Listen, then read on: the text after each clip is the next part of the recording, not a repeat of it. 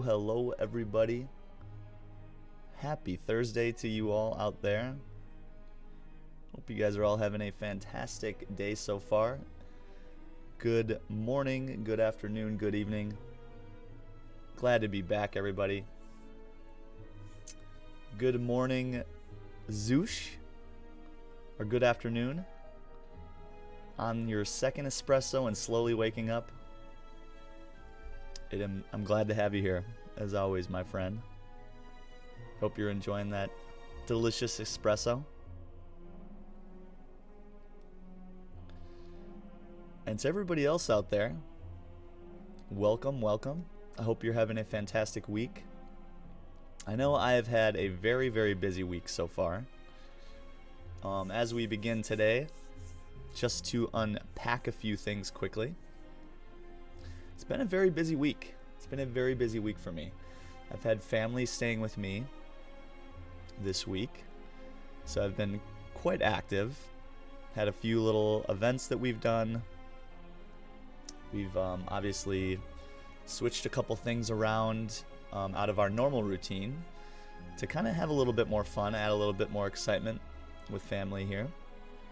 And this weekend, we'll be going out of town, so I will notably not be streaming on Saturday. I am hoping to make it back with enough time, and if I have enough energy, we'll be back maybe Sunday evening. So that's exciting. And I will keep you guys posted about that in the Discord.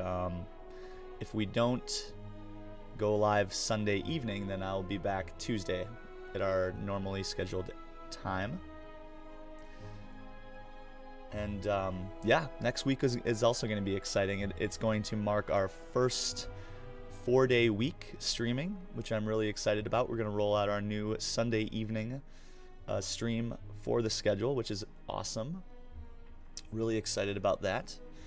And yeah, that's also going to come with a few other things. We are working on getting the sub badges for the channel finished. So those should hopefully be done here in the next few weeks as well, and perhaps sooner, depending on a few factors there too. So very, very excited about those things. An extra day on the schedule is just going to be more exciting content and more hanging out with all of you lovely folks. So I am totally excited for that. What else? What else do we have? Not much, to be honest. I don't know if there's any other real exciting news in the Despot verse presently. I am excited for this weekend. We're going to be going out of town. We're going to be spending some time with my parents and my family, so over the 4th of July weekend. So very excited to kind of get out of Dodge, hit the road, and spend some quality time with family as it's going to be, a little celebratory weekend. It'll be good. So guys, yeah, I've got my piping hot tea here. I am totally excited to jump into the Spire today with some A20 runs.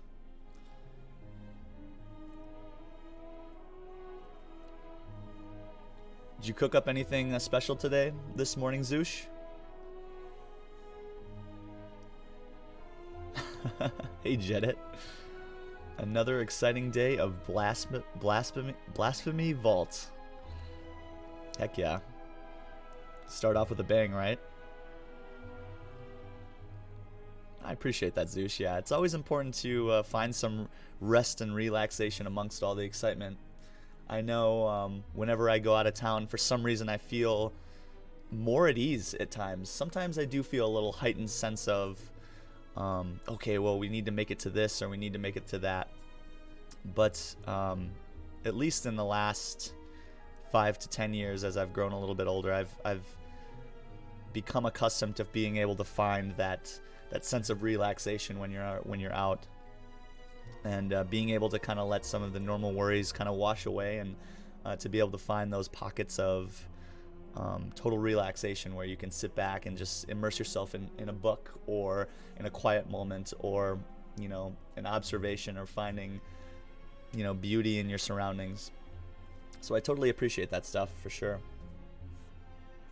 and I will probably doubly do so while I am kind of out of our house. And I hope you all do too. I hope you guys all have a fantastic week ahead. Jedit, how's it going this fine Thursday? As always, my friend, it's great to have you in the channel. I do appreciate all of you fine folk, and let's just go ahead and jump right in and get started here, guys. We ended things last stream on a lightning fast speed run. Really fun. Just a little bit over 10 minutes on an Ascension 1 Ironclad run we had just a ton of fun with. That's how we ended stream last time, and I think we're going to begin stream with an Ironclad run as well, just at Ascension 20. I often feel that way too, Zoosh. Sometimes if you have a lot of things planned, it can be kind of stressful, right? Like, oh, we have to make it here, and I have to make it here, and I don't want to forget to see this. And making sure you have all of your things, and making sure that nothing has gotten left behind, or a variety of other reasons, right? And it sometimes feels when you get home, it's like, wow, I don't have enough time to just kind of, you know, settle back into my routine, or get back into the swing of things. Hey, Vice Mice Rice.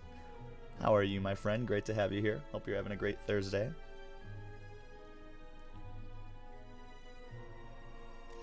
Yes, so another couple quick things I want to discuss before we jump into this run, guys.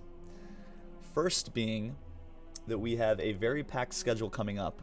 We have a community movie night, which my plan for that is essentially what I would like to do is open up a poll in the Discord where we can decide on a pool of movies.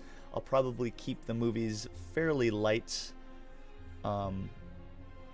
as far as content-wise. Nothing too heavy, nothing too dramatic. Probably some comedies or some action stuff or some fun stuff, maybe some fantasy-type content that we can all enjoy one evening. Once we can lock down what the movie is, we'll lock down a time and a date to get it done, which I'm really, really excited about. I want this community movie night to just be kind of an extra bonding experience for the channel. We can all kind of cozy up, chat a bit, watch a movie, pop some popcorn, what have you. Oh, that sounds amazing, Zoosh. Visited London last year. That sounds awesome. I have a brother right now that is studying abroad in Scotland and has been spending some time in London with his significant other. I've so very much been wanting to get back to Europe and to visit and explore more. At the moment, it is kind of hard for me to do, but I hope to do so in the near future. So many stairs.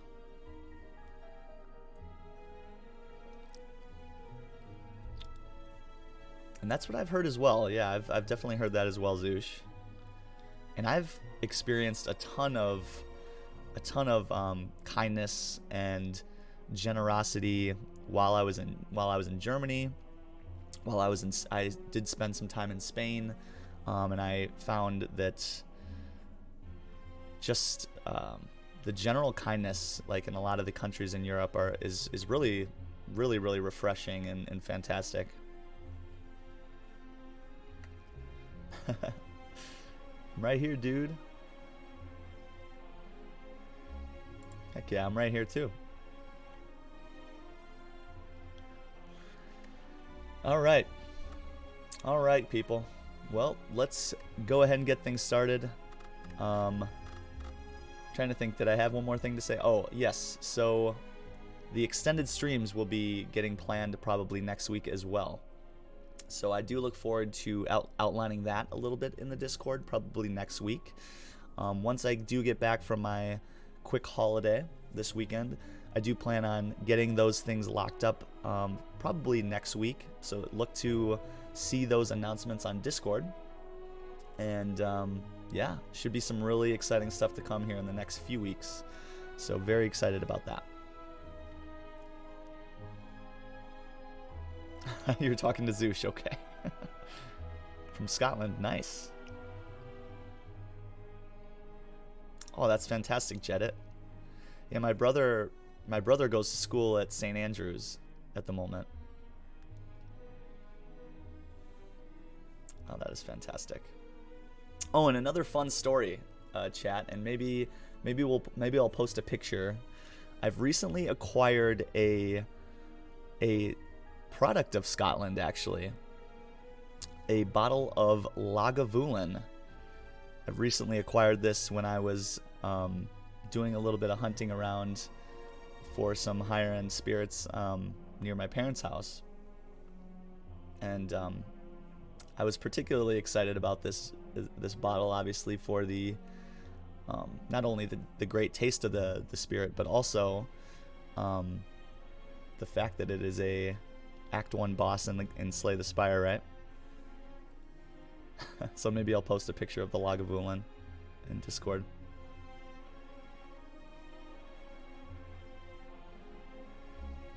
Yeah, absolutely, Jedit. Very cool. Very cool. And we do have such a diverse audience from all sorts of different places.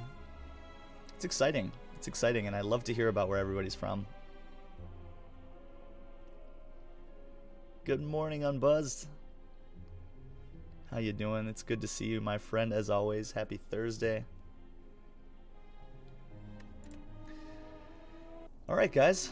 Well, let's get going. Unless anyone has any questions or comments or other news to address, we can go ahead and jump right in. And it looks like Act 1 is going to be the Guardian as our Act 1 boss here. Ooh, we have a really nice path here through the act. You can think about taking 3 elites and 3 fires. Can potentially take an early shop here as well. Looks like upgrades here, or starting bonuses rather, will be to either upgrade a card, add to our max health a little bit. We can lose all of our gold and decide to forego that early shop to transform a couple cards. Could be pretty powerful. Could also boss swap.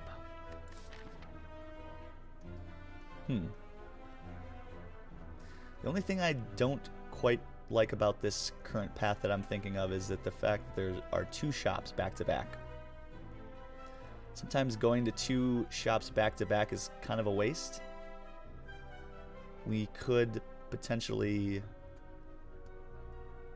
pivot to the left and then we wouldn't take the Burning Elite. We could also take this path and take 3 potential events and 2 combats to start the act into the Burning Elite, which I think would be fine too. I do very much like to take on the Empowered Elite or the Burning Elite in Act 1. It does open up our pathing going forward through the game. And I wonder if we're just upgrading Bash here just to give us more turns of vulnerable. Pretty solid upgrade.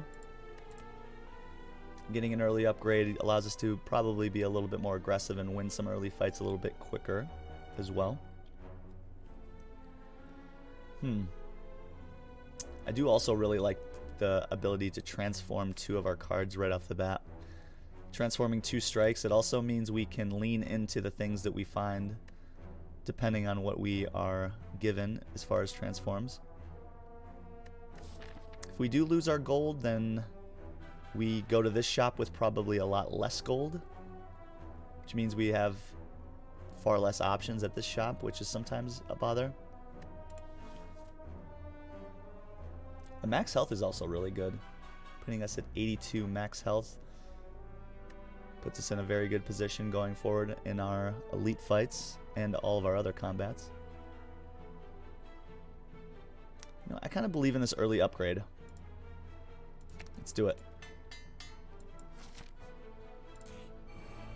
Let's do it and see if that works out for us.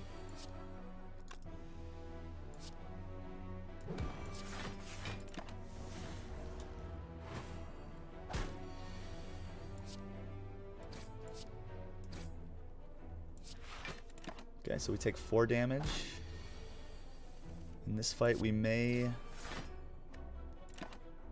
We won't take any more damage now. Okay, good. So we do get back some of our HP from that fight. And we do have the chance at a clothesline, an anger, or a heavy blade.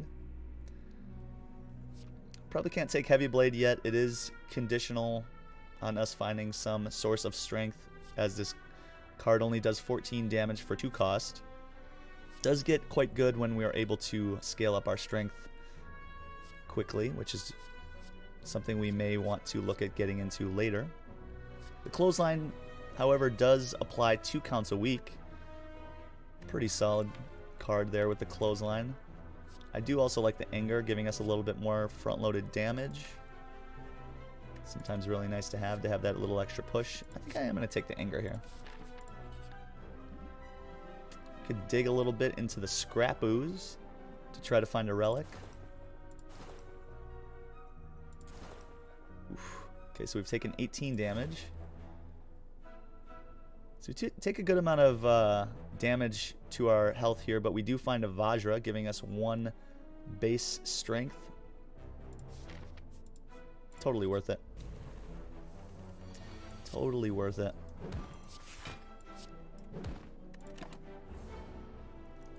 We'll take 7 more here, but we should be able to just go ahead and get out of this fight now.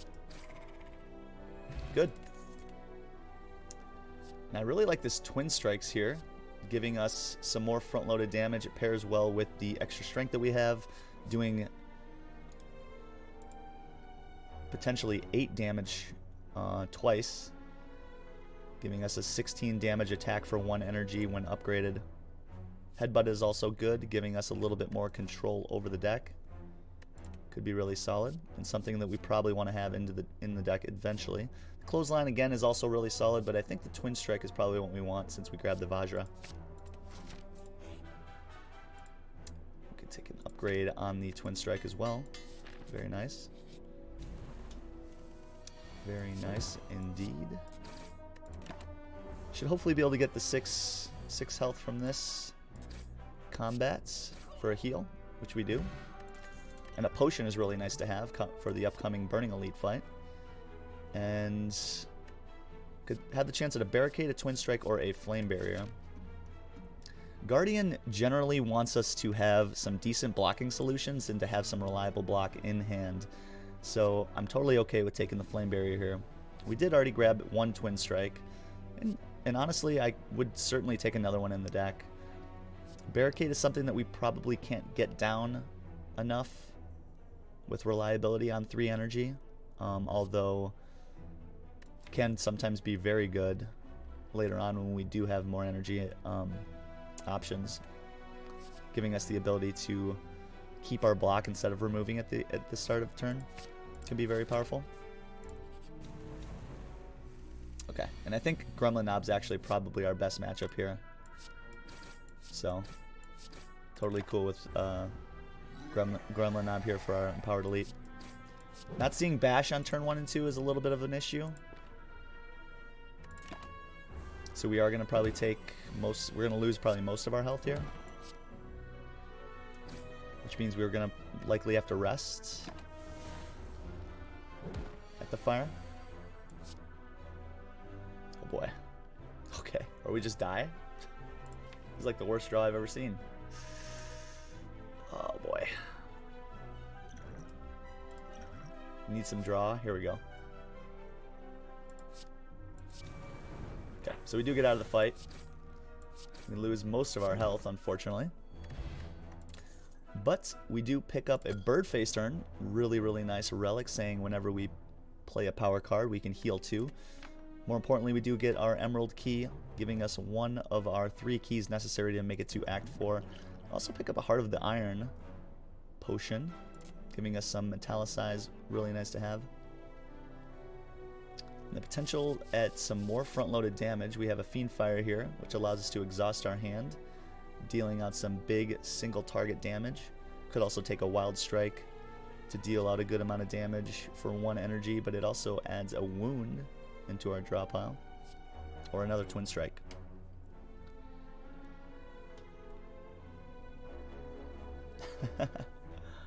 Hey, Luz. How you doing? I hope you're having a great Thursday so far. Always great to see you, my friend.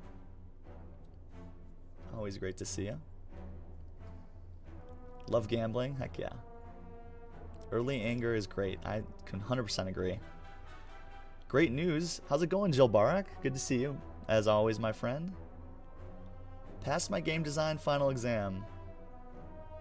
That is awesome. That is awesome. Show some love in the chat if you got it, guys. For Joel Barak. That's awesome, my friend. That is great news. Fantastic.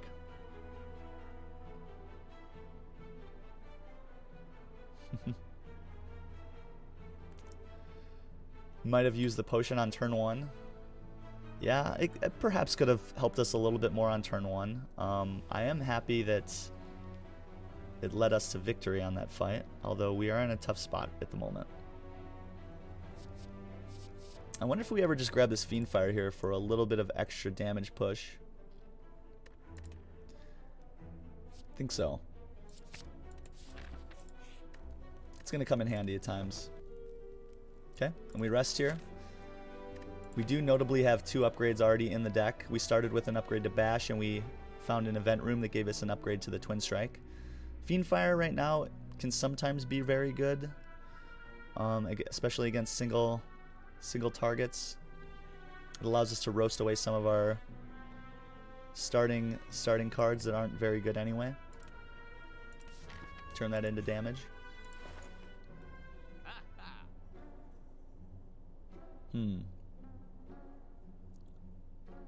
Okay. Interesting shop here. We could take a Sling of Courage, which would start us out with plus 2 strength, which when combined with the Vajra means we will have 3 strength going into any of the elite combats going forward. Pretty exciting relic here. We could certainly take a Cleave, giving us our first source of AoE damage or area of effect, which is also really important to have in the deck. Could also think about a Bronze Scales, which is an incredibly powerful relic, dealing out damage every time the enemies hit us going forward. Can be really powerful as well. This is also a good relic to have against the heart.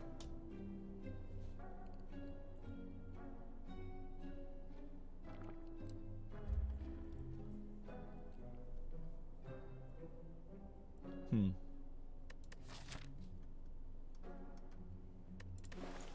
know, I kind of believe in these thorns. This is such a good relic to have in so many combats going forward.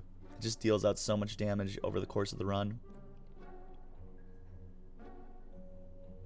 Do also like the Sling of Courage, giving us some extra strength to work with early on. Does mean our upcoming elite combats will probably be a little better too. I'm going to go with the Sling of the Courage. Normally I think I would pick the Bronze Scales, but I'm going to go outside of my norm today and grab the Sling of Courage for the run. See how that stacks up for us. Okay. And we can pick up a Matryoshka, giving us extra relics out of our next couple chests. Does mean we don't get any value out of the chest at the moment, but we have some stored value for later. Let's take it. And I have a feeling we're probably going to be using the Heart of Iron for this combat.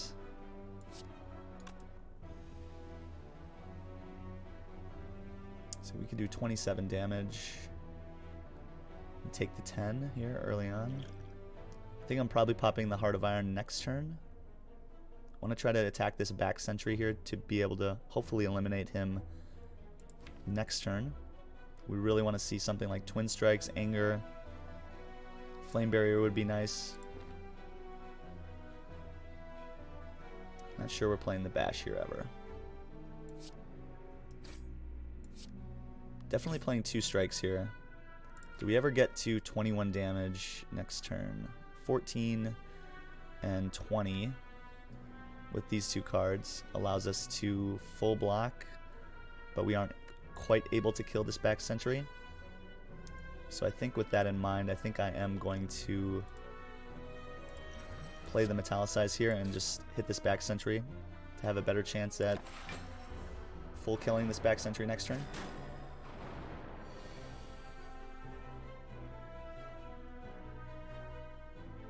Okay. Fortunately, we didn't draw our damage. So in that case, we full block with the Metallicize, deal out a little bit of damage back. Should be able to get rid of this sentry here now.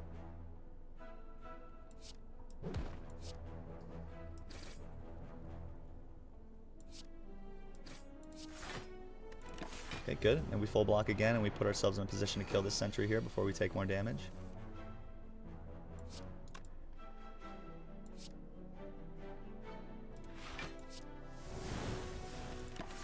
Okay, perfect.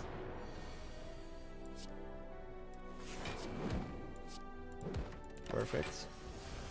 Probably shouldn't take any more damage in this combat. And we don't. Perfect.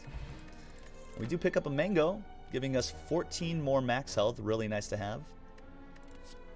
Definitely. And a Thunderclap looks like it'd be a good addition to the deck, giving us some AoE damage that we don't presently have. It also applies 1 count of vulnerability to the enemies that we fight. Could think about taking a Havoc or a Combust. Combust giving us, again, AoE damage, but we also lose HP at the end of our turn. Havoc allows us to play the top card of our draw pile and exhaust it. Can be good to have later on, especially when we have maybe higher cost powers that we want to get into play for free. For now, the Thunderclap is probably what we want. And the fact that we have 50 HP at the moment, I think allows us to get an upgrade here. I think we're probably feeling pretty good with the Sling of Courage at the moment and the Elite fight coming up. Meaning we can totally just get an upgrade here. Love an upgrade to the Thunderclap, giving us a little bit more damage here when we see the card. Paired with the Vajra and the Sling of Courage, this is going to be dealing out 10 AoE damage. Do also really like the upgrade to the Flame Barrier, giving us even more block and dealing out more damage to our enemies. I think this is a really solid upgrade as well. And at times may be necessary when we fight the Guardian. Could also upgrade our damage here, making the Fiendfire 10 damage instead of 7, I think is notable as well. Maybe helping us get out of that potential Lagavulin fight coming up a little bit easier. We are going to be fighting either Lagavulin or Gremlin Knob.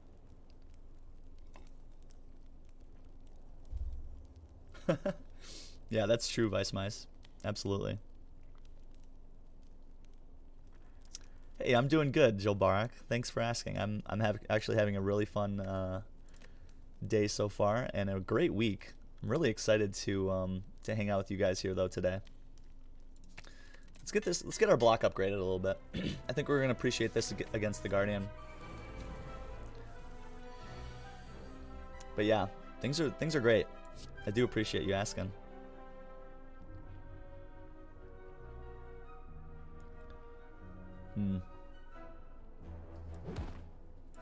Let's just go ahead and kill one of these guys.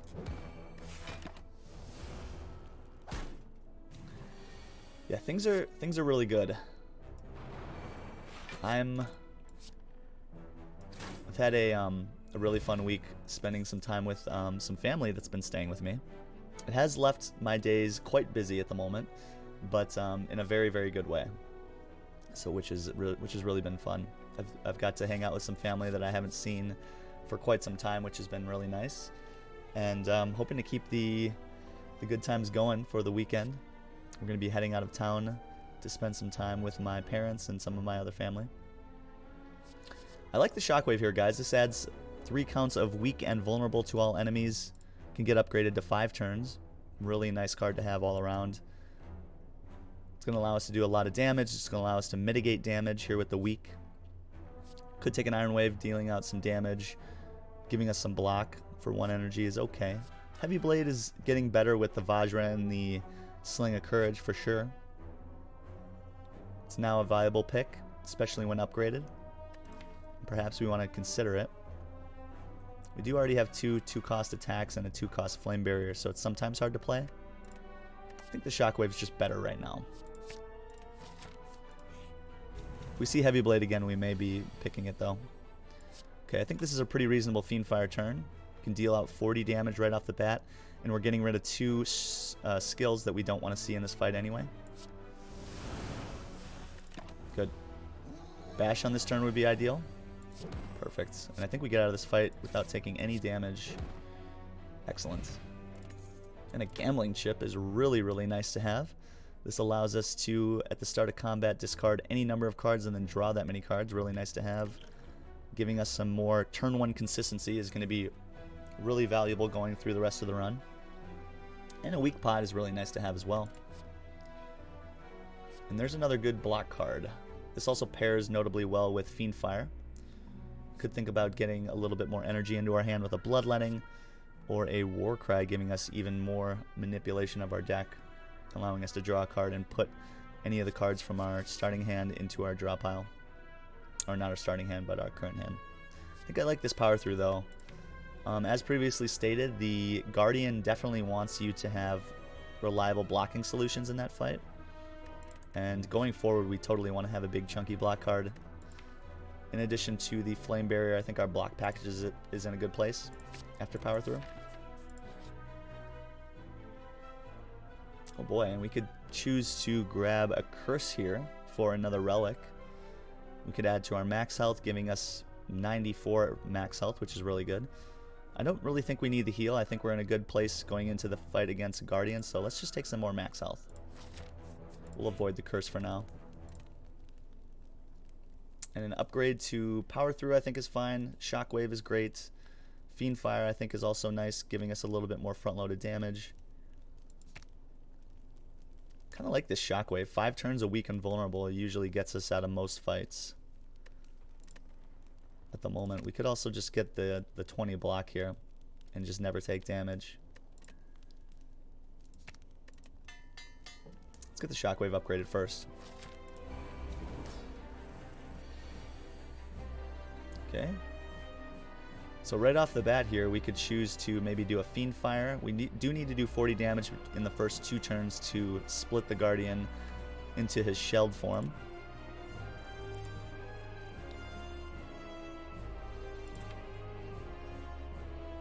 If we do roast everything in hand, we have most of the things that we want already. We lose 2 strikes, which means we just see Bash and Twin Strike a little bit more often. We do get rid of the Anger then as well, which I think sometimes we want the Anger in this fight. So perhaps we play Anger Fiendfire here, and then we rely on our better block, the Power Through and the Flame Barrier from here on out. Yeah, I don't really think we have to replace anything here.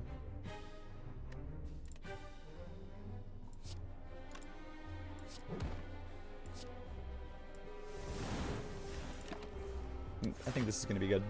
Got to do 18 damage here this turn, which we're easily able to do.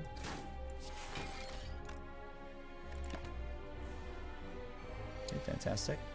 Good start to the fight, and we can play Shockwave here. And then we take a little bit of damage, which I think is fine. I think we want to just get this down. Take a little bit of extra damage here.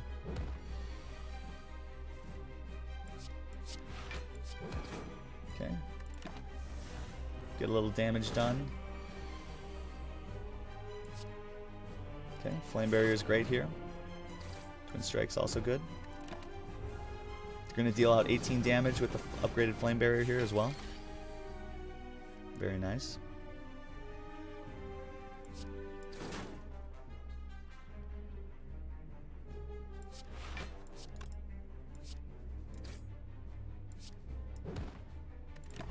Okay, good.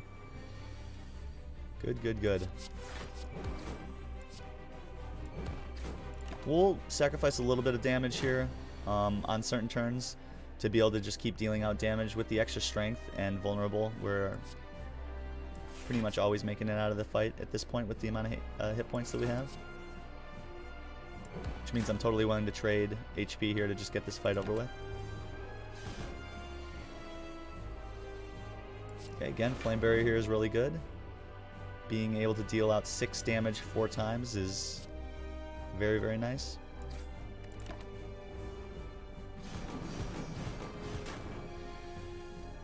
Okay, and we just win the fight from here. Very, very clean Guardian fight here. We do pick up another weak pot. We also have a good amount of gold going into Act 2, which is really nice. And we have the option to pick up a Demon Form, a Reaper, or a Brutality.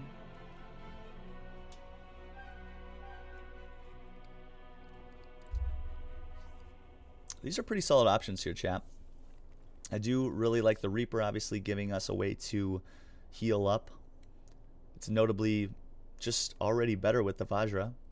And in Elite Combat's next act, it could be very, very relevant, especially against maybe Tri-Slavers or Gremlin Leader, where we have, you know, three different enemies in that fight. The Reaper could give us a nice heal in those combats. The Demon Form obviously is a very, very reliable source of strength scaling, which is nice to have. Sometimes it's hard to get down at 3 energy. And we do have a lot of high cost things at the moment. I think if we see Snecko Eye, we're very happy with a Snecko Eye. This is a tough choice. Demon Form or Reaper are the two front runners here. Brutality giving us a little bit of extra card draw, but we lose health. Can sometimes be really nice, although we do have a lot of manipulation with Gambling Chip on turn 1 at the moment. Should also be noted that the Demon Form gives us a little bit of a heal too when we play it. Any power that we play at the moment is going to be giving us health with Birdface turn.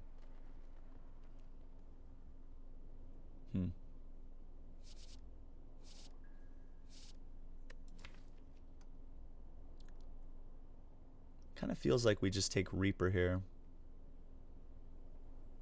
to try to get some good heals, and then we maybe rely on getting some strength scaling cards in the deck. We don't have a way to scale strength at the moment, so this is a little hard to take.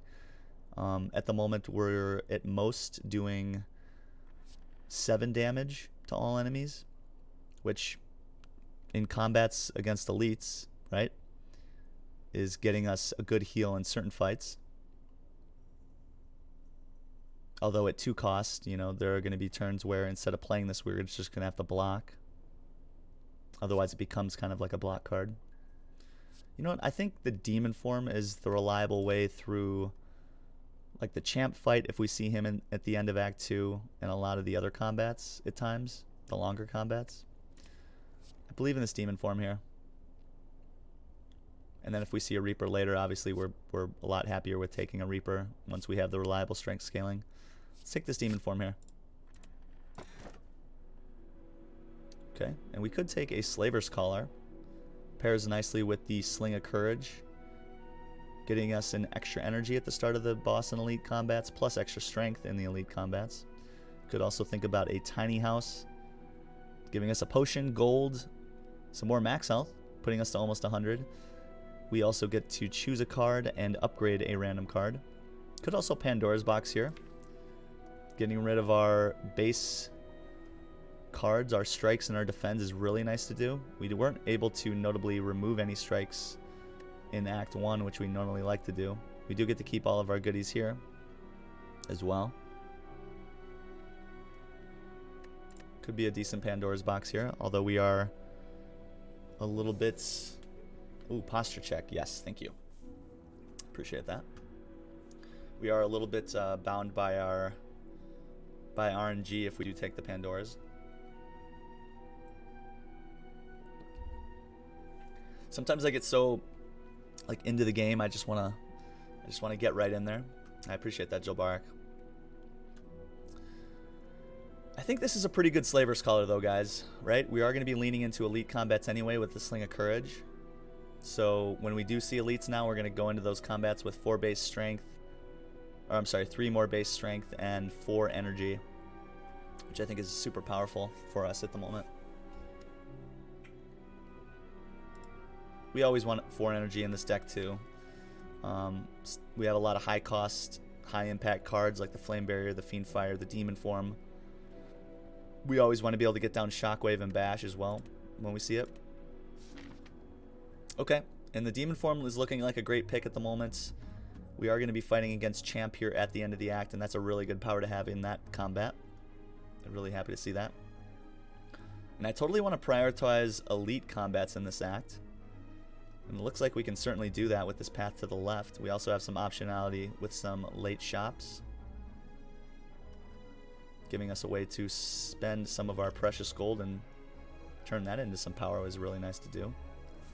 We could also adversely take the early shop here in 3 early combats into an elite here, another fire, another elite, and then potentially go for our 3rd elite here. It's actually a really solid path. Gets us an extra fire as well. Take 4 fires even. I really like that. And we get this early shop with 226 gold. Yeah, I'm in. Let's do that. Ooh, and so now we want to definitely get to our flame barrier here, if possible, or our shockwave is also good. So we are going to be getting rid of all of our starting cards, and that's one of the huge advantages of Gambling Chip. Being able to see 10 cards turn 1 instead of 5 is amazing. There's the flame barrier, meaning we're going to be doing some serious damage to these guys. Okay, now we're already full blocking, so we can deal out a little bit of damage as well. Let's see, 6 times 6 is 36. To these guys, they're dead, so we can work on this bird.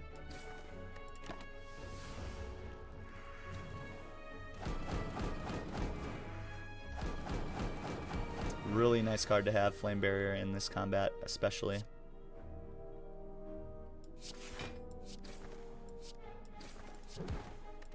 Okay, should be able to get out of this fight now without taking too much more damage.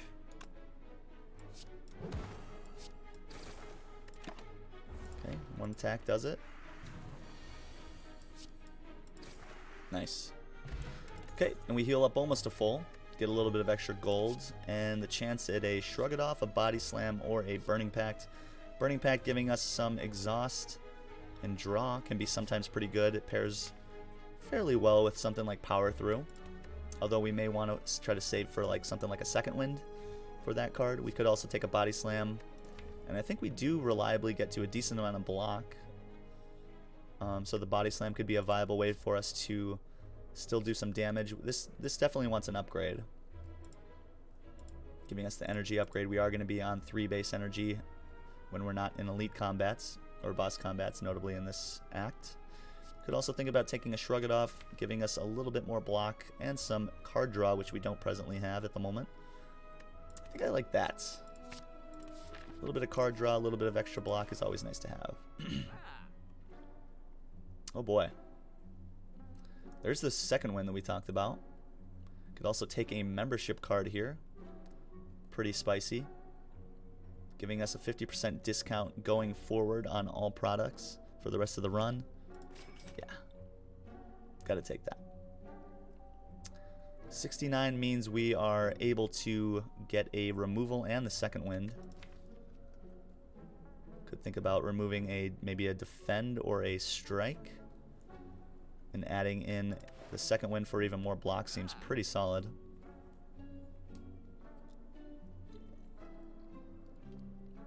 What's up, no RBI? How's it going? Hope you're having a good Thursday. Welcome to the channel. Yeah, this is a nice shop. Membership card early on like this is really solid. That's going to increase our buying power for the rest of the run. This is going to be really, really good. We do have 2 decent potions at the moment. Oh yeah, you guys are saying nice because of the 69. I should have known. Should have known. Okay, I do want second winds, and we're just a little bit behind on damage, so I think I'm going to get rid of a defend at the moment. I think we picked up 3 defensive, or basically like 4 or 5 defensive cards on our last few picks. I think that means we're allowed to get rid of a defend here.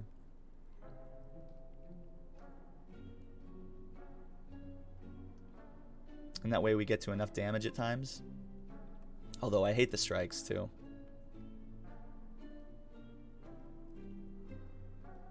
Although maybe we get to enough attacks anyway with the anger in the deck once we're able to play it.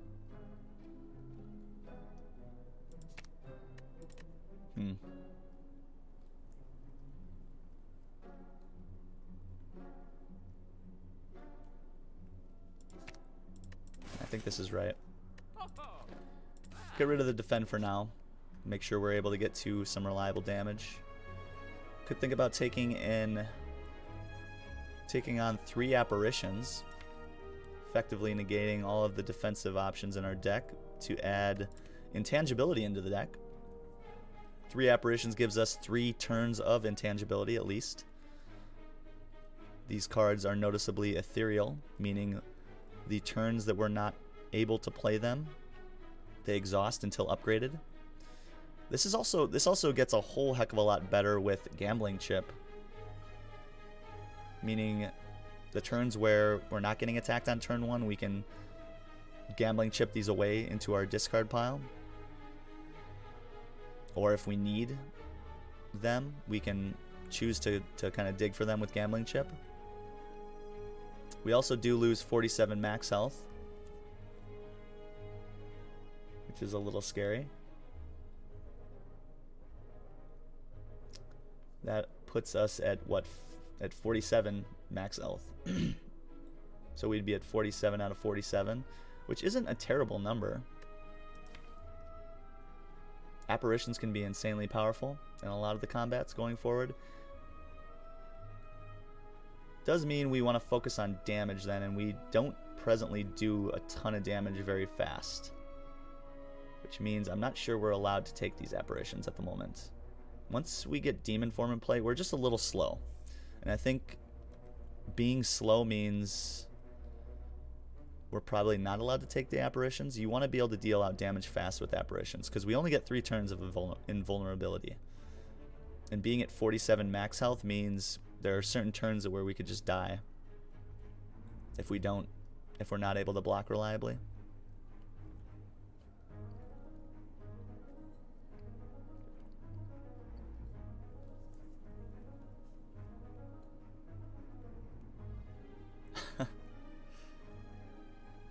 So, yeah, I'm not really sure here. This is a tough one.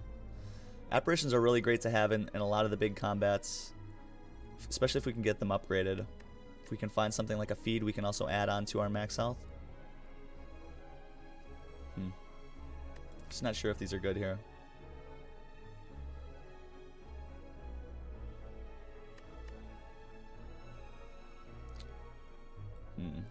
Are we going to be able to deal out enough damage to make these worth it? You know what? I'm going to say no. I'm going to say no to the apparitions this run. You won't see me normally say no to the apparitions. But I think in this case, okay, Demon Form in this fight's a little too slow. These guys are going to leave after 4 turns or 5 turns.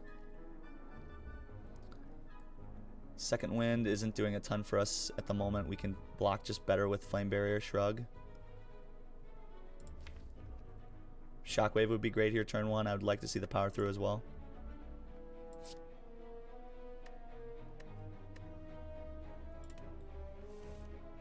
Okay, this is fine. So, Flame Barrier here. Just deal out 10 damage with the Thunderclap here as well.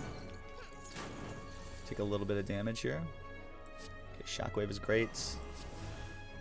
Power through full blocks for us, and we are still able to deal out a little bit of damage. Now these guys are either going to be attacking next turn or starting to buff up their block, and then we'll be leaving the following turn. So we definitely want to be able to deal out some damage here in the next 2 turns to try to kill these guys before they run away with our money. Okay, and they are both notably attacking, which is good.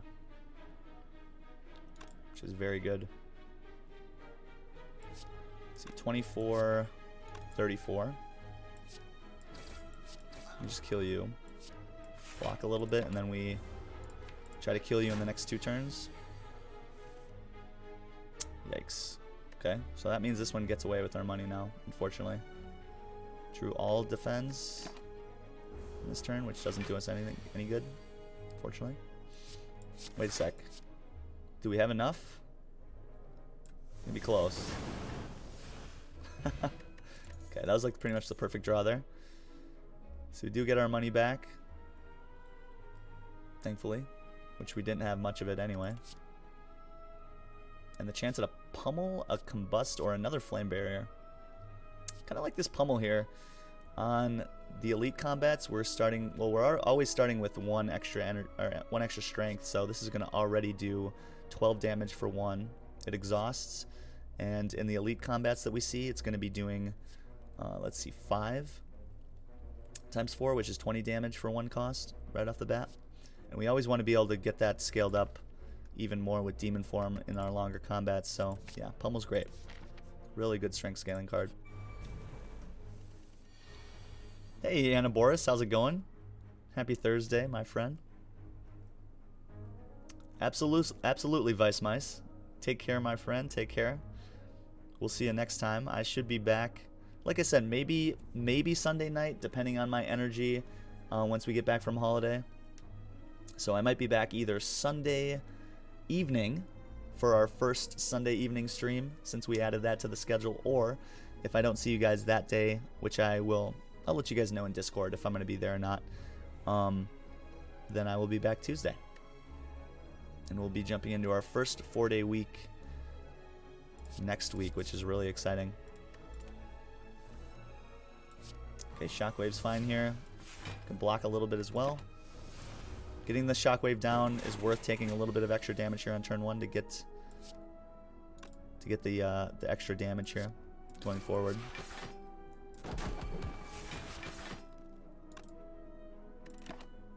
Okay, we're not able to deal any more damage. Snake Plant's scaling up a little bit of their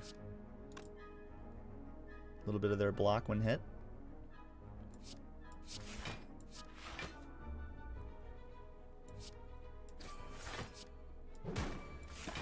Okay, Demon Form is going to be a little slow in that fight. Right now, Demon Form is essentially a card that we grabbed just for some of our longer fights in our boss combats. Could power through Second Wind here. I think Flame Barrier is just better.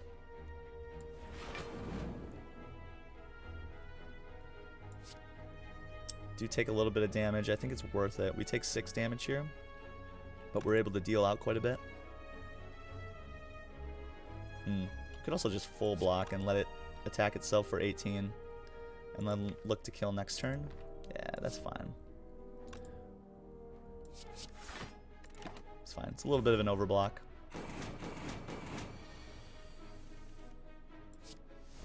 Good. Good fight. Go up to 70 out of 94, which is a reasonable amount of health. And we could think about grabbing another power through here. I think this is a solid option, especially with the Second Wind in the deck, especially with the Fiend Fire in the deck. Adds to our block package. Makes us feel a little bit better about roasting that defend as well. Take another power through here. Let's see, and what do we want to get upgraded? I think probably the Demon Form. Could also think about an upgrade to the Pummel, giving us some more front-loaded damage, I think is also really solid. Let's get the Demon Form upgrade, though. We always want that going forward.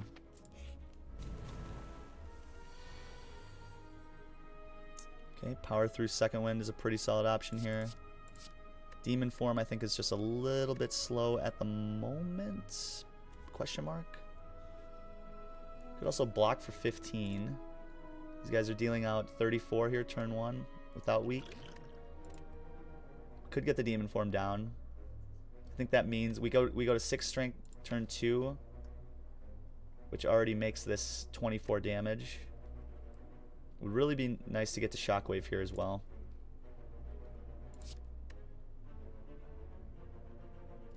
I'm not sure we're playing Demon Form in this fight. If it was Gremlin Leader, I definitely would want to play the Demon Form. I think if it was even Book of Stabbing, I would consider the Demon Form here, but this is a fight that we want to just end so quickly. Demon Form could help us win this fight a little quicker. Does mean we take more damage turn 1. Let's see, we block 15, which means we take what? Like 19? But then we pretty much win from there, right?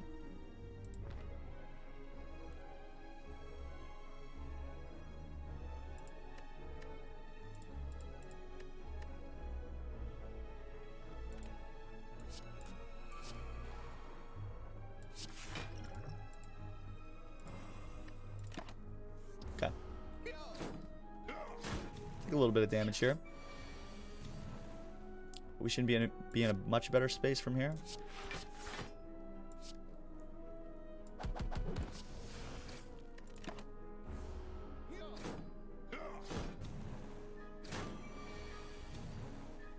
Okay, good. It's 30 damage. Gotta kill you. These guys are dealing out 22. They're almost full blocking and we're dealing out some damage back to them. And then we probably are killing in the next couple turns. Drawing all of our attacks.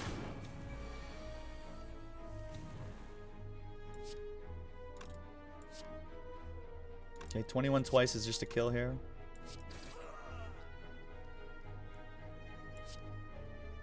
24, 44. Fortunately, we're not able to kill here. Not quite, which means we take more damage, which is a little annoying.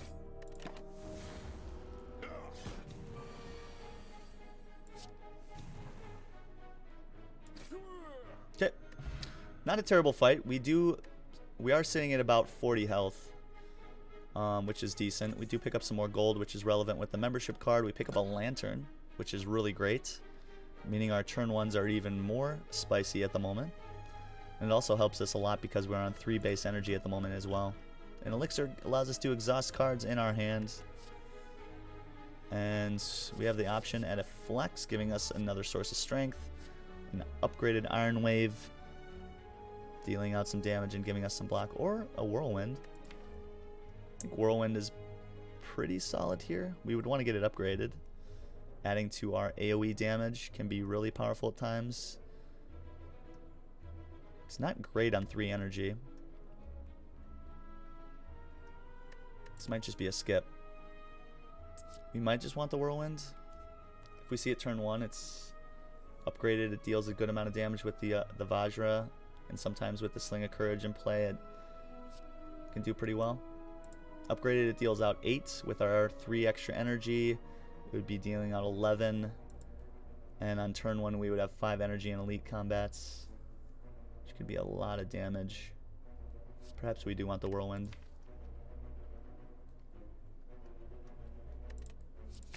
Sure. I think we are getting it upgraded here too.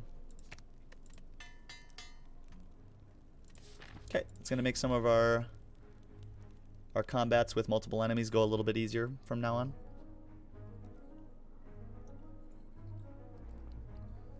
Yeah, doing well. Doing well this Thursday, Anaboris, for sure.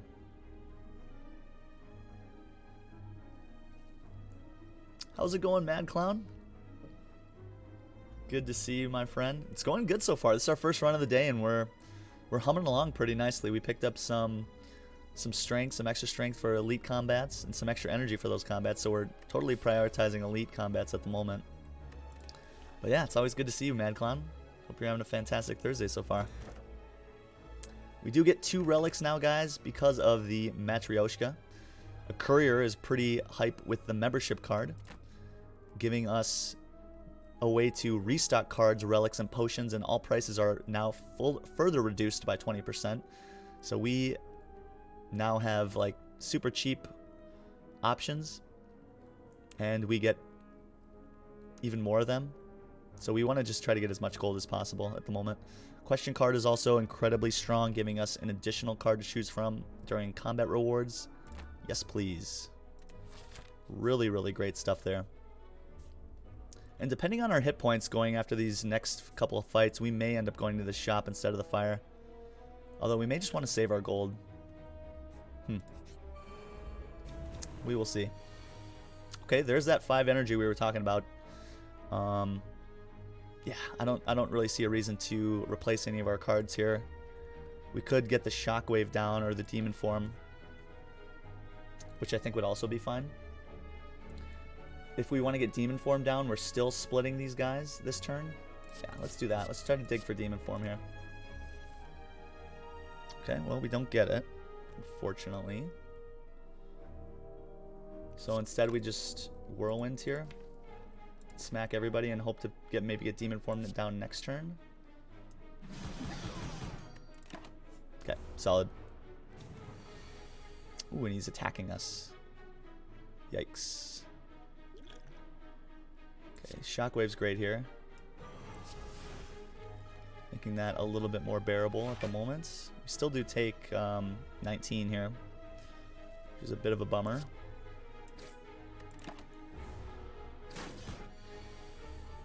Oh, man, and no demon form. Yikes. Seeing the 2 block cards here is a bit of a bummer as well. Thankfully, we are getting out of this fight, I think, fairly quickly. I think next turn, actually, with the Fiendfire.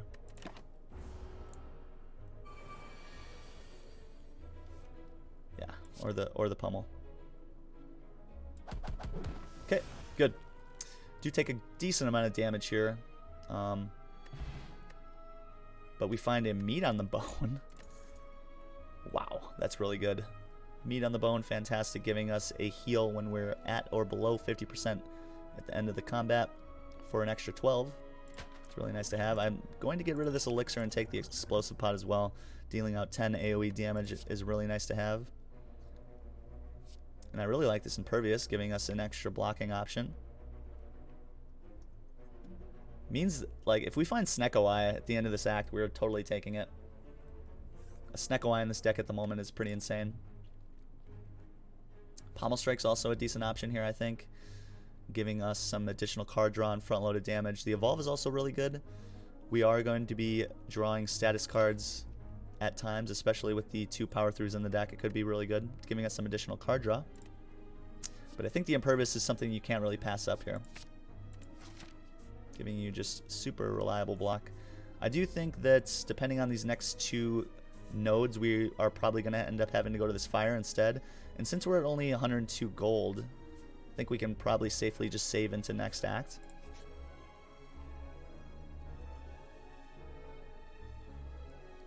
Heck yeah. Thursdays are always nice, alright? Despot stream day, heck yeah. Show that love, chat. Show that love. Guys, you know what I'm really excited about? I'm excited to roll out these sub badges. I've been working on these and trying to roll these out since the inception of the channel, honestly. So the fact that it's now coming to fruition and the very talented Sir Theodus is going to be working on them, it's just a dream come true. I can't wait for you guys, for all of the loyal subscribers of the channel, to have the awesome sub badges going forward. You guys are gonna love them. You guys are gonna love them. Super exciting. And we're getting even closer to an extra emote slot, I think it should be noted. So as soon as we can break through that last threshold and get enough subs on the channel to get some emotes, we are going to be bringing out some new emotes for all of you guys as well, which is really, really excited to do that. Okay, so we have the option for some mutagenic strength, giving us another relic that allows us to have 3 strength on turn 1. Could be really powerful to have, especially with the gambling chip, especially with the extra energy with the lantern. Means we can deal out a ton of damage on turn 1 sometimes. We could also think about transforming 2 cards. I think this is also a really strong option. Being able to get rid of 2 of these strikes and transform them into something else could sometimes be really good. And we have a lot of utility in the deck at the moment, so I think no matter what we transform into, it's going to be way better than 2 strikes. Could also take a Jax, giving us more strength for 0 cost at the cost of some of our hit points. Which, you know, we have a decent amount of strength gain in the deck already. We have the innate strength with Vajra and Sling of Courage, and we're also strength scaling really well with Demon Form. I think that means we are probably a little more interested in transforming cards or the turn 1 guaranteed strength with mutagenic. This could be a really good mutagenic strength at times. I also really like transforming 2 strikes since we haven't been able to remove them. Yeah, let's transform 2 cards. I think this is going to be spicy for us. Okay. And it wasn't great, unfortunately. We pick up another Anger. It is a 0 cost attack. And an Armaments that's unupgraded. So I think we totally want to try to upgrade this armaments. Or we just remove it. Yeah, so not great there. I think hindsight being 2020, would have been way better served with the mutagenic strength, but we do get rid of 2 strikes, which I think is fine as well. Not amazing, but it is what it is. Take what you can get. Okay, so we are getting attacked here turn 1 for 27. We can deal with most of it here. This is a really tough combat. Shelled Parasite, Fungi Beast is a really, really tough combat, especially on low HP. We're going to have to be very careful in this fight. And I think I'm totally willing to use our potions as well to get out of here. Not Fiend Fire. Or the base defense, I think. We're just going to punt those away. Always want to keep our Flame Barrier here.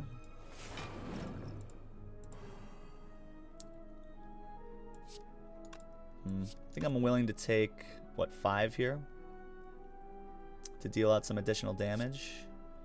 Do 16 and then break 3 counts of the metallicize that Shelled Parasite has at the moment. Could also consider just killing the Fungi Beasts. 16 and 12 does 28. Does mean we take a little bit more damage. We become vulnerable. But then all we have to do is focus on Shelled Parasite going forward. Maybe that's better. Does leave us a little bit vulnerable for next turn if we don't draw any block. We could potentially just die. It's a little risky.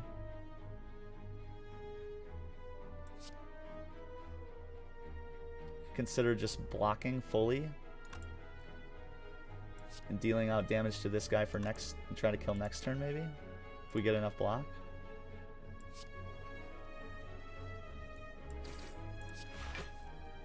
Okay, I think that's fine. That's a little less high risk for us. Yeah, so second wind gives us 6 block. I think we are killing you this turn.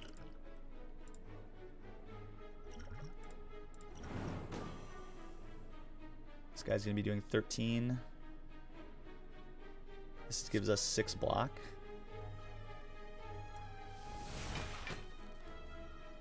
And I think bash here is fine.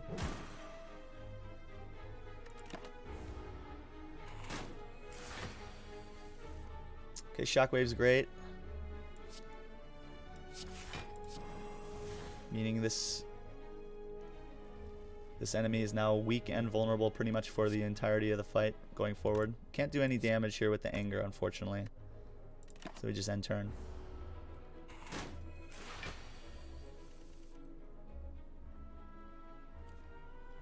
Okay. Really want to get this demon form down. Fortunately, we're not allowed to.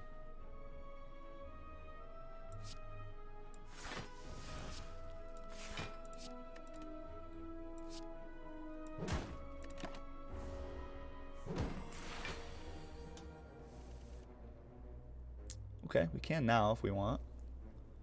Power through allows us to full block, and we can get the demon form down for a little heal as well. Oh no, for some reason I was thinking we were on 4 base energy. Oops. That's not good. So we take 10 here. Yikes. Okay, that's a bit of an oops there. Miscalculated my energy there. Okay, half the flame barrier here to block. Start taking away some of that metallicize here. 2 more turns of weakness is great.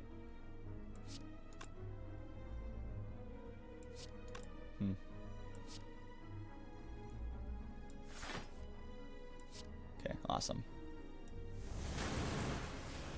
Good. Meat on the bone, helpful here, giving us a better heal. Pick up some gold and an attack pot, also really nice to have. And a Feel No Pain, I think, is pretty solid here. Feel No Pain is going to be good when we play Impervious, when we Second Wind, when we Shockwave, when we Fiend Fire. It's also an extra heal with Bird-Faced Urn. Could think about a Body Slam. We do block relatively well. Can't take Searing Blow here. It is essentially too late in the run to even think about Searing Blow. And normally at Ascension 20, Searing Blow is kind of untakeable unless you're able to get a lot of early upgrades.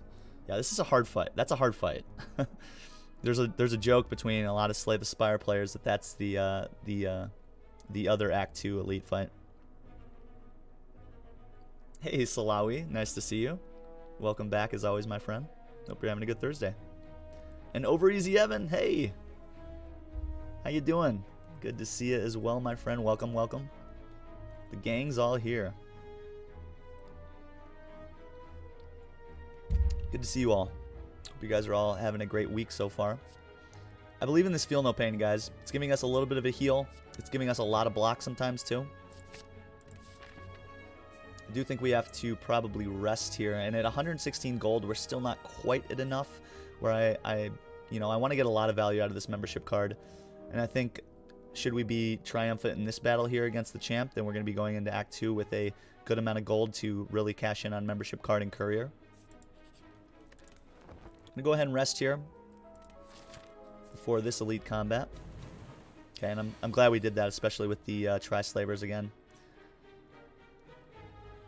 I think this is probably our hardest fight, and we've seen this twice this act. Yeah, don't want any of that. Oh boy, we see all block now. Interesting. Pretty much full block here. No, I don't think there's a reason to play the Impervious, though. Well. Could upgrade the power through. Gives us 5 and 20, 25. Yeah, that's enough. And then we save the Impervious. We do add some wounds into the hand.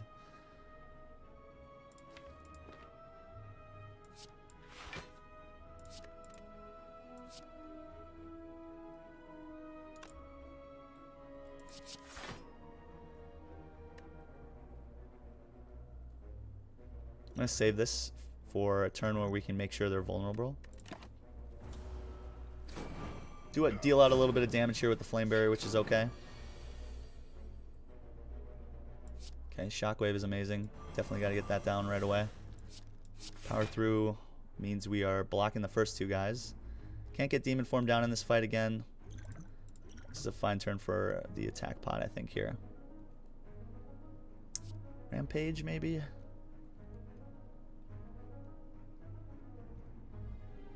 Pummel Strike is also decent, although it draws a card that we're probably not able to play. Unless it's Anger. Let's get the Rampage down. I want to work on this Backslaver as he can be potentially entangling us in turns ahead, which we totally don't want. So we take 6 here.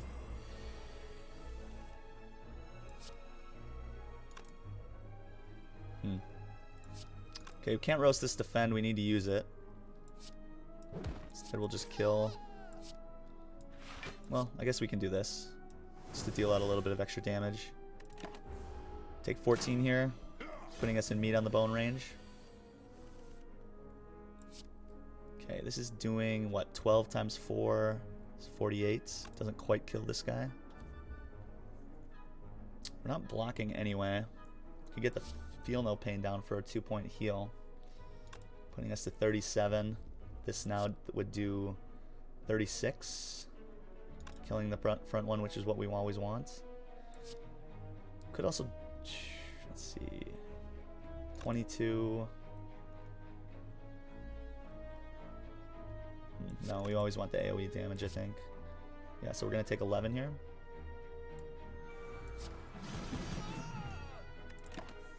Okay, that's fine. We should be able to kill this turn, probably. Oh boy. Never mind. Do get a little bit of an extra heal with the Demon Form. Okay. Thankfully we do draw another attack. Get a heal with Meat on the Bone, putting us to 38, which is solid. More notably, we get a little bit of gold and a Giria, giving us the potential at even more turn 1 strength, should we want to lift at rest sites, which we totally are going to want to. Blood Pot is also really nice at 94 health. It gives us a pretty good heal for 20% of our max health. And I don't want any of this.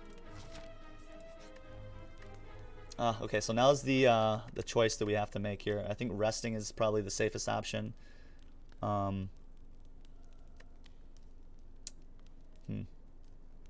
are going to be going into this fight with 4 base energy, which is really nice. We need to see Demon Form early. Could also potentially lift here, giving us some extra strength going forward. This is also really solid, and we are effectively at about, 50 to 60 max health with the Blood Pot, which is probably enough for this fight, especially if we see Demon Form turn 1 or 2. Woke up before my alarm this morning and had coffee preset and ready to brew. Awesome. Off to a great morning. That sounds fantastic, actually, Evan. Yeah, heck yeah, Mad Clown. Yeah, you said it.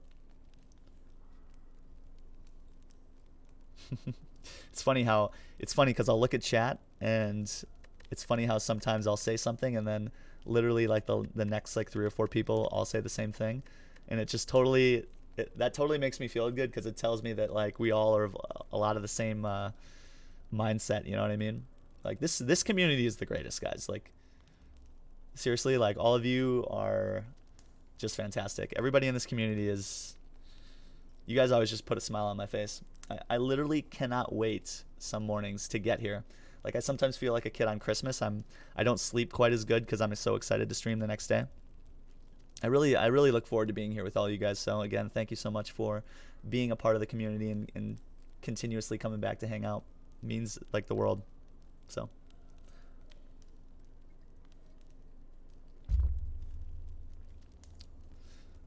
Heck yeah, feeling the love.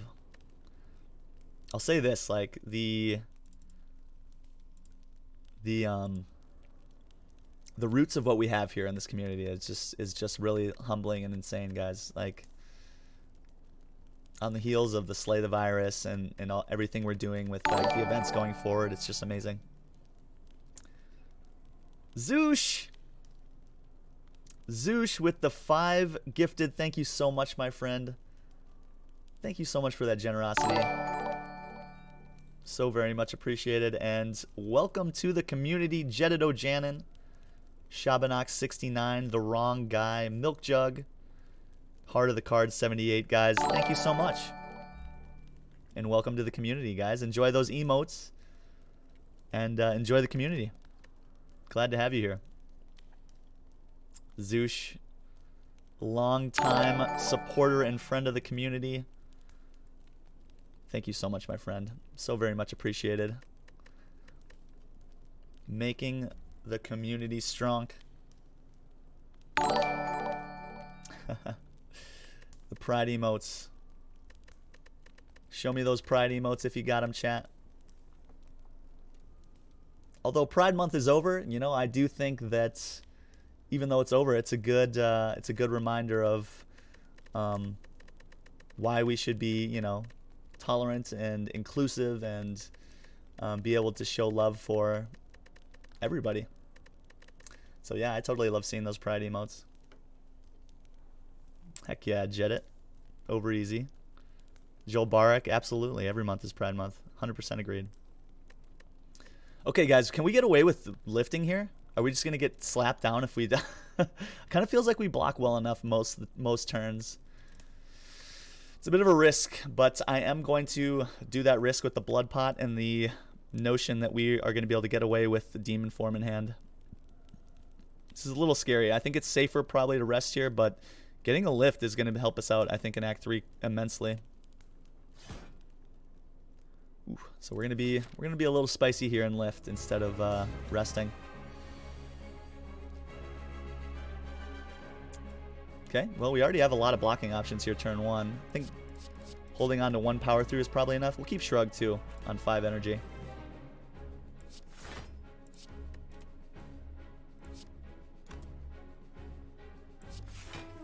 Shrug just in case we see Demon Form.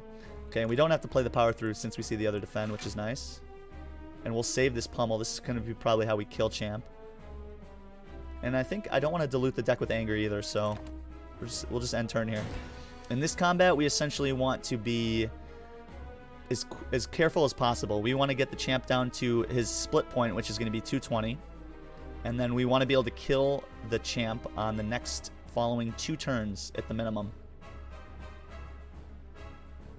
So once the champ splits, once he gets to 220 or below, he's going to taunt us the following turn, and then on the next turn following that, he's going to hit us with his execute attack, which is his special attack that's going to deal a ton of damage out that we presently can't deal with. Okay, we can second wind here for 8 block.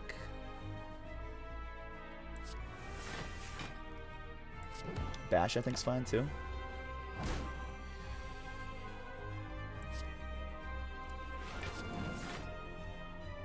We are going to get a little bit of... We're going to be able to block 18 here. We can deal a little bit of chip damage here. I still don't want to play Anger quite yet. Okay, there's the Demon Form. We bottom decked Demon Form, which is a huge no-no in this fight. But thankfully we do get it down. Extra turn of Vulnerable seems fine. Now we want to just scale up our strength as quick as possible to get out of here. Shockwave is amazing.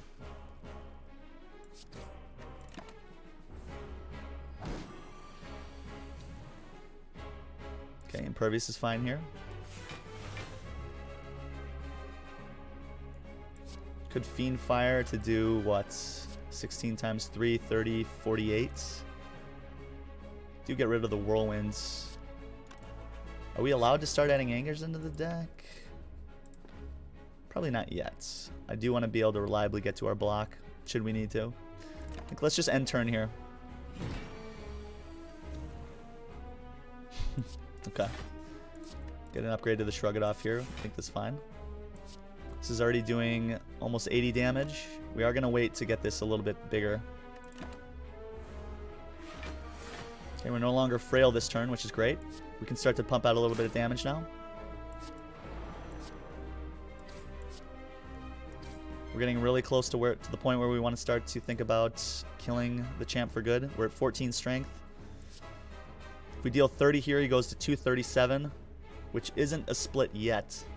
Does mean we can try to split next turn, and I think that's probably fine.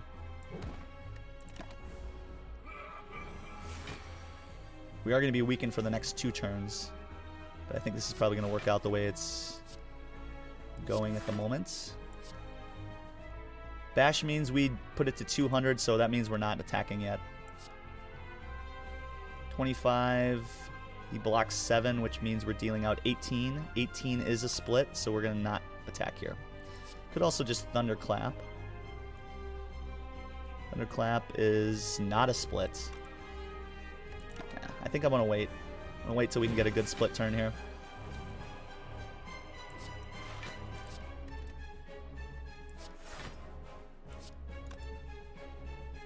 Could think about splitting this turn. We can do 60, 90 this turn. And we're getting close to drawing our pummel. 90 damage. I think is putting him in a manageable place to kill in the next 2 turns. Yeah. I think that's fine. And he's vulnerable this turn. Okay, good. Good fight. And that totally showed the power of the Demon Form. That's why we picked it up Act 1. We really only played it a couple times in this entire act. But that was a big reason why we took it, is for that fight. The boss fights are essentially why we want that card. Zoosh, have a good day, my friend. Enjoy work. Thank you so much again, my friend. As always, seriously. Enjoy your work. Take care. We'll see you in the Discord. I hope you're enjoying. I've been really enjoying seeing the screenshots of Journey, and I hope you're really loving that game. It's one of my faves. A really, really beautiful game. How are Champ's tiny wobbly garden hose legs holding his massive body up? That's a great question, Joel Barak, for sure. Yeah, I mean, come on. You can't skip leg day, right? Do you even lift, bro? We do, right? Okay, we do get 4 options here thanks to the question card, which is great. We could think about taking a feed, giving us a way to scale up our hit points. Really awesome. Offering is also really solid on 3 base energy, allowing us to trade away some of our hit points and lean into the meat on the bone to have some more bursty turns. This is also really good. The Fiend Fire, I don't think we need another one at the moment. I think I'm happy with just the 1 copy for now. And I don't think we need another Demon Form either. We essentially showed ourselves how hard it is to get down on 3 base energy throughout this whole last act. So not really interested in either of these two. The feed is amazing. Even though we only have 1 act to go before the end of the game, it still can give us a ton of HP. When with what we have already, we can expect to get to something like 130, 125, somewhere in that realm, maybe more with the feed, which is really powerful. Makes meat on the bone better. Just makes us a lot stronger. It's a good way to scale. The offering is also really interesting here. On the low amount of energy that we have, this offering is going to sometimes save us.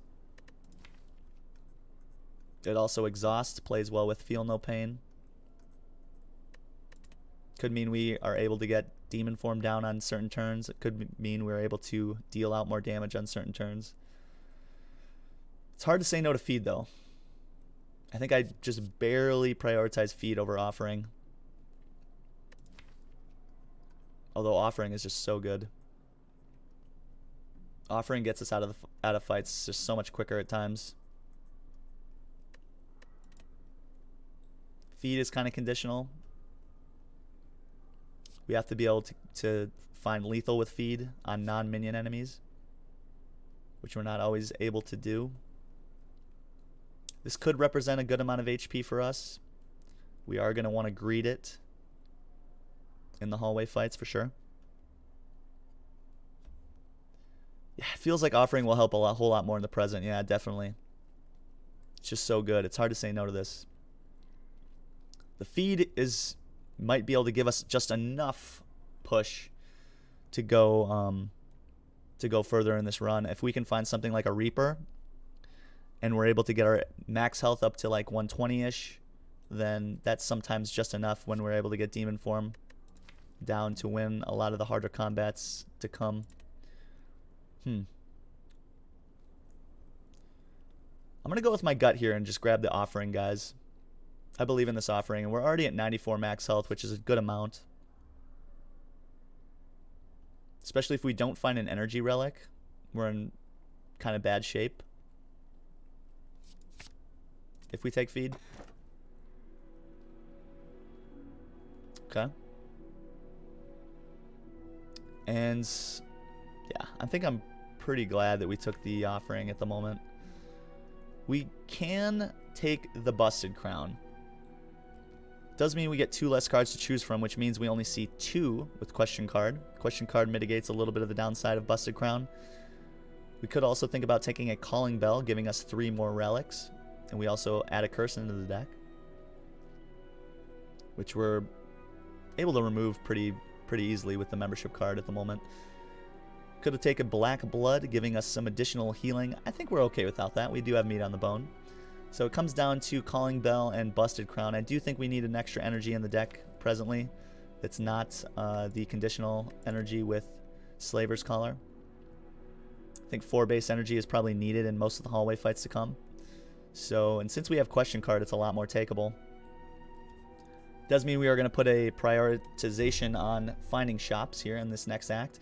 With 221 gold and a membership card and a courier, we're going to be able to have a lot of buying power. Okay, we are going to be fighting against Awakened One here at the end of the act. I think right now we're pretty solid against Awakened One. Okay, and it looks like most of the shops are towards the end of the act, unfortunately. Can totally take some elites here if we want to. This is kind of a tough act. We can go here to maybe try to take 2 early combats, 2 events, into maybe either another couple events or 1 other combat into a fire. I do want to try to prioritize elites if we can, so this path here looks pretty good. Going into our chest here mid-act, and then getting to this shop seems great, and 2 more elites potentially. 4 elites this act gives us a way to hopefully snowball our power and get to a place where we're in a good spot going forward. We also get the chance at 2 shops if we have an overabundance of gold. Say if we find something like Mind Bloom.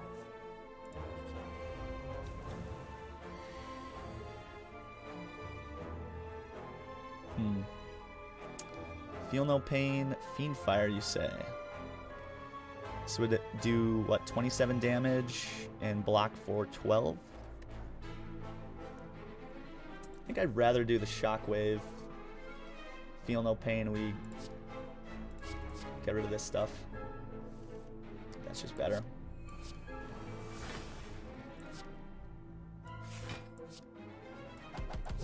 It's already doing a good amount of damage there. Thanks to our Vajra and our lift with Girya.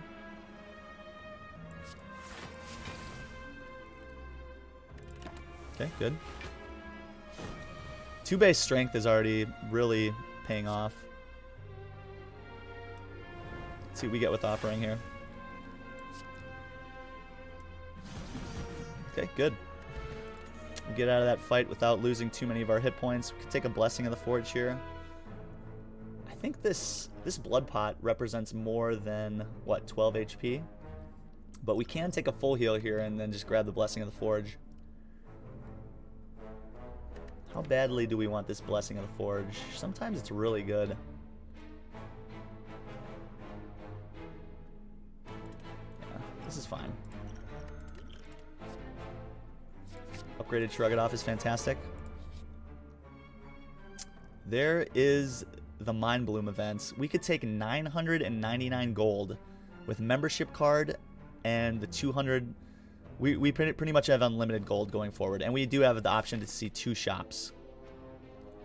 Granted, they are towards the end of the act, so we're gonna have to hold on to 2 normalities until then.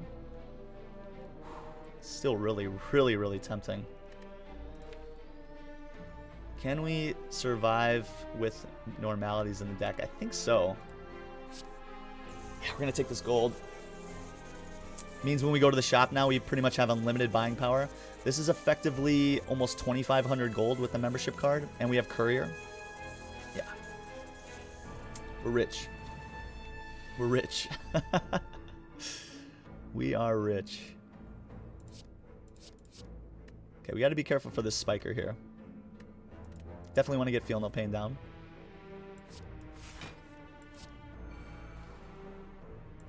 Okay, it's just block now.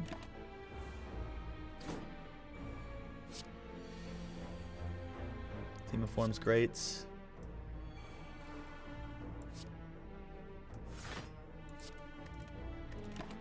Okay, do take a little bit of damage here. Shockwave's fine. Good turn to see the normality for sure.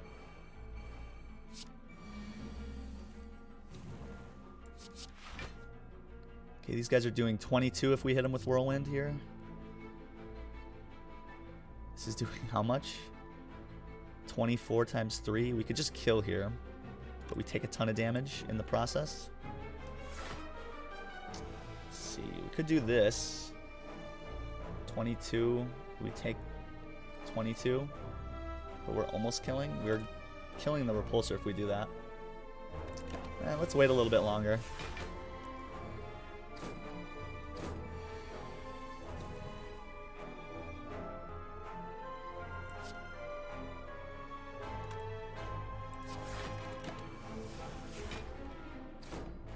Could have struck this repulsor, and maybe we wanted to do that, to be honest.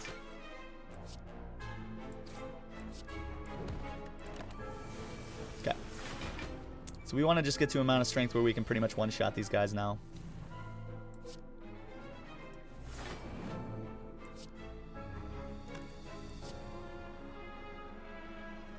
Twin Strike means we take 30. Can't do that.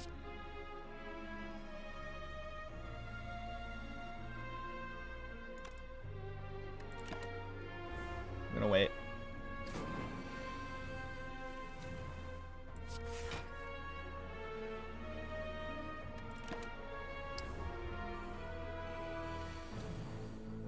Okay.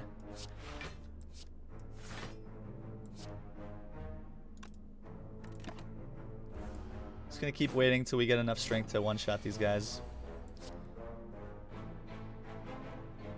Okay, second wins. Let's hit him twice, so I get hit for what, 30, 34? Which is, and then I just take 9 to kill that guy. I think that's fine.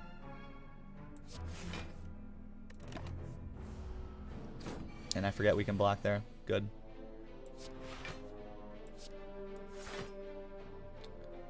Let's see. Can't quite kill you yet, so let's keep waiting. We're just gonna play this nice and slow.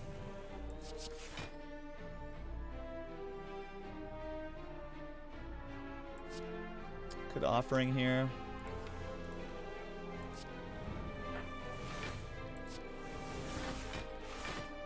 Okay, good.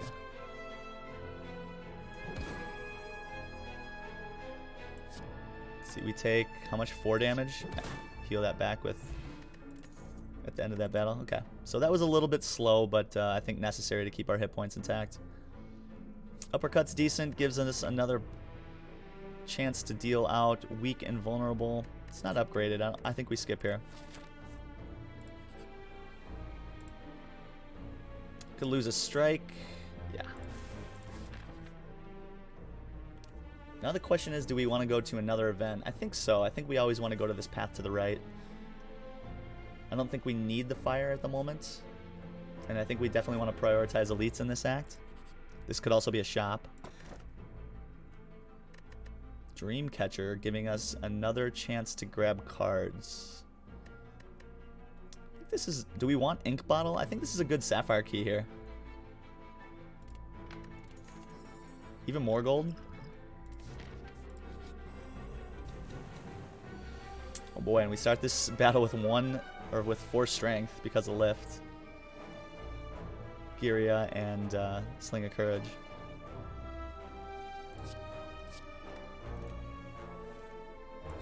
Okay. Demon form is great. We have to play just the demon form here because of normality, unfortunately. Which is fine. We block most of this, and we always want to get demon form down early in this fight.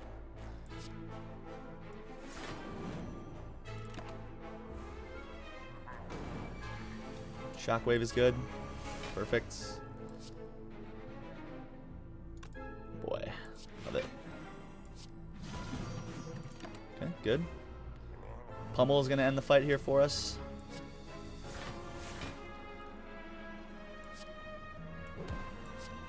This does 80 damage. I think we can get more out of that, right? We could Blessing here. Do we need to do this now? I think we wait one more. A little risky, but I think it's just going to be better later.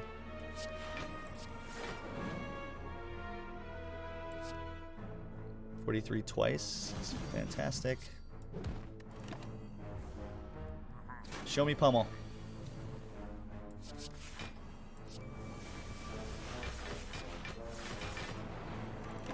Okay, good. So far, so good. So far, so good, for sure. Some extra block. Normality says we can't play any more cards this turn. And now we just want to see Pummel to end this fight.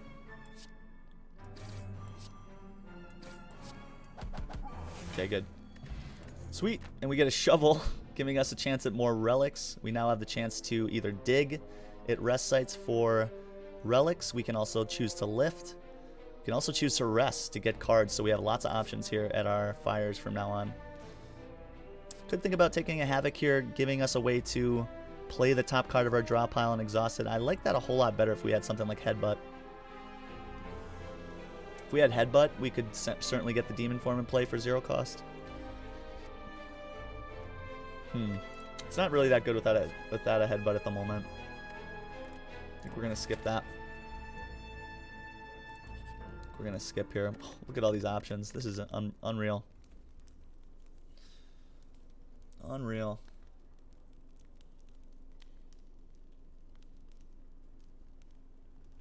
We talking about Calling bell, yeah.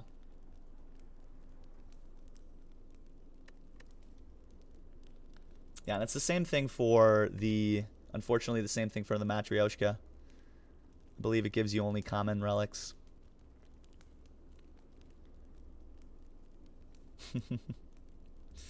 Two normalities with Fiend Fire and Second Wind, sure. Yeah, it just works, right? The Peace Pipe would give us the full kit here, yeah. Interesting. I think we're at an okay place at 66. I don't think we have to rest here, so in that case I either want to dig or recall here, I think. We could just dig for another relic. Let's do that. And that's a good one. Mercury Hourglass is insane. Dealing out 3 AoE damage at the start of our turn. Very, very solid. Very, very solid here. And we're going to get another relic at the next thing too, since we already did get our blue key, which is fantastic. Okay, Shockwave, Flame Barrier, and Feel No Pain seem great here turn 1.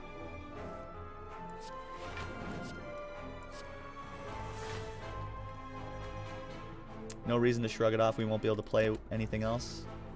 Instead, we'll deal out a little bit of damage here to get stronger here going forward. Yikes. Do take a little bit of damage here this turn. Got to get the demon form down for sure. Okay, unfortunately we don't see any of our block.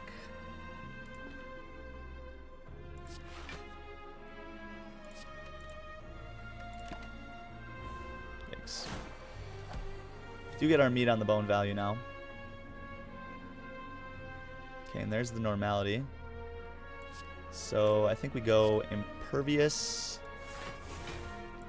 Pummel, Fiend Fire. Get rid of that stinky normality.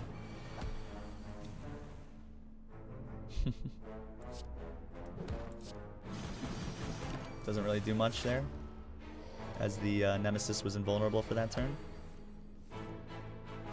Should be able to get pretty close to killing here this turn.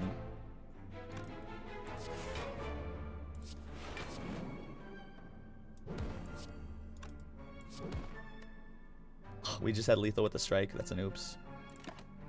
Oh, we kill anyway here. Okay, good. Because of Flame Barrier. Meat on the Bone puts us to 57, which is fantastic. And we pick up a Happy Flower, giving us even more energy every 3 turns. And the chance at a Carnage or an Anger, I don't think we need either. I don't think we need Carnage in the deck. Yeah, we want strength scaling attacks at this point. Ceramic Fish, whenever we add a card to the deck, get extra gold. I guess that's fine. Not amazing. Not amazing by any means. I'm tempted to just skip this elite and go straight to the shop. Just go 2 shops. We don't really need the relic from here, since we have so much gold. I think this is a risk that's probably unnecessary at this point. It does give us a chance at a rare card, but we are seeing less of them, right, with the Busted Crown. Yeah, I think we just go to the shop here. 2 shops. We avoid the elites. We did already fight 2 elites. Ooh, and we could go for a rare relic here. Yikes, that is tempting. It is notably not an elite combat, so we don't get the bonus for Sling of Courage. So that means we're on 4 energy for this fight. This fight sometimes goes okay depending on draw. It sometimes goes really bad.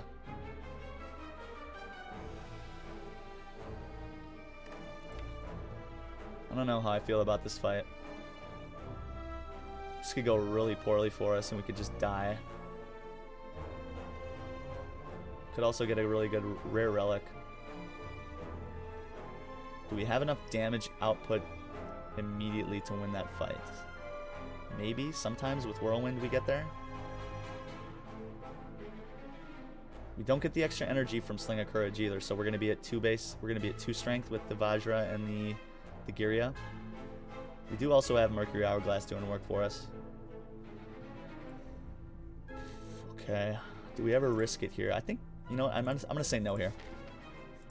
If we weren't willing to take the elite, then we're not willing to take that fight. Okay, so some really great options here right off the bat. And Flame is insane. Right away, we're going to for sure just get rid of one of these normalities. Mokum, thanks so much for that follow. Hope you're having a good Thursday. Welcome to the channel. Nice to have you here, my friend. Nice to have you here.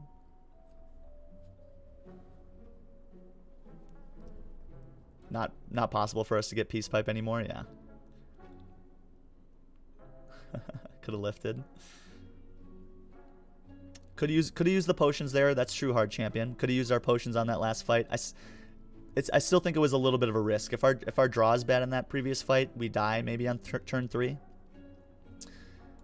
Definitely going to be loading up on some relics here. Chemex is great with the Whirlwind in hands.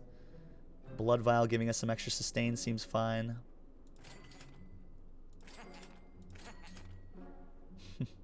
Pretty much can take all the relics we want going forward. Get rid of the Blessing maybe and grab an Entropic Brew. Can also dig for potions here.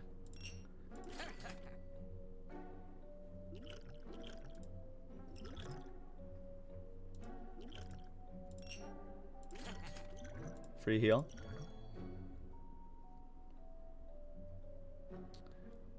Exhume, I think, is pretty solid. Exhume gives us another Shockwave, gives us another Impervious.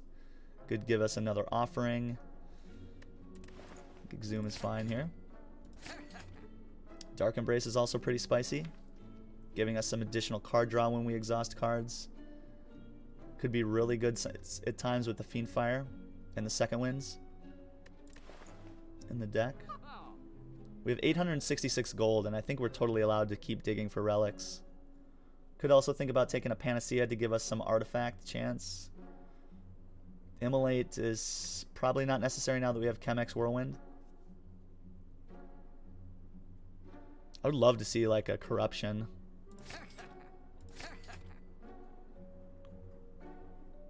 Can't take too many powers here because we are going to be seeing the Awaken one, which means we're not allowed to play a lot of these powers.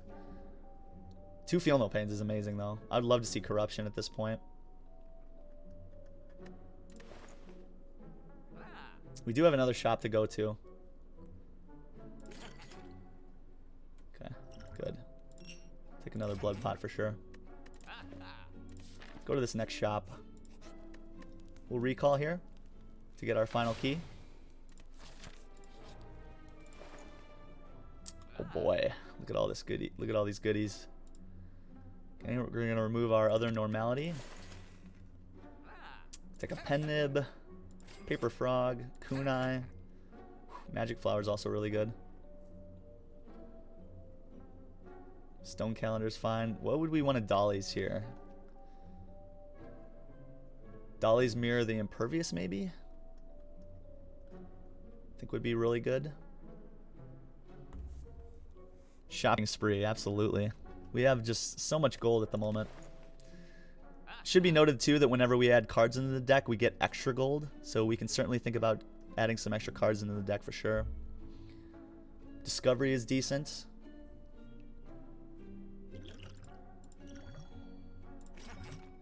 Would love to dig for like a fairy in a bottle. Or like an artifact pot with speed pot would be cool. So we could dig for a bunch of potions here. I think that would be fine. Although I do really like these 2 potions at the moment. What would we want to dolly here, chat? Or maybe we want Magic Flower, meaning our heals are really, really good with Meat on the Bone.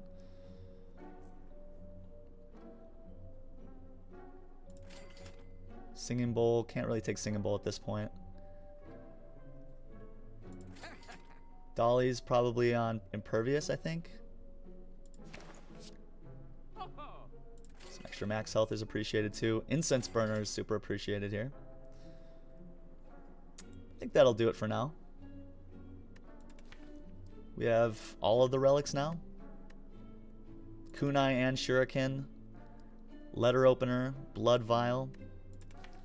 Incense Burner being one of the very big ones, giving us an intangible every 6 turns. We're totally going to be playing it around that. Paper Frog's also really nice to have. Okay, so we just got super, super strong because of all the money that we had.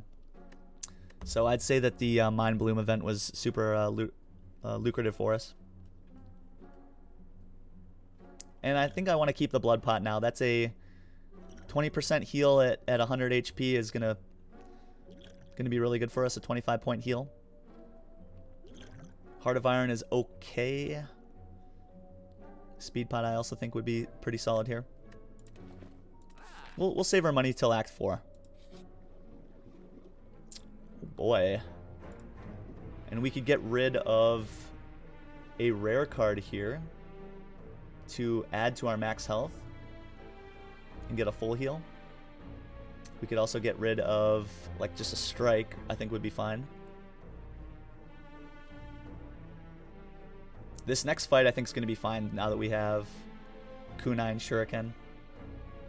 You get rid of the armaments too, that's not doing a ton for us at the moment. If we roast away Fiendfire, we get a 10-point heal. Any rare card. I don't really want to get rid of the Exhume. I think it's too good with the 2 Impervious in the deck. It also plays really well with Feel No Pain. Offering is too valuable to give away.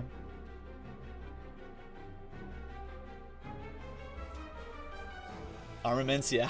Armaments seems like the clear front runner, right? We kind of like the strikes at the moment because of Kunai and Shuriken.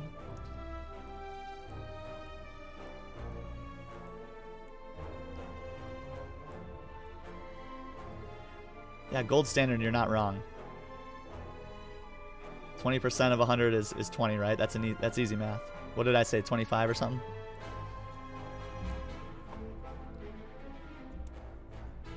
Yeah, another Anger. True. Anger, getting rid of Anger would be fine, but I think it's just so good with the Shuriken and Kunai. Just that 0-cost attack, sometimes when we just need one more attack to be able to play. I think we just need some extra card draw, and that's why I grabbed Dark Embrace.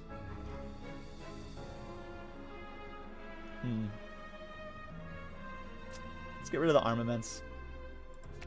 We're never upgrading it, so. We heal 5. Okay. And I think it's probably just lift here. We could also dig. I think it's always just lift here for the extra strength, though. Yeah. Happy with that, for sure.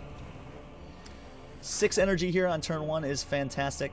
We could play the Feel No Pain in this battle, giving us some additional block. I don't think we need to, though. I don't think we need to play powers here in this fight at the moment. Ooh, tempting to play Dark Embrace, though, for the draw. Wonder if we ever need this in this combat. Don't need the Inflame. We're already at 3 strength. We're going to get Demon Form down for sure. Shrug here right away. Yeah, we're seeing all of our powers turn turn 1, but we're not seeing Demon Form, unfortunately.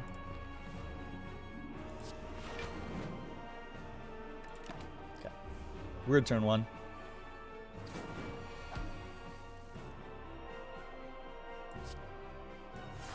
Okay, we're going to get a Kunai proc here.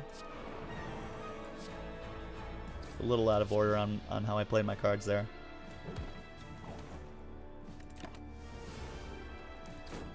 We're going to take a little bit of damage here to begin the fight, but it's going to be a whole lot better once we're able to get to a ton of dexterity.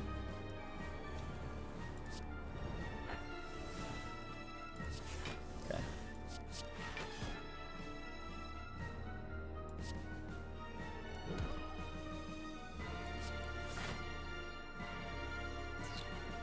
Let's see, how many attacks have we played? 1. We're going to save Pummel. Pummel's going to be better later. Could just almost kill this guy at 24. Yeah, I don't see a reason to. 40. Okay, so we just full block here.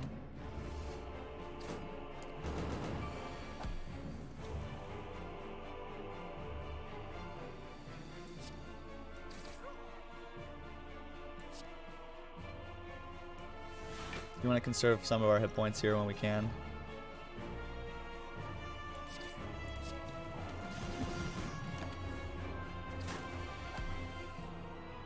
Okay, we do get an extra strength and an extra dex. Shockwave is fantastic here. We do notably don't get to any of our block again this turn, which is annoying.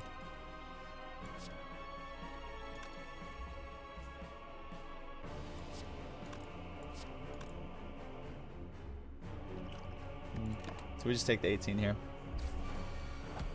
Go to meat on the bone value here. Okay, an incense burner. We're gonna have to try to keep an eye on incense burner. And pen nib. It's kind of annoying that these are back here. In fact, I'm gonna keep this here for now, so we can keep a better eye on incense burner and pen nib. Gotta do that. I don't think I am playing either of these here. Am I willing to take 4 here? Probably not. Could also get pen nib up. 14 strength is almost enough to win this fight. Let's conserve our hit points here.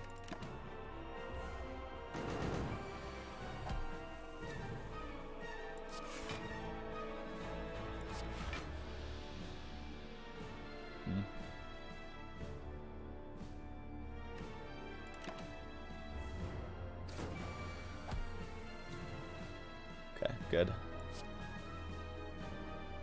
Just not seeing 3 attacks in a turn is just a bummer.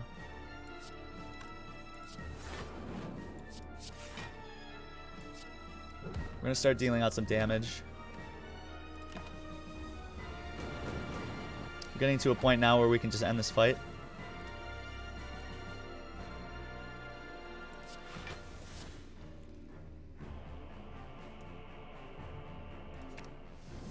Okay, and then we go Thunderclap, Strike, Whirlwind for the extra kunai proc. And hope for block this turn. Yikes.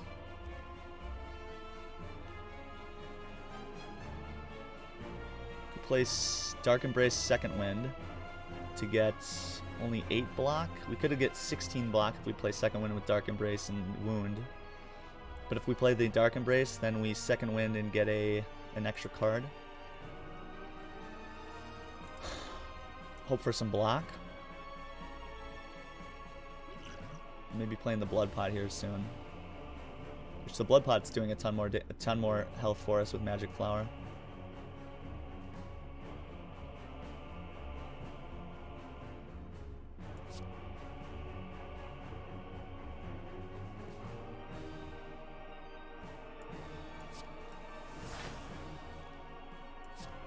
Okay, feel no pain. It's fine.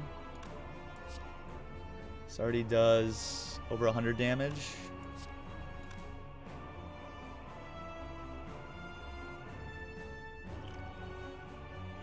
I think I want to save these potions if I can.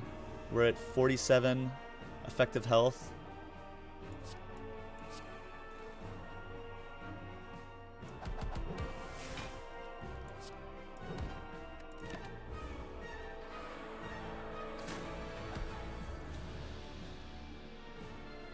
Okay, 18. He's attacking us for 42. 42.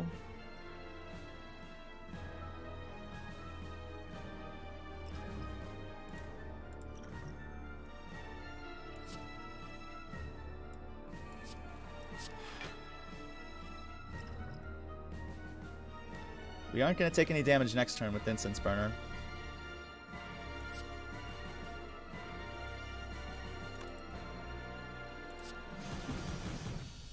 Okay, Chemex just won the fight, actually. Oops. Okay. Forgot about Chemex. And this is actually a fine turn to have Incense Burner on. Don't need to block.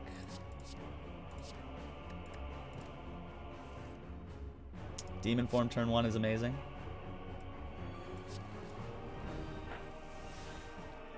Shockwave here is fine. Getting rid of 2 counts of their vulnerability. Could also think about just whirlwinding here for 9 for like 100 damage. Seems pretty solid. That's, yeah, I actually like that better. Since we have all this damage here.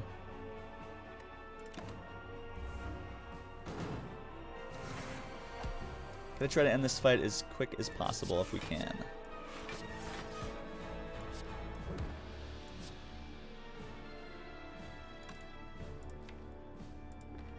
I'm gonna save Pummel.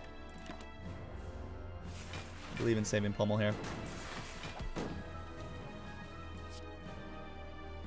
Yikes. Let's get all of our powers down. Seems solid. We do take 30 here.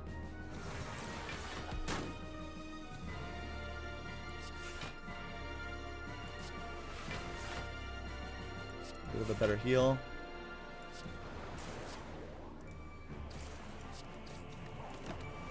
Okay.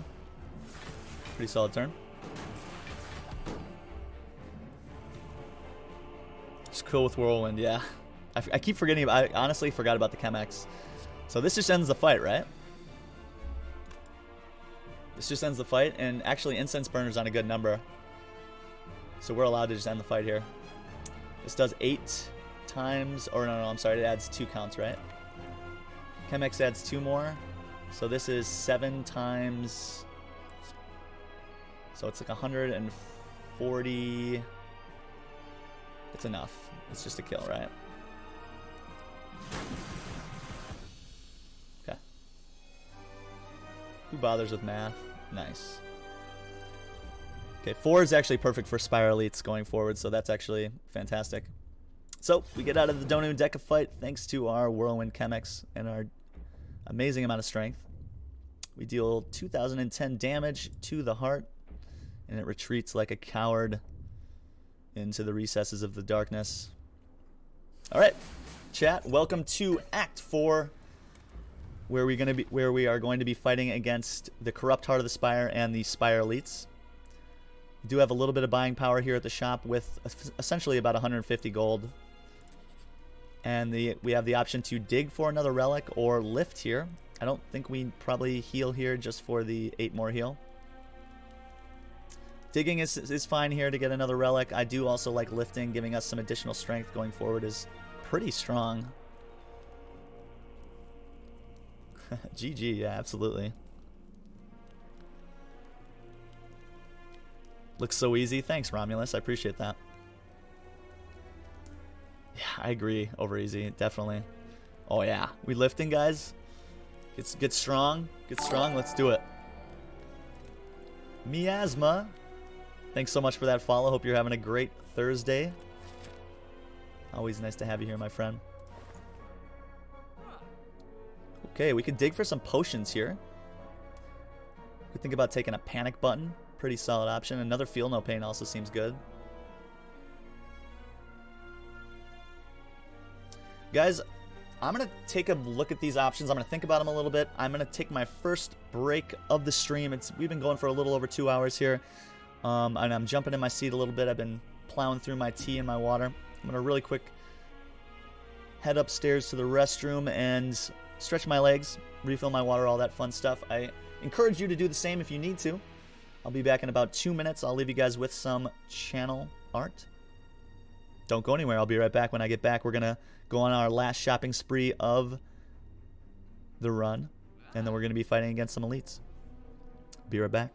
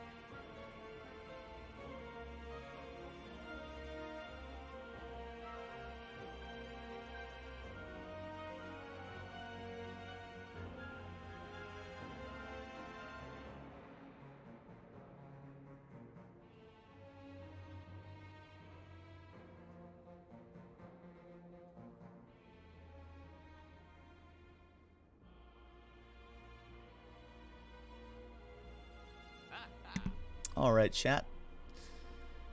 We're back and ready to roll for the rest of this beautiful run. Love that the book the defect is holding. Such a nice touch. Yeah, Nilrees. Isn't that fantastic? Yeah, I love that.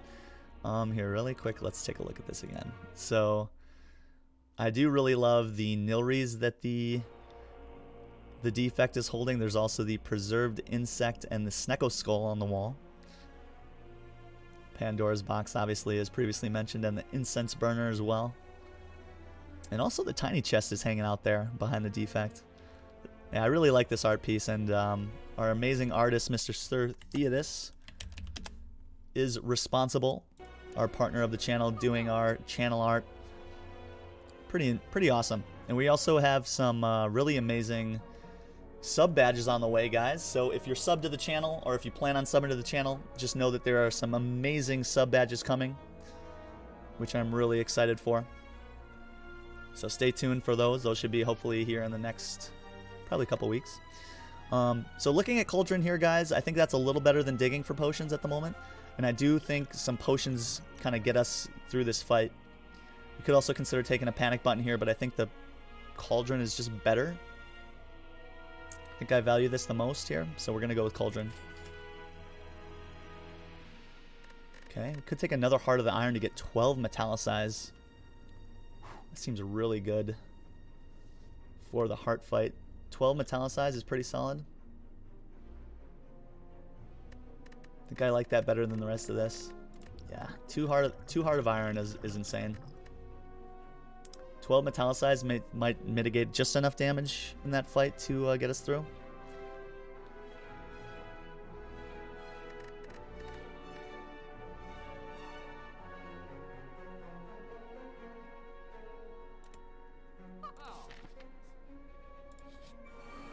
Okay, good. 6 turn 1 strength is amazing because of our lift. Means we don't need the imperviouses. The flame barrier I think is just fine. Could also just do the shrug here. Let's do this. Whirlwind turn 1 is amazing here. This is going to do 14 times 8. Doing essentially like about 100 damage. And we're already blocking 10 here on turn 1. We do need to get Incense Burner back up to 4 or 3 at the end of this fight. I think Whirlwind here is probably just our best option. Maybe we get Feel No Pain down first? I don't know. Probably not. Now, let's just do all the damage with Whirlwind here. Means we get to kill Spire Shield next turn.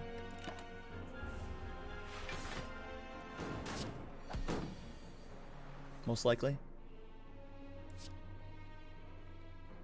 Or not. So it's good that we did Incense Burner for this turn, right? Put ourselves in a good spot to be able to kill next turn the Spirit Shield. Or the Spire Shield, rather. We'll go ahead and turn right away. We mitigate all this damage, and now we want to just end this fight in probably 2 more turns.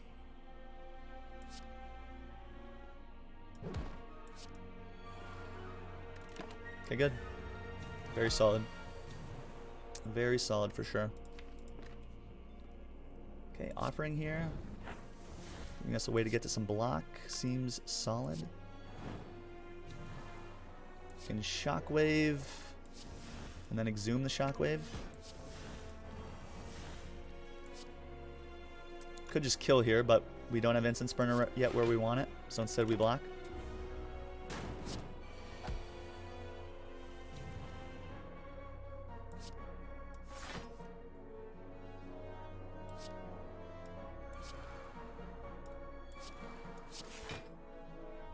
Okay, unfortunately we do take a little bit more damage here. We want to kill on this turn now? Okay, good. And we do. And we pick up a Nunchaku, giving us some extra energy whenever we play attacks. And another Flame Barrier sounds great. Yes, please. Okay, well, we're in decent shape here, guys. Right now, I'm at about a 50-50 on how this fight's going to go. We have Incense Burner in a really good spot, which is going to be huge, but we definitely want to see some turn 1 goodies. All this stuff is, we can launch all this stuff. We just want to get our powers down, turn 1 and turn 2 at the moment. We can also go ahead and pop these 2 bad boys. Offering is fine here. Okay, Demon Form is fantastic. Really happy to see that. Also really fine with getting some additional strength here as well. We could exhume here the Offering to just keep digging. Try to get a really bursty turn 1 here.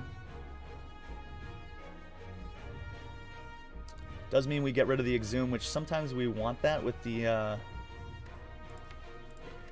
Imperviouses in the deck. I don't know. I think getting Feel No Pains down might just be better. And Dark Embrace. Does mean we probably get to another attack as well, so we can get an early Kunai proc.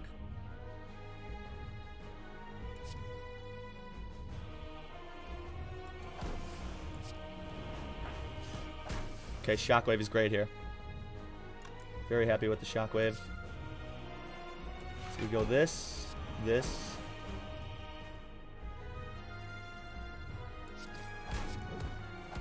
Take a little bit of damage, but we get additional strength, and we get our Pen Nib up here as well. And we get the Kunai. Okay. 1 times 15 here is fine.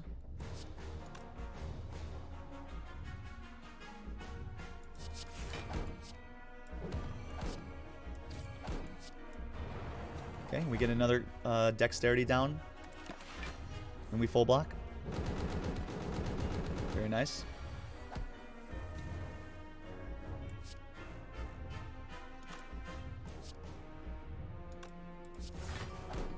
Okay, Dark Embrace is great. We can get a little bit more damage down. I think we probably just wait here, though. Being able to Pen Nib this later on is going to be a little better for us. It does do 80 damage here right off the bat, which we always want to rush this fight a little bit. Yeah, let's just play it. We block a little bit more because of Feel No Pain, thankfully. Or, I'm sorry, we didn't have Feel No Pain down. Now we do, though.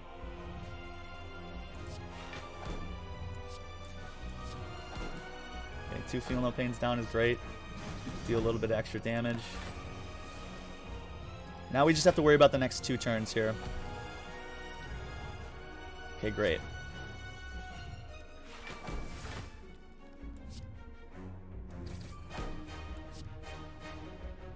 I don't think we're getting through the deck one more time, so it's fine to just keep exhausting cards. Okay, Bash is a little annoying that we don't. So we want to get the Flame Barrier Impervious next turn for sure.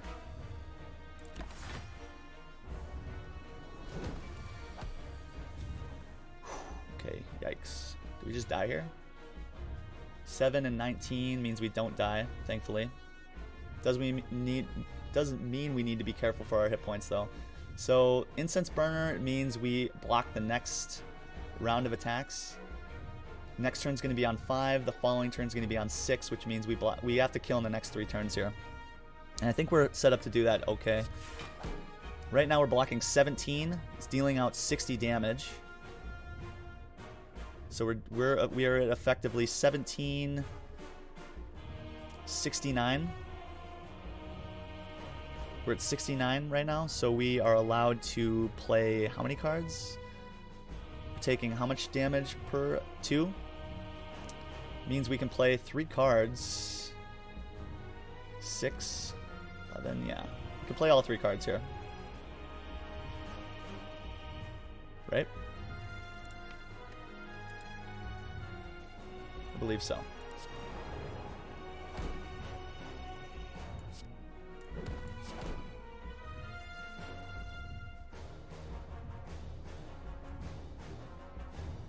Take 2 damage here. That goes to 51. Then we just go to such a low number of hit points. But then Pen Nib is coming up. And we're always probably drawing block, I think.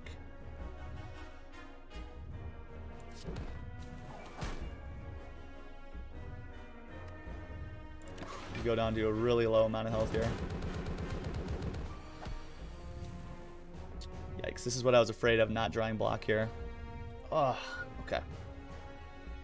Do block next turn, so I think I just have to hit end turn here. We take the 2. So we can't play a card here because we just die. That's right.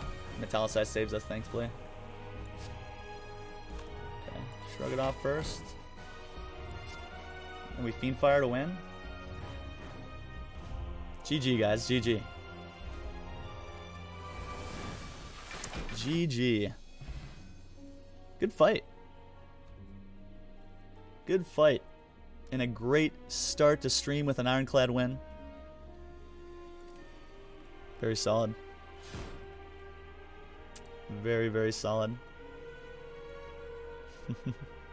GG Unbuzzed B. GG Romulus, Koravai Silver, over Easy Evan. Joel Barak, GG. And everybody else out there, that was a fun run, hey? GG. Mad Clown. Yeah, really solid run here, guys. Always nice to start out the stream with a Ironclad victory. Trombed, GG. GG, everybody. Very, very solid run. So we're going to just go ahead and say that the MVP of this run was probably the Mind Bloom event, right? Getting us to like 1,400 gold at one point was just nuts. We went on a shopping spree at these 2 shops here, and you can see like how much we bought. Pretty insane. We got to 1,410 gold. We purchased an Anchor, a Chemex, a Blood Vial, a Letter Opener, a Shuriken, 5 relics here. 7 relics there. Holy smokes. So we pretty much, let's see, 7 and 5. We added 12 relics into the pool. We ended with 34 relics, which I believe 50 relics is the most you can have, so having 34 was just insane. The Incense Burner was a big one to get as well.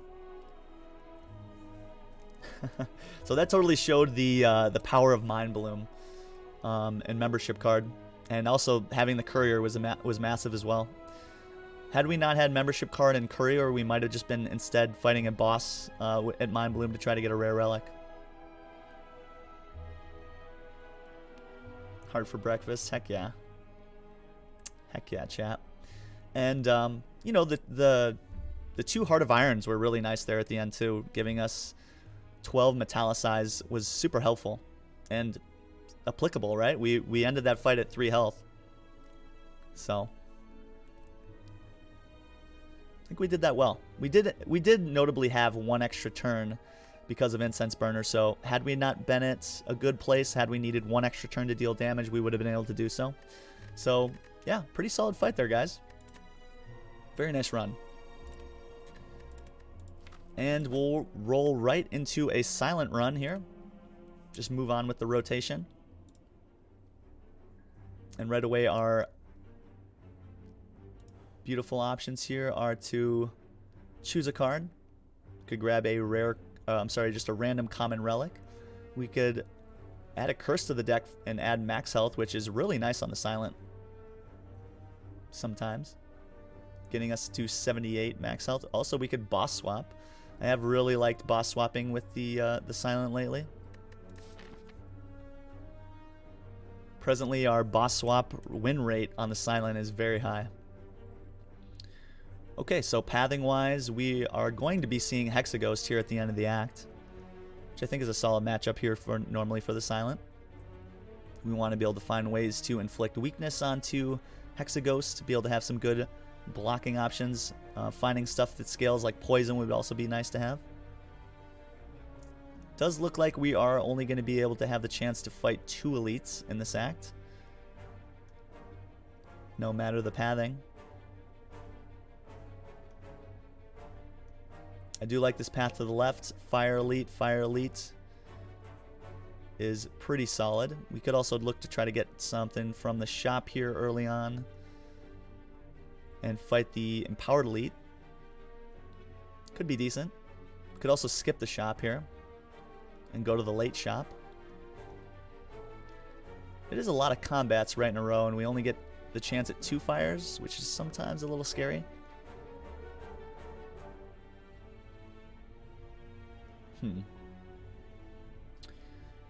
The Silent can sometimes struggle with relics, or I'm sorry, with elites in Act 1. I'm curious, how would you compare the difficulty of an A0 heart run to an Ascension 1 through 20 non-heart run?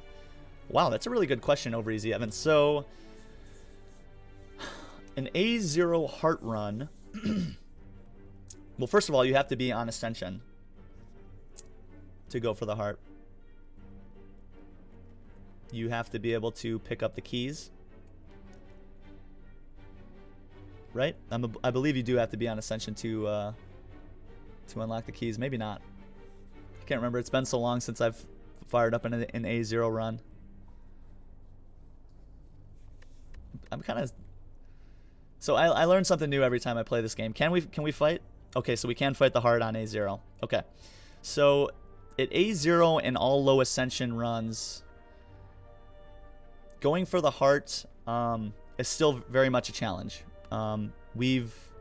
Anyone that's been here for any of the Ironcladder content that we do can attest to that.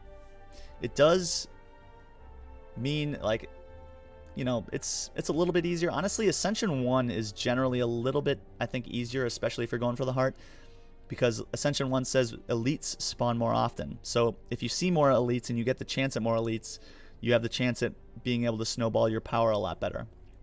One of the ways to, you know, to gain power in this game is through elites. Obviously, you have the higher chance at a rare card. You get to grab a relic from that combat, which is usually necessary to go forward and keep snowballing your power and to get to a place where, you know, you can eventually take on harder enemies and more elites and boss combats and you know, eventually the heart.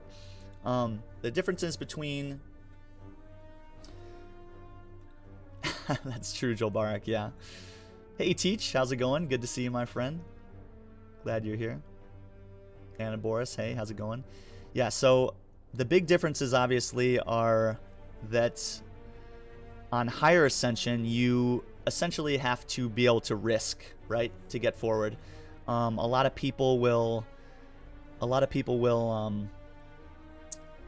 play Ascension 20, and they know, like, okay, I have to be able to find a line of risk, right, versus reward. So being able to pick a path that is sometimes potentially fatal, but potentially, you know, high reward is kind of necessary at times on high Ascension. Being able to get you to a point where you can, you know, like I said, snowball that power. On lower Ascension, you can assume a little bit of less risk and hope to just survive long enough to get your win cons, whether that's Reaper or a strength build or Wraith form or poison or orb slots or focus scaling or the right cards and the right relics with Watcher. So on low Ascension, you can certainly assume less risk to get ahead, but on higher Ascension, I think you have to assume some risk at some point, generally, unless everything falls into your hands. So I think that's the big difference between low Ascension versus high Ascension. The heart obviously adds a different wrinkle into it because you have to start planning for the heart fights in all 3 acts. Getting cards like Disarm, getting things like Intangibility, finding ways to be able to block on average 40 to 50 points of damage, and also scale well enough to kill the heart in, you know, 6 turns is pretty much necessary on any Ascension. So I hope that answers your question. I mean, I'd say if you have any other questions, Evan, like anything more specific about the heart fight or finding cards or finding ways to power, you can certainly ask me in the Discord too. But yeah, generally the differences on Ascension 0 through 20 is obviously they're vast, right? Since we're adding 20 more challenging items, and obviously as you progress, they continue to get harder and harder. But yeah, anytime you go after the heart, you got to kind of have a specific plan in mind. You know, am I leaning into certain mechanics? Am I going to have the amount of block, the amount of damage to kill in 5 to 6 turns? And if I don't have that, How do I get that? By perhaps taking a harder path or more elites or more shops if you have lots of gold. Okay. Yeah, no problem. Over easy. Been doing non-heart runs to boost up your ascension level, and you find the heart more difficult than even A10 runs for sure. Absolutely. Yeah, no problem. Yeah, that's what I'm here for. And anybody else that's a newer player in chat, guys, feel free to ask questions. Even if you are an experienced player and you have some questions to ask, I'm always happy and willing to answer. I do have quite a few hours in this game, but as I previously stated, I mean, I learn things every time I fire up this game. I don't know everything. I don't assume to know everything. Obviously, I forgot about being able to take on the heart at Ascension 0. So there are things I definitely forget or I overlook, but I'm always willing to go the extra step to answer questions and find those answers for you if I don't know them. Hey Zuthis, how's it going? Good to see you, my friend. How did you make the icons red, blue, and white? Okay, yeah, it's a great question. So I'm currently running Mod the Spire, which allows me to add mods into the game. You can find it on Steam. You do need to add base mod and color mod to the game. And once you do that, then you can change these boring gray nodes into more colorful nodes, which I think are a lot more interesting. It helps me differentiate between the different nodes and levels. And it also, I think, just makes the game a little more pretty, which is great. Great question, Ryan. Why is Aggregate such a great card? Well, Aggregate giving us energy gain, obviously, is pretty solid to have. I think energy gain is especially good on the defect, as there is just so many ways to just draw into lots of cards. Getting things like recycle, getting lots of card draw, it's pretty exciting with the defect. And one person that I've always admired who plays the defect is Sneaky Teak. He does a really good job of playing the defect, and in my opinion, one of the most exciting defect players, as he does a really good job of playing around those mechanics, stuff like recycle and stuff like aggregate and other cards. It's really exciting.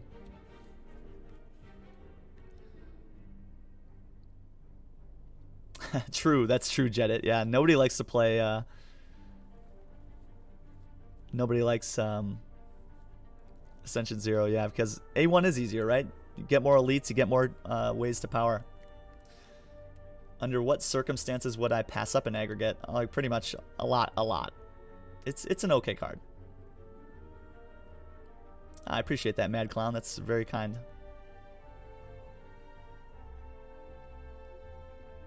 When can I choose another card and when I can't? That's funny, Joel. It's funny, Jedit. Okay, well, for some reason the bot's not working.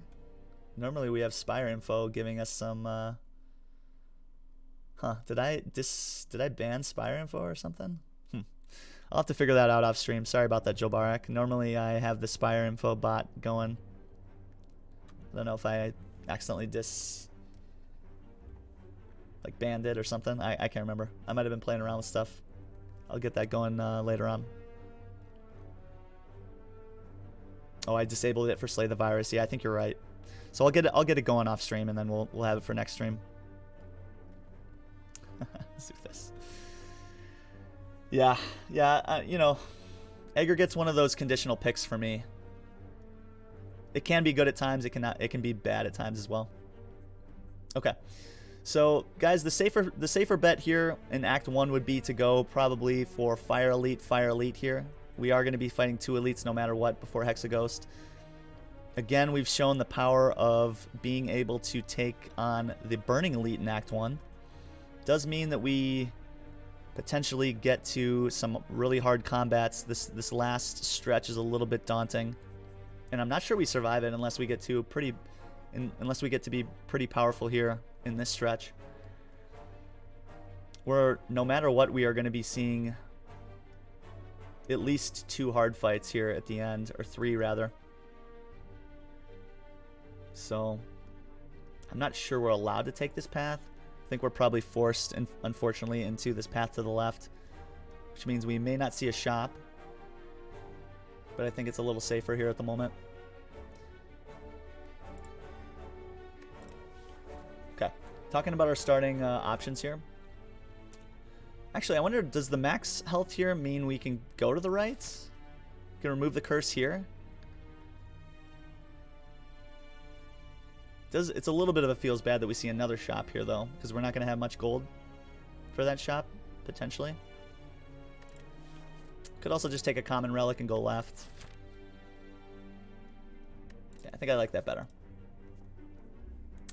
Happy Flower. Okay, giving us some additional energy. So we get the additional card draw here on turn 1 and the additional energy every 3 turns.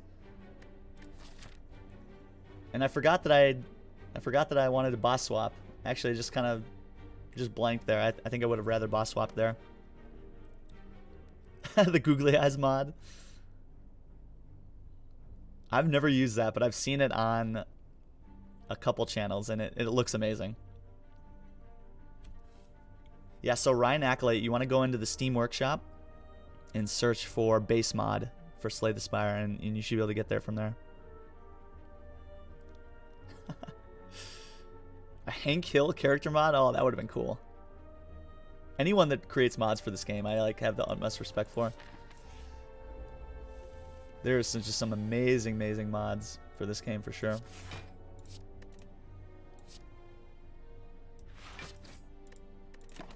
Yeah, I'm really bummed that we didn't boss swap here. I actually meant to boss swap. It's not the end of the world though. Get some extra energy at times with the Happy Flower that we couldn't use, unfortunately, on that turn. Oh boy. Okay, so we don't have lethal here.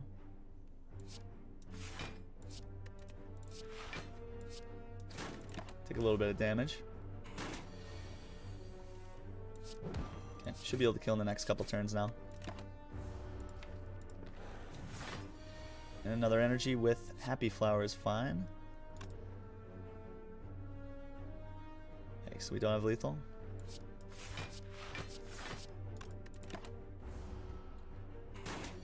Jawworm, you fiend. Okay, Deadly Poison looks great here. Great early way to scale up our damage. Fantastic. I also really like the Sucker Punch giving us some weakness. Front-loaded damage here is good. Might want the Poison Stab. God, I really like this Deadly Poison, though. These are honestly all 3 takeable here.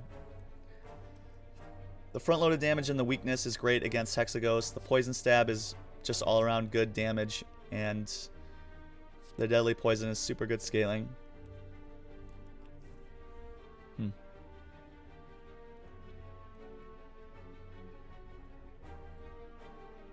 Hey, Redbeardy, how's it going? Always good to see you, my friend. How you doing? I need a mod where the slime boss, when he splits, the small slimes still keep the hats. Absolutely, that'd be fantastic. Yep, there you go, Ryan. Appreciate that, Redbeardy and Jill Barak. Appreciate the help there.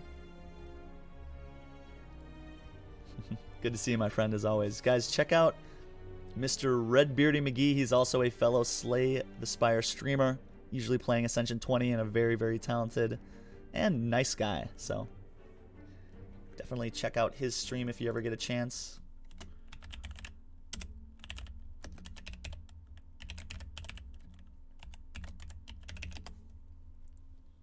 Super nice guy and friend of the stream.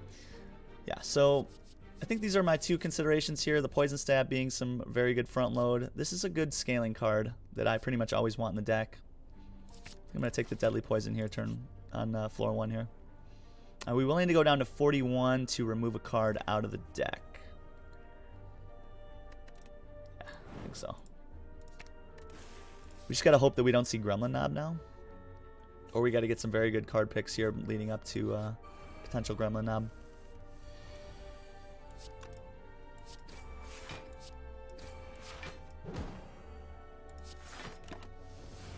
Okay, extra energy next turn is good.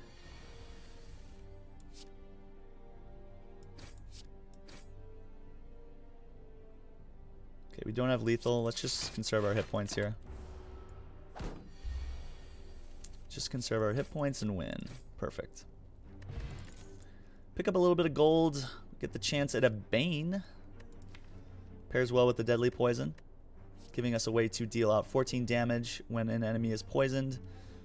Could also add to our energy pool with the outmaneuver. I don't think we need it presently with the Happy Flower. Or we could take a dagger throw, giving us some additional draw. This is actually a pretty good card to have too against Hexaghost, who is going to be notably adding burns into our hand, so having a way to discard them is good. It's also another little bit of front-loaded damage, and the card draw is probably appreciated sometimes when Happy Flower procs. Red Beardy. Yeah, I'm so sorry about that, by the way, the other day. That was a little embarrassing that I goofed that up when I misspelled your name. And I honestly should have talked to you about that off stream instead of asking you about it in your stream, so apologies. Poison deck, heck yeah. Yeah, the Bane's good sometimes, right? It's a little bit tough to play when we see Tri-Sentries, but the other times it's pretty solid. I believe in it. Ooh, and we could transform something. Could also get an upgrade to the deadly poison. I kind of like that. Upgrade to neutralize is also really good here.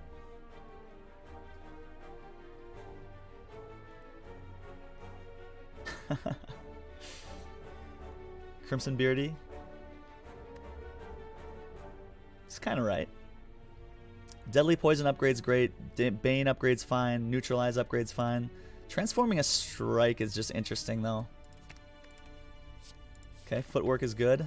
Okay, we really hope that we don't see Gremlin Knob now, otherwise we're going to be in some serious trouble. Although footwork is fantastic. Really happy with the footwork. Can we take a Warp Tongs here? And add a curse into the deck? No, we're doing it. Okay, so Warp Tongs is going to upgrade cards in our hand for the rest of combat every turn. They are random upgrades, and they are temporary just for the duration of the combat, but we do add a pain into the deck that's going to hurt us every time we play a card. Taking some risks here to try to get ahead.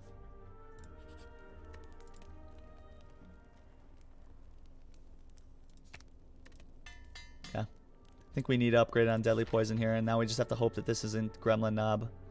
I think we probably want Lagavulin. Tri-Sentries is still going to be kind of tough too.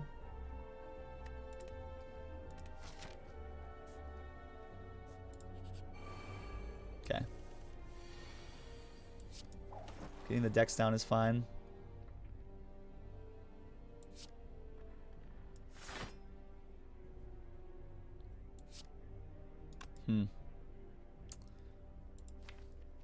Next turn's a little spooky.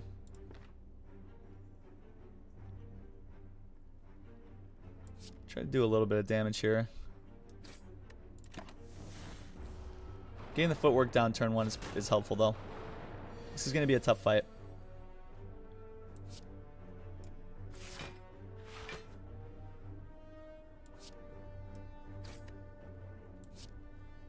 I think it's worth it taking the extra damage with pain to get that extra damage down on this sentry here.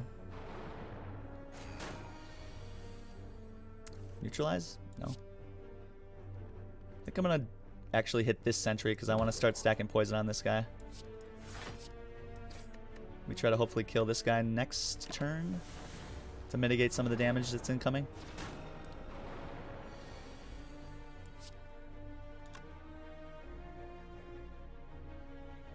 Okay, so I was perhaps wrong to start to load up poison on this guy, but... So we do take some extra damage here, fortunately.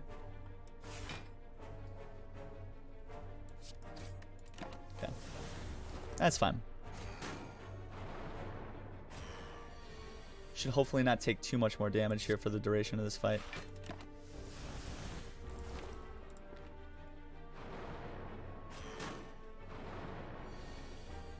Okay, Bane here is fantastic. Dealing 20 damage. It's not quite lethal though. So we were only able to do 25, which means we have to use it here.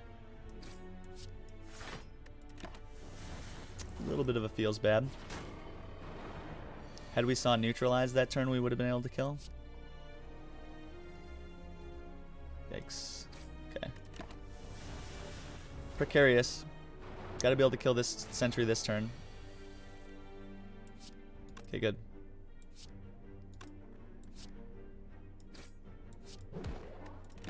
Okay, now we're totally draw dependent here at the moment. Could just die in this fight here.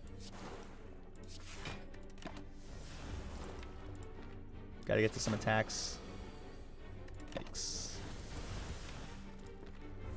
Could potentially die this turn here. Ooh. Still alive. Still alive. Ooh, man, that was close. Very, very scary combat, but we pick up a question card, which is amazing. Saying future card rewards have one additional card to choose from. That's really, really solid. There's a bouncing flask, making our potential fight with Gremlin Knob even scarier. Could also take a dagger throw, giving us some more front load. Do I believe in this bouncing flask? Adding to our poison.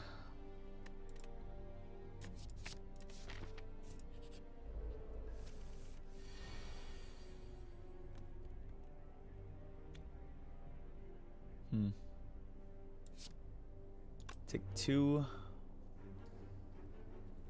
4, go down to 3 HP, but we kill the acid slime. We also get frailed from spike slime. This pain is dealing us a ton of damage. Could potentially just die next turn here. Go down to 2. Okay, that's huge.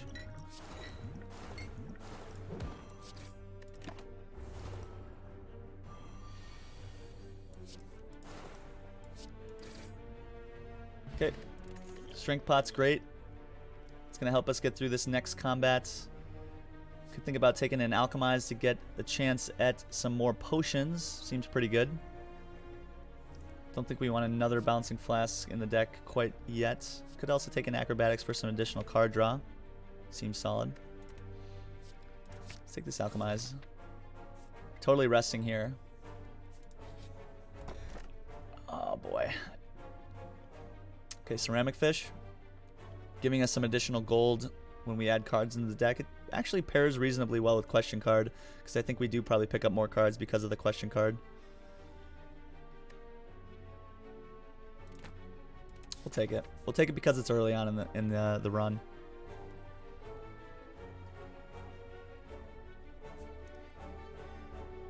Okay, let me catch up with you guys here real quick. The die next turn run, yeah.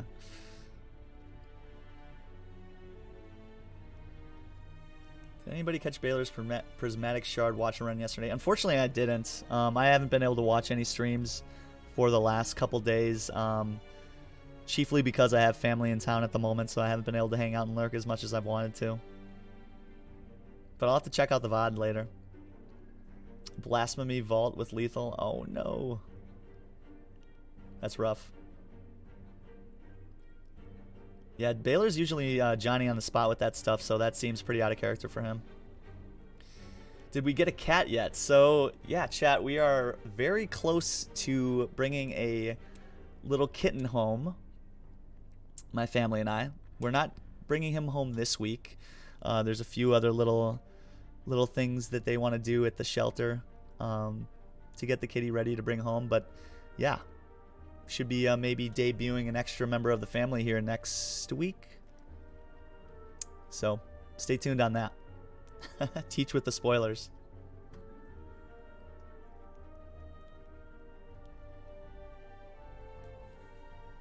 Yeah, that's true, Redbeardy, for sure.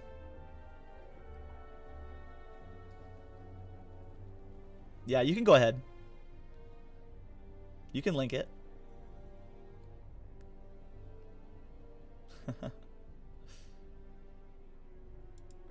Anyway, okay. We're totally resting here, guys. We have to. Even at 21 HP, we are in a very precarious spot for this next elite fight. I think we do want probably Lagavulin here. I think Gremlin Knob just kills us unless we draw perfectly in that fight. Or this combat kills us. Yikes. Very yikes.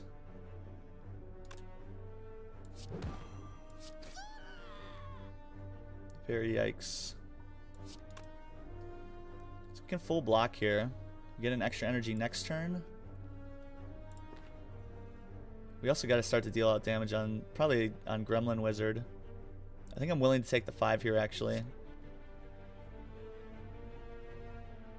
To start getting damage on the Gremlin Wizard. On turn 3 he's going to be dealing us 30 damage.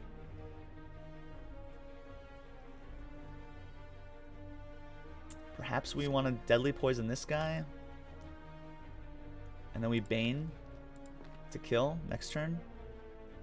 And then we look to try to kill this Gremlin Lizard in 1 turn. It doesn't seem viable.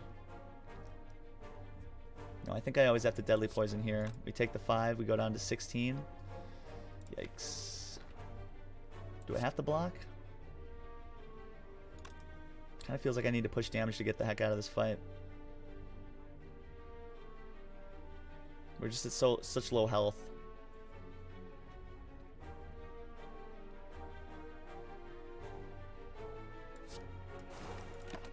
Let's see if that works out.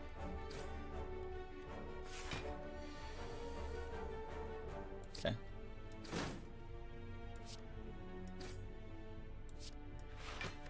Okay, that did end up working out, thankfully. Should only take a little bit of damage because of pain here.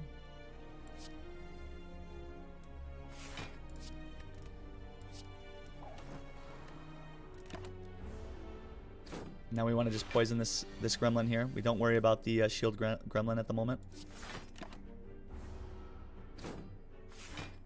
Yeah, we have this fight in hand now.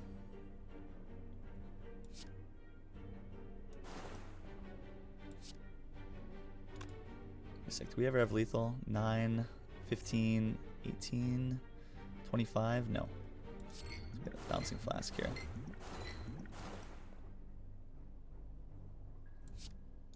Do we have lethal now? 13, 22. No. He gains 2 strength when we attack him, so the weak is kind of canceled out, so we are going to take more damage here. Could vulnerable him to kill, maybe? No. We still don't do enough damage with the block. Right? Because this just goes back down to 5.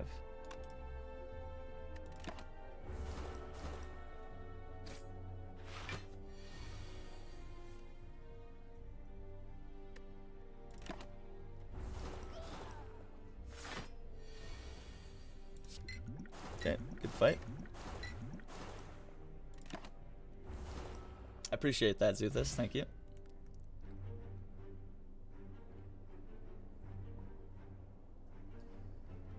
Yeah, that's what sometimes happens. You know, you get locked into like something that could potentially be like a really exciting way to kill, and then you maybe overlook something that you may not normally overlook.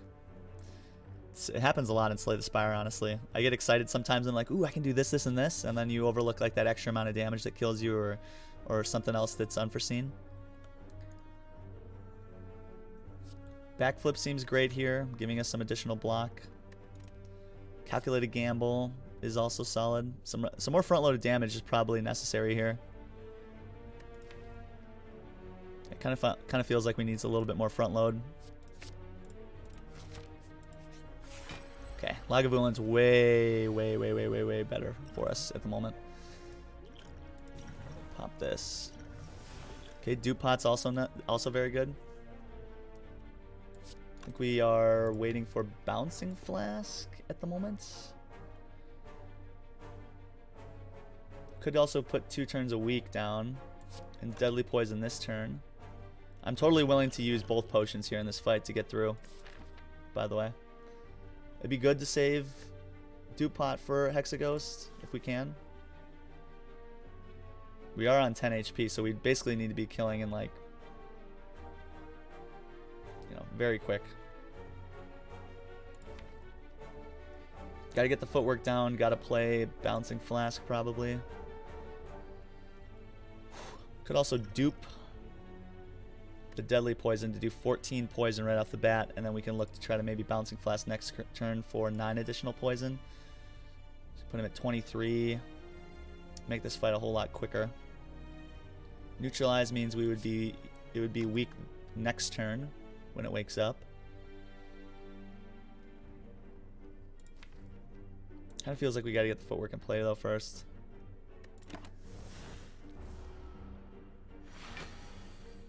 Okay. Perhaps that was a mistake. Could have baned and did the bane like twice to do like 48 damage. Vulnerable would have been a ton of damage. And now we can't flying knee either, unless we wake up this turn. Yeah. And then we had the block for next turn too. Yikes. Okay, so this has gone wrong already. We probably should have woken up last turn. Instead, I think we have to wake up this turn. But do we just lose too much health next turn? We're going to be on 3 energy because of Happy Flower. No, I think we have to wait.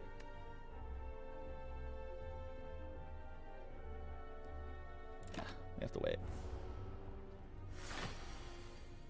I was hoping for an upgrade on the footwork there. Okay, so we get an extra energy next turn when it wakes up. We are taking damage from pain right now, so maybe just footwork. And then if we play footwork and Bouncing Flask, we take 2. We go down to 8. At most, then, we have to be able to block for 7 if we're able to weaken Lagavulin for the next 2 turns. We have to pretty much hope that we draw Neutralize next turn, which is a big hope, since we're going to be reshuffling everything in. We do get 1 defend next turn, which is great. And we have the chance to dupe something as well. Could also think about duping the footwork. Probably not doing that, though.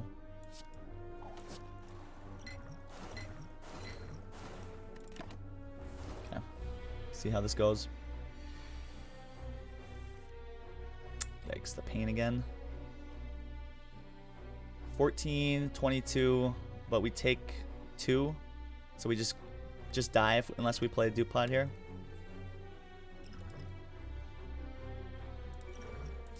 Feels bad to have to do this.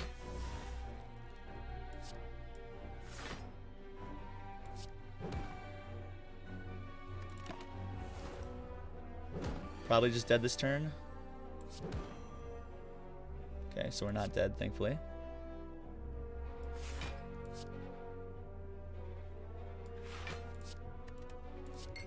Might have been meant to play Strike there instead. And just get hit a little bit.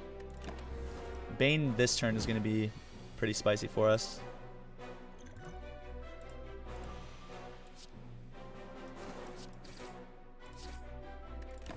Yeah. Alright, so we get out of that fight, pick up a flex pot, which is great. Bottling a power? Do we even have a power? Oh, yes, we do. Footwork. Do we want to bottle footwork? I mean, seems pretty solid. Dash is great. Giving us some additional block and attack power is really nice to have in Act 1. Could also take another Bouncing Flask. I think we're okay for now. I think dash is probably what we want here. Okay, shop is super appreciated here. Whew. Okay. Shop is pretty much just what we needed here to potentially survive. Could take an orange pellets, works well with pretty much everything. It's a way for us to cleanse our debuffs, which we can now do on turn 1, right? Since we have the bottled footwork. I think we do want to get rid of this pain, though. Right off the bat to try to mitigate any other damage that we take. So we're not able to take the pellets there because of that. Could take another footwork, I think would be fine. Paired with the blur could be really nice to have some additional blocking options. A way to stack block as well.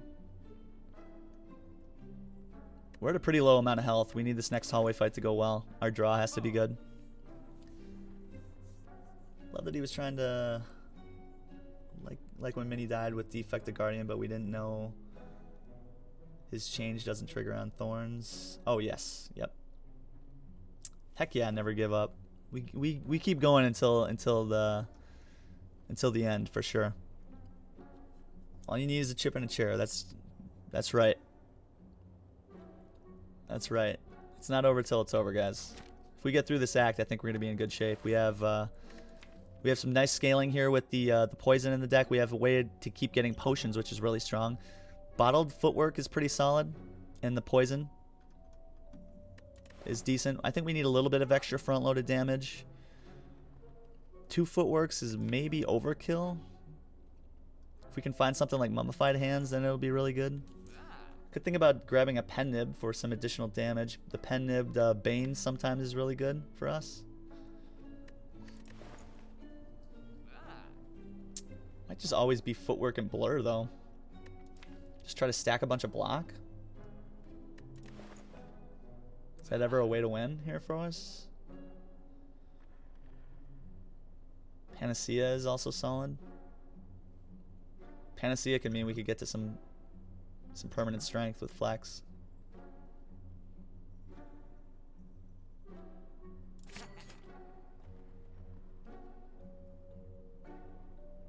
Let's see, we could grab dodge and roll and blur here to just make our blocking just insane with footwork. Okay. We'll go that route. We'll see if that works out for us.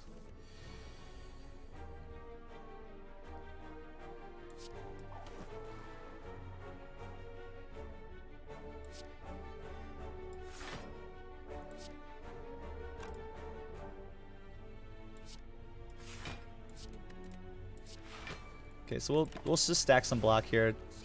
Try to make our next turn a little bit more feasible. There we go. And an upgrade to the footwork means we're in pretty solid shape here.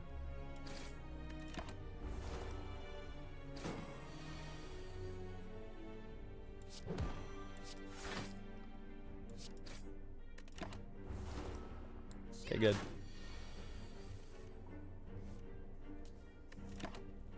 Okay, good fight. Pick up a colorless pot, which is great. Another way to mitigate damage or deal extra damage or get some card draw against Hexaghost is appreciated here. Die seems pretty spicy here, giving us some more front-loaded damage and AoE, which we presently don't have other than, I guess, Bouncing Flask. Yeah, I think Die is pretty appreciated here. Skewer is also decent. I think we always have to take the die though for the damage. Question is, do we ever upgrade a card here? Probably not, right? Could think about upgrading the footwork here just to get turn 1 dex down. We're at 4 HP though.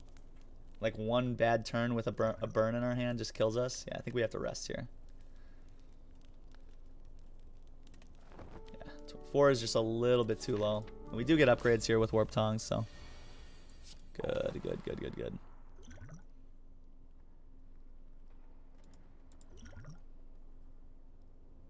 Could add some colorless cards into the hand. Forethought, I think, is solid. Forethought the Bane for later. Grab another potion. Okay, attack pot's great. Okay. Now we just need a little bit of block this turn. Okay, another dex is great. We can also Bouncing Flask. Dodge and roll. Seems like a solid turn. Maybe we look to try to upgrade this later on with the Warp Tongs. If we do this, we take 5, go down to 18. Seems reasonable. Want to start to get poison down early on in this fight. That's our win con. Get an additional energy this turn, which is fantastic. We're already full blocking, but we'll play these cards out anyway.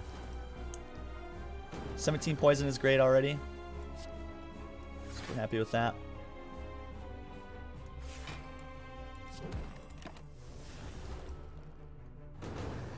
Draw blur again, maybe? Okay. Okay, Bane's fantastic here. We're already full blocking.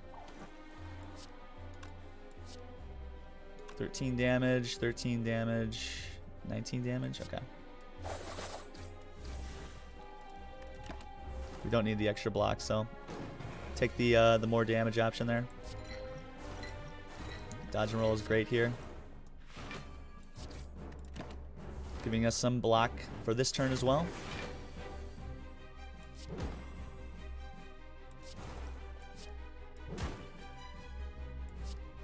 Okay, next, this turn is going to be a little spooky. I think we do want to push a little bit more damage. Take 3 here, but we put ourselves in a position to hopefully be able to win this fight on this turn or next turn, and we definitely need to do that. Well, maybe not actually, since we just stacked so much block. Okay, we always win anyway because of the poison.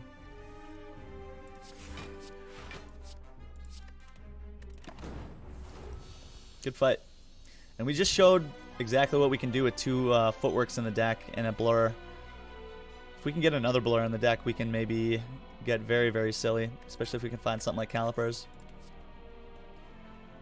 Ooh, okay, some really good options here. Question card is amazing when you see rare cards like this. After boss combats, having an additional option is really nice to have. The glass knife is insanely good front load, which we totally appreciate at the moment. We block really well, but we don't always do a ton of damage. Hey, Lexa Hammock. Thanks, I appreciate that. How you doing? Good to have you here. Could take an adrenaline, making us go a little bit faster. We draw cards and add energy into the deck, which can be really, really super good. Unload is probably never as good as glass knife, so we don't want that for front-loaded damage, and I don't think we want a Storm of Steel either at the moment. We're not going for shivs. So it is either adrenaline or glass knife, and it kind of feels like glass knife is the better pick here. We do need a little bit more front-loaded damage at the moment.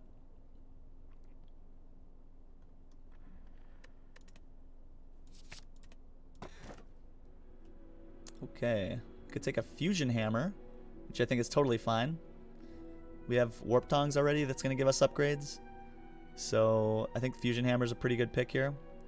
Does mean we can no longer upgrade cards at rest sites, but it just makes the Warp Tongs value even more.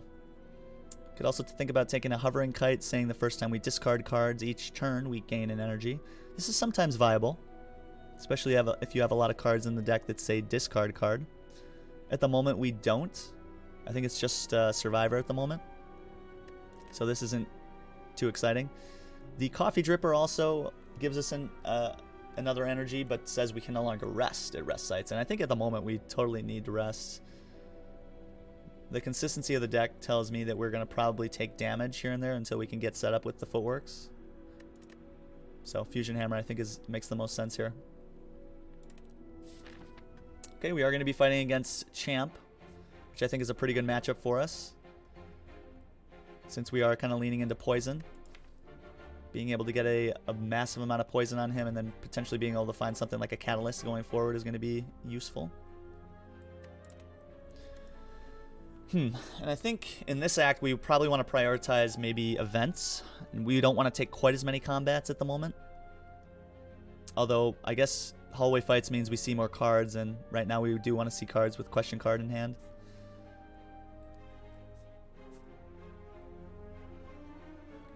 Okay, I also like seeing fires quite a bit, but maybe less so because of Fusion Hammer. Does give us the option to rest.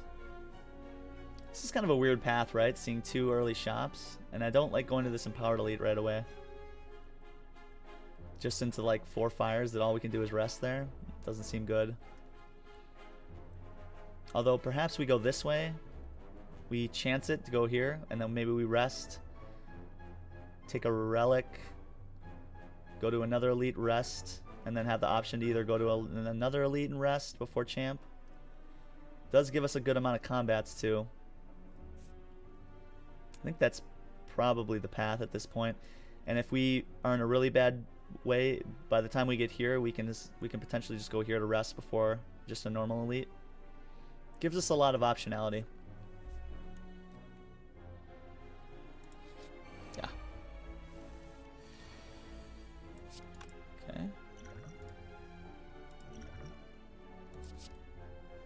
0 energy riddle with holes is fine. Ooh.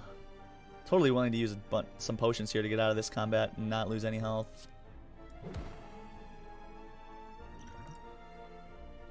Let's see how much. 1, 2, 3, 4, 5, 6.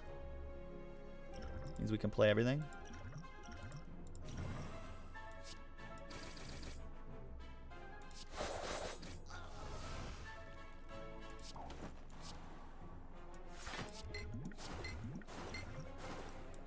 We don't really care about using our potions, right? Because we have Alchemize at the moment. So I'm totally willing to use those to mitigate damage.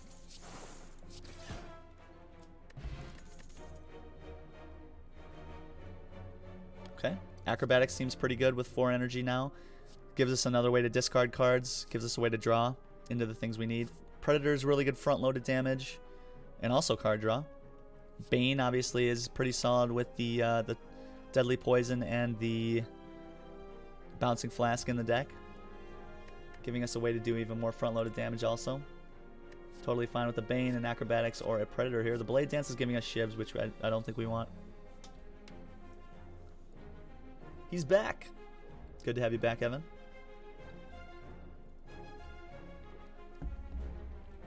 What do we think, chat? Really want some block cards, honestly. I would really love to just keep leaning into the block synergies that we have right now. Predator seems good. 4 energy, we can generally play this card. Acrobatics also seems really solid. Just allowing us to set up a little faster. Get our poison down.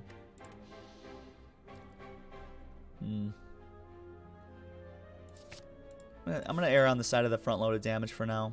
I think we're still a little bit slow on damage. Colorful Shop. Designer Inspire. This will not do. No, no. What is this style? Disgusting. Are you bleeding? Gross. Business? You a customer? Fine, whatever. He lets out an exaggerated sigh and points at his list of services. The services seem fine, but you'd rather punch this smug man in his smug face. So we can do just that. We can punch him. And we take 5 damage. We can also lose some gold to remove a card and upgrade a random card. Seems pretty solid. Or we can choose to lose 50 gold to upgrade a card or lose 75 gold to remove a card. Getting rid of a strike seems pretty solid. We have better front-loaded damage at the moment that we want to get to. Or the poison. We don't really care about strikes. We always want to get rid of those. We could choose to upgrade a card and remove. We go down to 40 gold right before this shop, which is a little bit of a bummer. Upgrading a card seems pretty solid too. I mean, although we don't care quite as much with Warp Tongs, but since it's Fusion Hammer, I think an upgrade on the footwork here seems pretty solid. Giving us that guaranteed 3 decks on turn 1 I think is pretty good. Does leave us with some gold too for the next shop. This is the best of value, but it does upgrade a random card, and I do want to choose. So, do want to choose. Okay, Noxious Fumes is great. Could also choose to remove a card here. Removing a strike also seems pretty strong at the moment.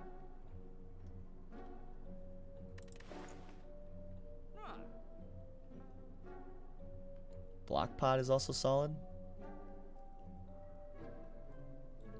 I also really like this blind. Additional turns a week is really nice, and when you upgrade it, it goes to AoE. This can be really, really, really strong in some of the upcoming fights. I think we're a little bit behind. I don't know. I kind of believe in this strike removal here. It does cost us all of our gold. Which means if we do end up going this way, we're not in a great spot, right? This is a dead node then. I think it makes it so we absolutely have to go to the Empowered Elite here. Which I think is the path we probably always want to take.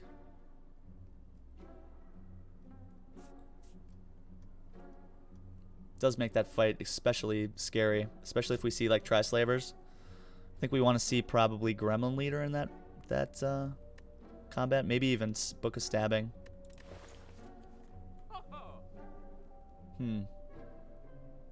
Not amazing options here. I do like this Noxious Fumes.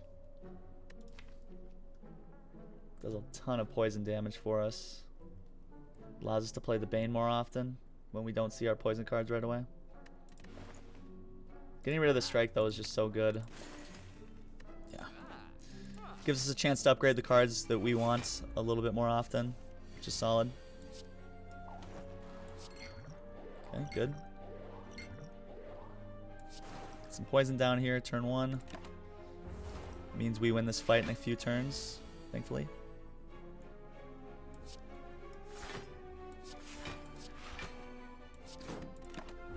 Okay. Stack a little bit of our block for this turn. Seems really nice. So weaken you to make sure we full block.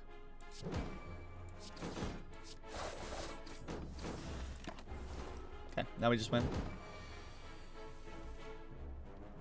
Okay, we get a poison, or a potion here. Power potion's great. Super happy with that. Okay, good. And a Ghost in a Jar, even better, giving us 1 turn of intangible. Really nice to have. And there's another Blur. Start to try to get the Blurricade going. 2 Footworks, 2 Blurs. Ooh, tempting. I don't know if it's better than a Piercing Wail Plus, though. That's pretty much a card we pretty much have to snap pick here. This mitigates so much damage in so many of the fights ahead.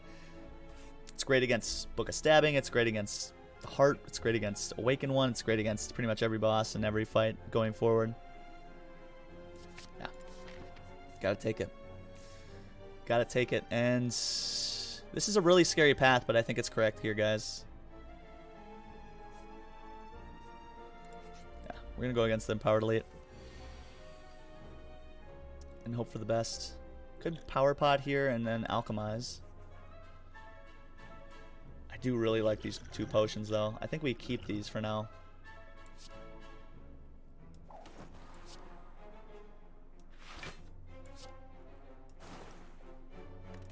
Okay. Solid start. This guy's going to be attacking us this turn. No? Okay.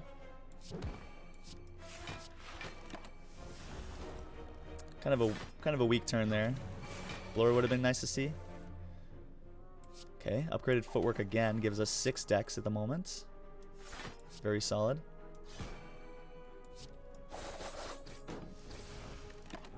We're very close to killing.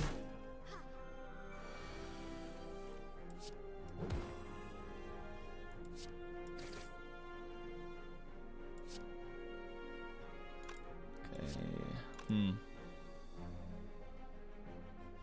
Bouncing Flask could get me to lethal. Okay, good. A little bit of a risk there, but it ended up working out.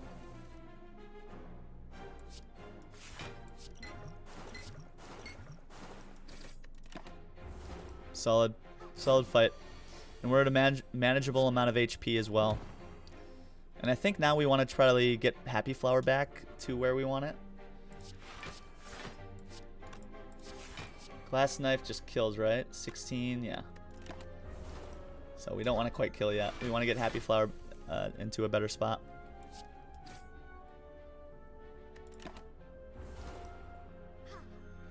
Okay, good. Now we want to kill this turn.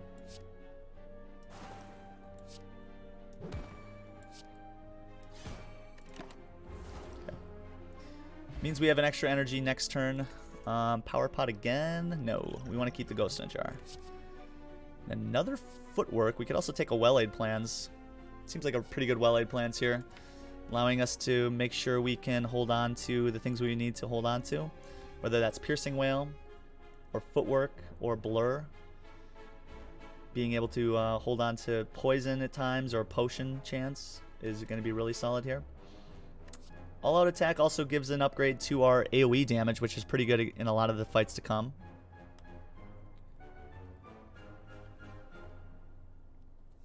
You always just black out and buy Noxious Fumes, man, kitty. That's funny. How's it going, by the way? Good to have you here, Mankey. Zuthis, yeah, Acro is so good, right? The draw. And on 4 energy, like, I think we're definitely snap picking the next Acro, depending on what else we see. I just felt like the removal was just a little bit better. Improving our blocking consistency, I think, is going to be really good since we're slow on damage. Wasn't loading up my relics, but since I've started doing it at the end of fights, I've noticed a difference. Nice, Mad Clown. Heck yeah. Heck yeah. Okay, gotta take this Well-Laid Plans here. It's just so good. It's a card we always want in the deck eventually. We're getting close, guys. We're just a few cards probably from where we want to be. Okay, this is pretty much the nightmare. Max HP Tri-Slavers is maybe game over here.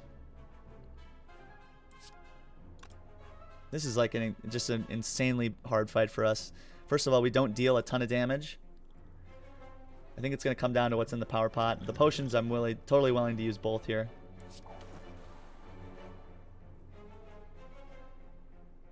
Do we play the other footwork too? And then blur, defend, gives us not enough. We power pot here. Could get footwork down, giving us 5, 6, 7 decks. 7 decks. And then we focus on front load with the Ghost in a Jar. Might be just enough for us to get out of this fight alive. Wraith Form gives us 2 turns of intangibility. It's not great, right? If we had Well-Laid Plans in hand, I'd consider the Wraith Form this turn. I think we just do the footwork.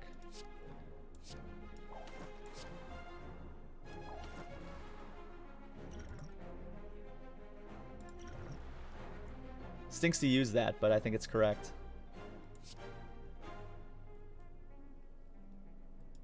Stack a little bit of block for next turn.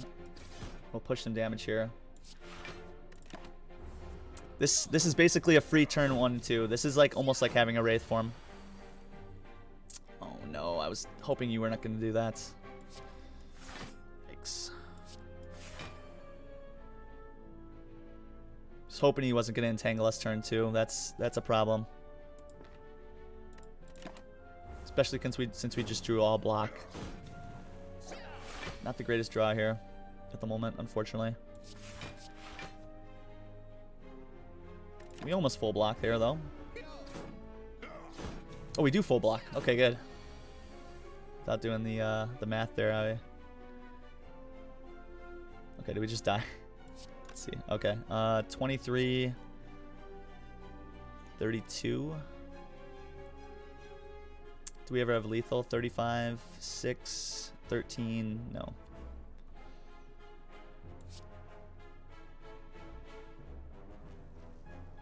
No, we don't.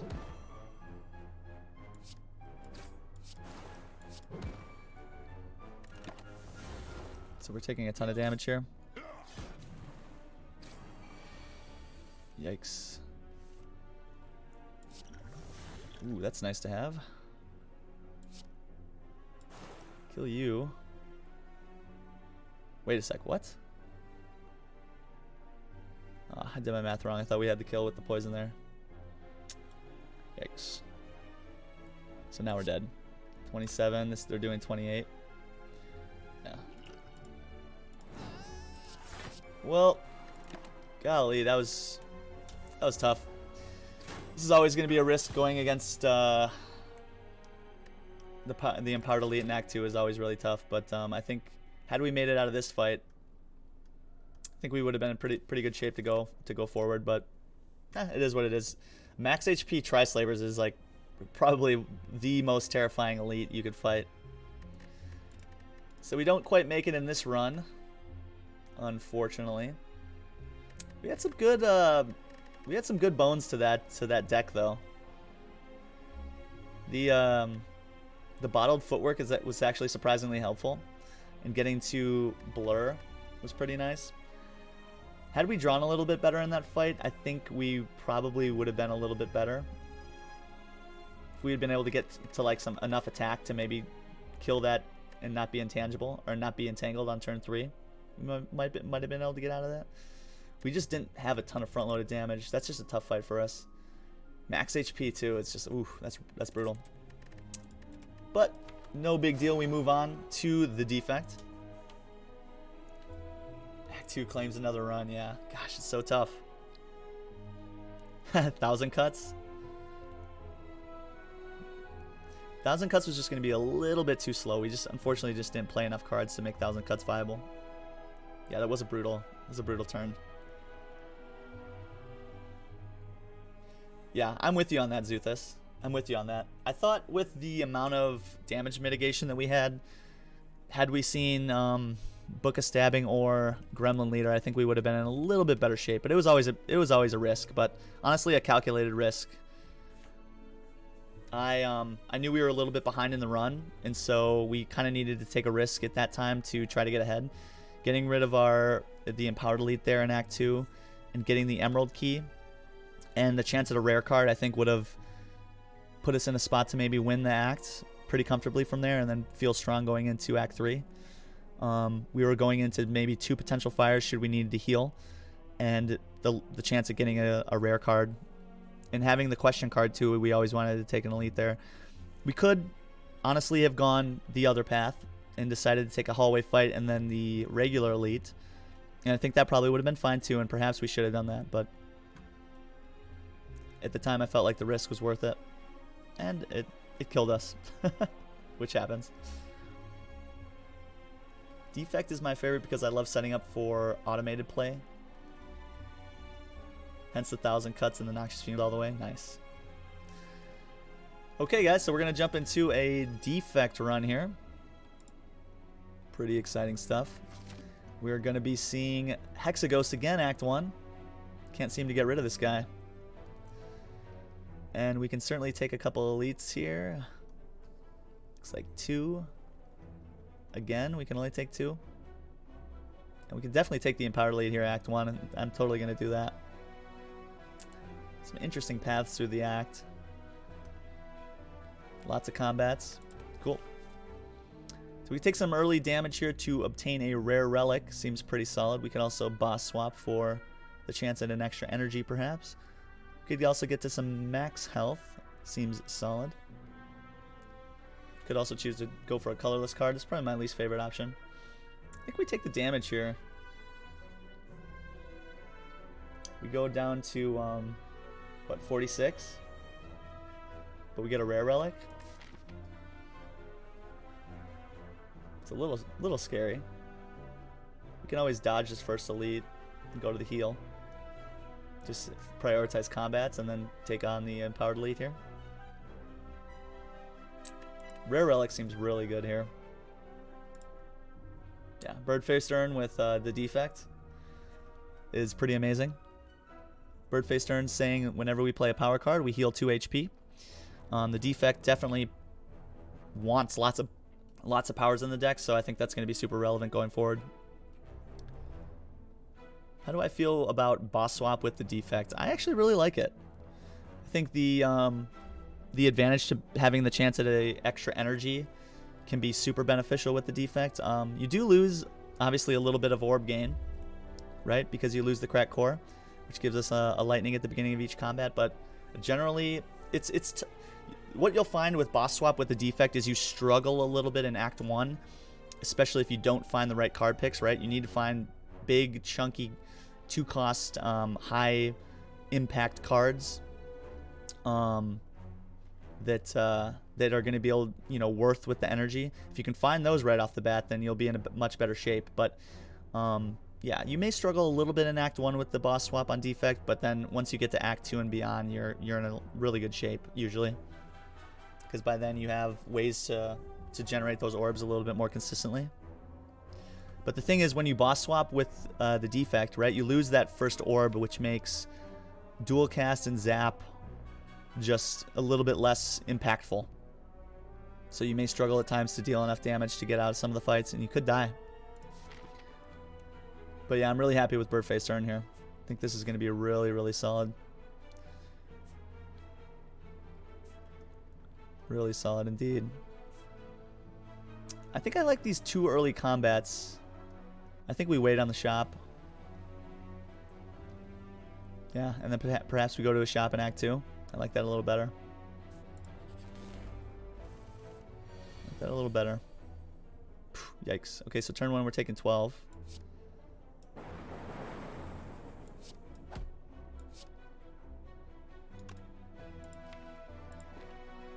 We're able to block next turn.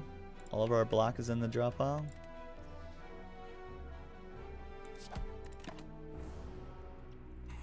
Okay, so scary start here. Scary start here for sure. We're already at 35 HP. And we're not getting heal until after the elite. Yeah, draw's been not great. Okay, we had lethal. We had lethal with 3 strikes. That was a misplay. So we take two more damage, unnecessarily so. Yikes. Okay, attack pod is great though. Super helpful, and a floor 1 genetic algo. Okay, that's really good. Means we can potentially get this huge by the even like the end of Act 1. Barrage is okay. Sometimes it's decent front load, but we don't channel enough orbs at the moment to make this worth it. Charge battery obviously giving us a chunky block card and some extra energy gain. I think we always just take genetic here.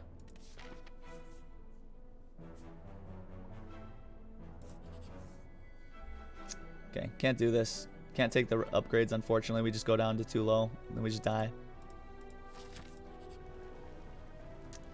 Thanks, okay. Golden Idol. I think we do take that. And we just lose the extra max health. Not much of a penalty here.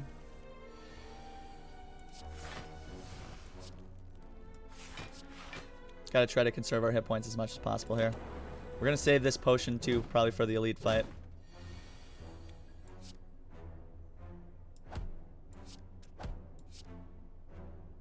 Yeah, we're just bleeding hit points here. Yikes. Again. Okay. Do we have lethal here? 16 and 12, 28. No. 16 and 12 is 28. We could kill with attack pot here. Maybe we should. Because otherwise we're going to take 7 more, and that just, I think, ends the run. Depending on what we see here.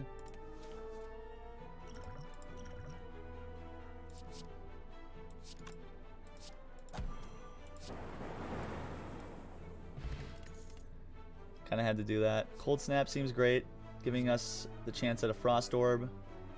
Go for the Eyes is also really good, giving us a way to give out weak. It's especially good against Hexaghost, but I think we need the Cold Snap here. The extra front load and the Frost Orb is going to be appreciated. Okay, shop's not bad. Could take the Smoke Bomb. We might just have to rest here. I think we skip this elite. We just take the 1 empowered elite here at the end of the act. Self-repair seems solid, especially with the bird face turn. It's like a double heal.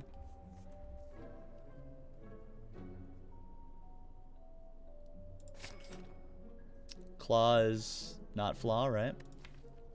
Could also think about the claw for some extra front-loaded damage.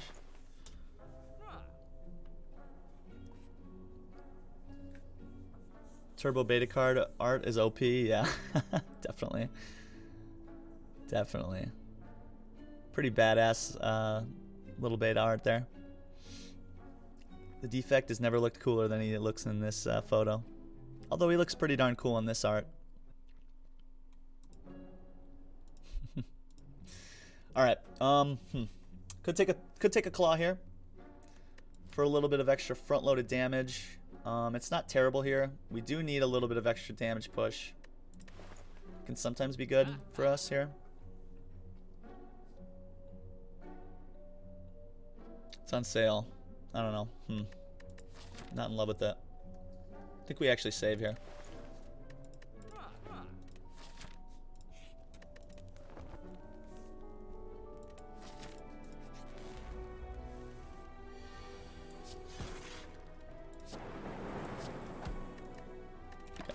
Solid turn.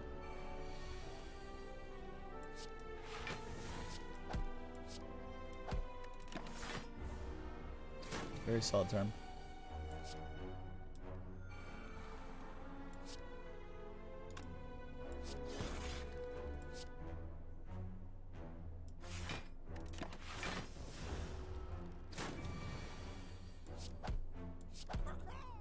Okay, solid. Now we're getting our healing online, which is great. Now we just want to try to get to some more front load. We don't get a chance at any front load. The white noise is pretty solid though. White noise is going to give us a heal. And I think we always want more powers in the deck because of bird face turn and because it just makes us more powerful. Gotta find some more front loaded damage though. That's our huge need right now.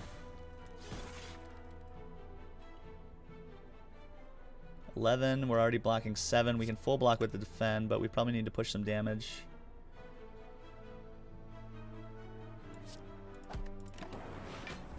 Yeah, we'll take 4 here. We are frailed for this turn, unfortunately. 6, 7, 8. They're attacking for 21. Can deal out 16 here. Seems good. Mitigate a little bit of damage here. Thanks.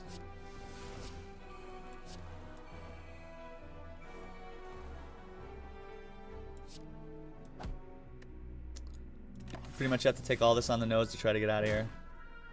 This guy's gonna take all our money here if we don't.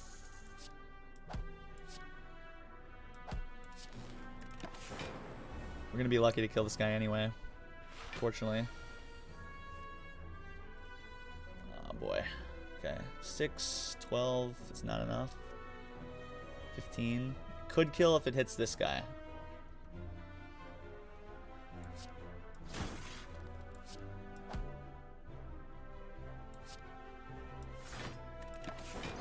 Okay, good. We are going to self-prepare a little bit, thankfully.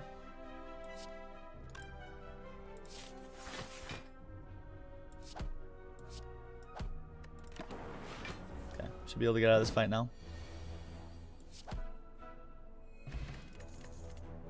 Actually went surprisingly well. Ball lightning seems pretty good. That's our front-loaded damage that we were looking for. This genetic algorithm is already at 7, which is nice. Probably healing. We're probably healing again. Oh, Matryoshka. Okay, so this gives us 2 more. This gives us 2 common relics out of our next 2 chests in addition to what we would have already had. It's decent. It's good early on. I think we're healing here, and then we're probably also healing here, unfortunately. Yeah, let's take the Matryoshka here. That's fine. We're definitely a little behind on upgrades, right? We want an upgrade to self-repair. We want to upgrade to ball lightning. Genetic algo upgrade is good. White noise upgrade is good. We totally want to find front-loaded damage, like a Sunder or something, in our next few floors, if possible. Also, these next 2 fights are going to be hard fights, which mean they're going to be more challenging encounters. Yeah.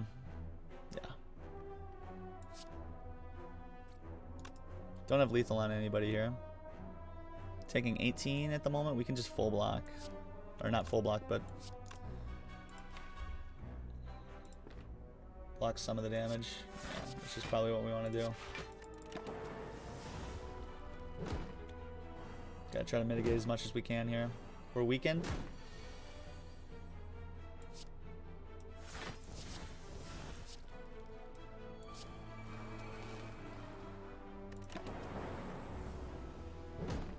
Take 1 billion damage here.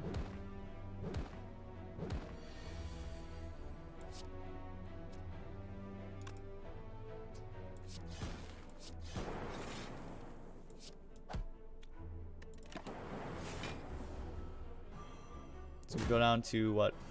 7 health? Yeah. Oh boy.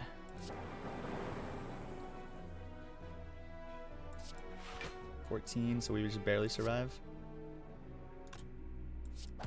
Have the potential to kill this guy 50-50. Oh well.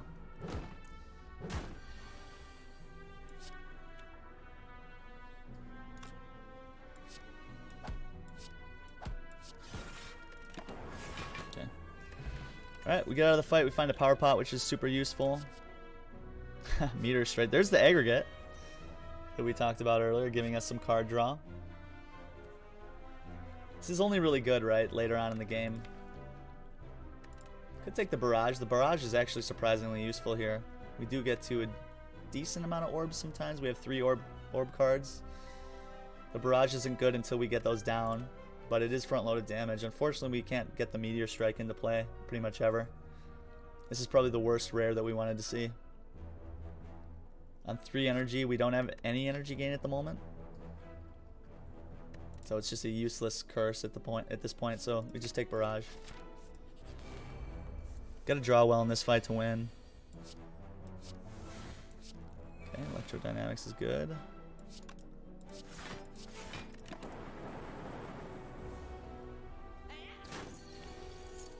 Very good.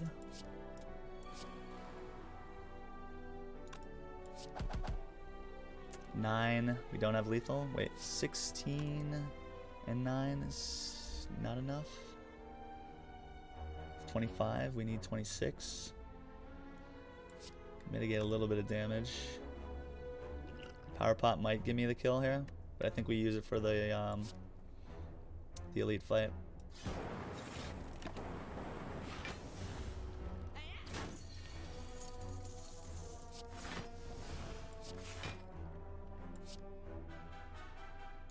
Sec.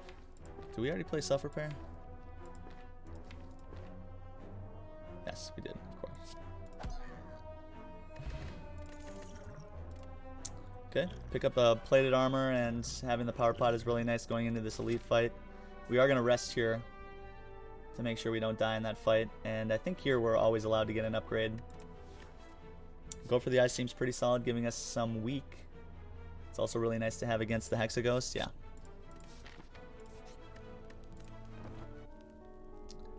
Okay, we'll see how this goes here. Gremlin Knob. Oh boy.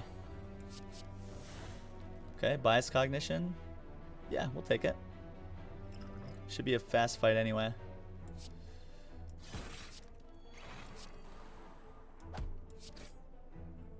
Either we're gonna die fast or we're gonna win fast. I'm gonna try to save the power pot here.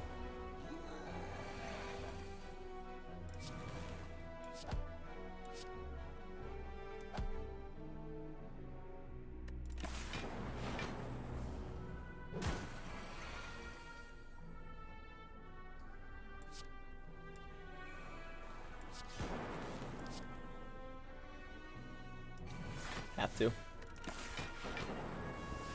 Gotta kill next turn or we die. Good. Okay, good. Solid. Can bottle a power here. Can bottle the self-repair, I guess. That's all we can bottle. I don't know if we really like that. It does mean we always get it down, but there are times like when after we potentially see something like Echo Form that we want to double this.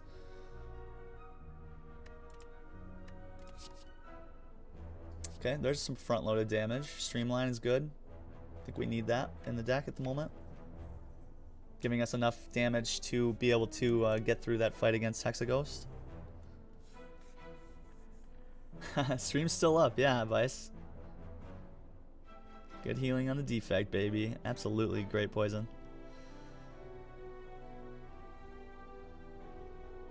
Alright, take care, Unbuzz. Take care, my friend. Hope you have a great rest of your day. As always, it's always a pleasure to have you here. The hand of the king, Unbuzzed B. My good friend. Take care. Have a great Thursday. Have a great rest of your weekend too. I'll either see you Sunday or Tuesday, depending on energy levels and all that fun stuff. Big Cupcake, how you doing? Thank you so much for the follow. Great to have you here. What's up, Too Wet? How's it going? Okay, so streamline here. Bottling the self-repair, maybe? I don't think so.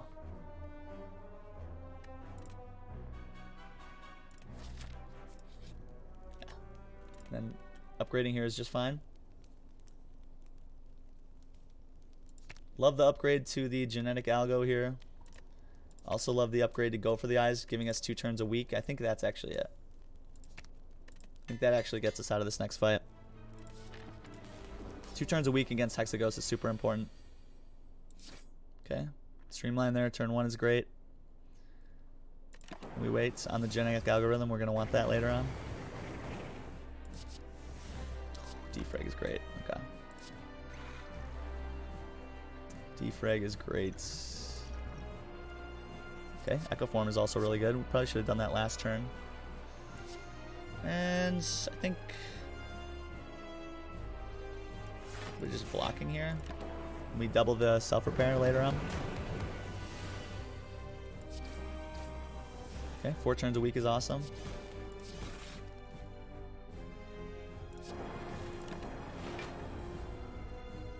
Okay, we're in decent shape here. Let's see, we can... We're already blocking 7 here, so let's double barrage.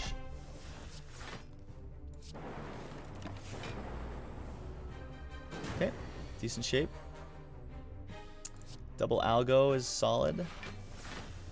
Make sure we get extra charges on that for later on. Now we're just worried about damage at this point. Just a little worried about damage. Okay, double streamline seems solid here. This might be a good time to use the double self-repair. Yeah, let's do that actually. Get it out of our hand. Get another Frost Orb into play. Okay, we're in decent shape. We're in decent shape for sure.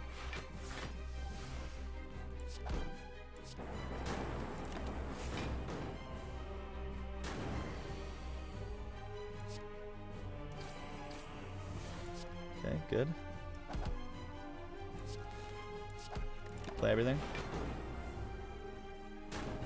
Okay, this is the turn. This is the scary turn here. 24 damage. Do we ever have lethal? Let's see, this is 30, 36, 42, 48, and 8 is 56, so we don't have lethal. 30 and 18, yeah, 48, 56. No lethal. Can we get out of this turn? 3, we can channel 2 Frost Orbs. So I think that's our only option. That's our only out, so there's no use.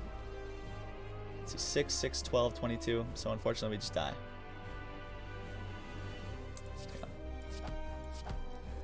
Yeah. Yikes, it was so close.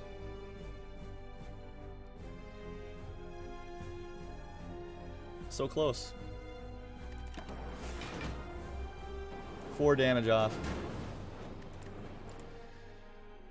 Oh boy. Just barely off there. A little bit of a rough turn.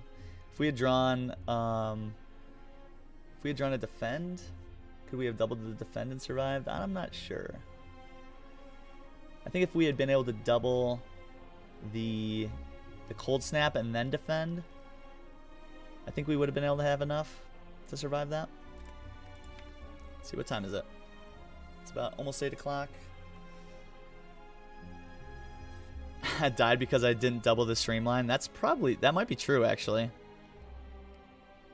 That's actually a really good point, Vice Mice. Had we had that extra little bit of front loaded damage, we would have been able to kill that turn.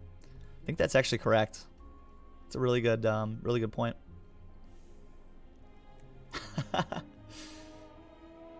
Pure greed. Oh boy.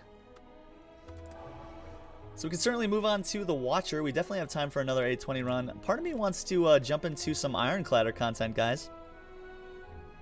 Get into some low ascension Ironclad runs. It's our Ironcladder challenge. Is similar to the ladder challenges and streaks that Baylor Lord himself does and other streamers at times. We start out on low ascension runs with the Ironclad and try to get all the way to Ascension 20, killing the heart along the way. If we fall off the ladder at any point by dying, then we just go back to the beginning. The Ironcladder, alright. You guys want to see it?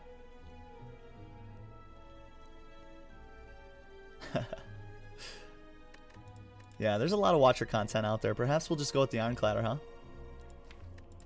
Totally fine to do that. switch things up and hit the Ironcladder here. I'm going to really quick change our title.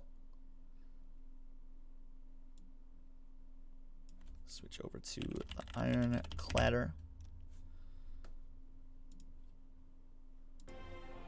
Ironcladder challenge. Anaboris wants to see a silent run. Well, we tried the silence. So we are on Ascension 2. Our last Ironcladder win was on Ascension 1. This was weeks ago. Gosh, we haven't played the Ironcladder in a few weeks. So we're on to Ascension 2 in the ladder challenge.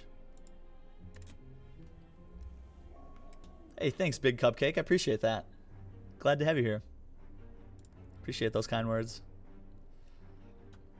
Totally appreciate those kind words. So yeah, let's see what kind of shenanigans we can get up here, guys, at low Ascension. This is exciting. I'm really happy to get back into the Ironcladder. This is some of my favorite content. Being able to showcase some of the broken and very fun combos with the Ironclad is one of my favorite things to do. So yeah, we're totally going to look to get some busted stuff going on our way to the heart.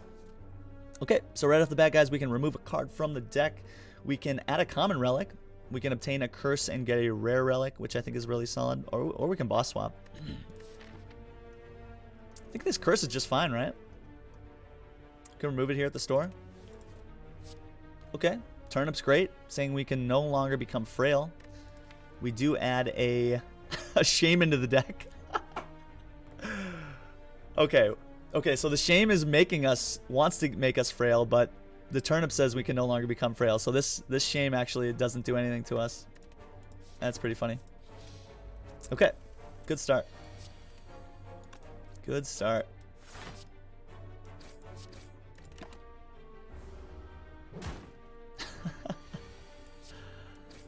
You love to see that. Love to see it. We can, however, become weakened.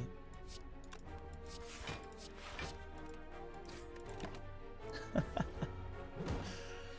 that's too funny. 8 and 9 is 17, so we don't have lethal. 18, though, with 3 strikes is lethal. Okay, could take a rampage for some early scaling attacks. I think I like to shrug it off just a little bit more. We're going to be fighting against the Guardian, which wants a really good block. Mr. Zatissimo, my very good friend. Thank you so much for those 2 months. How you doing? How is it going this fine Thursday? It's good to have you here, as always. Guys, if you got those emotes, show some love in the chat for Mr. Zatissimo. By the way, Mr. Zatissimo, we have sub badges on the way. So I'm definitely trying to reward everybody that subs to the channel, guys. It's super appreciated when you do. Helps me continue the content. Helps me reinvest into the stream much more. So it's always appreciated if you follow and sub to the channel, obviously. Menky Kitty, by the way, thank you so much for the follow. Yeah, but Mr. Zatissimo, always appreciated, my friend. Hope you're having a good one.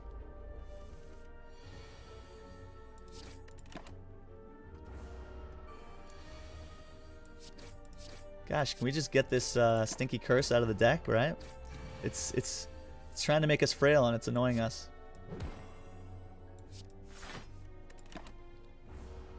Should be able to hopefully kill in the next couple turns here. 9 and 18 kills, good. Okay, I do like Pommel Strike here, giving us some additional card draw and front-loaded damage. Seems pretty solid. Go ahead and grab that. Okay, let's get rid of the curse here. It's not doing anything to us presently because of turn-up, but it just takes away the card draw that we want when we want to see something like a strike or defend. Totally wanted to get rid of that. And a flex seems good too, giving us our first source of strength. Totally down with that. Ooh, and removing a strike seems fine to replace the replacing the pommel strike that we just did, or replacing a strike with the pommel strike rather. Seems solid. Okay, we could now gain a regret, but gain 275 gold. Can we afford a regret? I think so. I think so. Can upgrade to this flex too to give us a little bit more damage gain.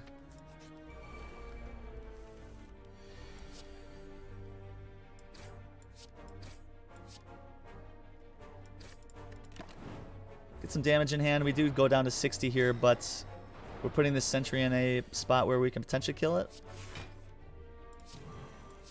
Fortunately, we're not able to this turn, so we are going to take 10. Unless we decide to block here.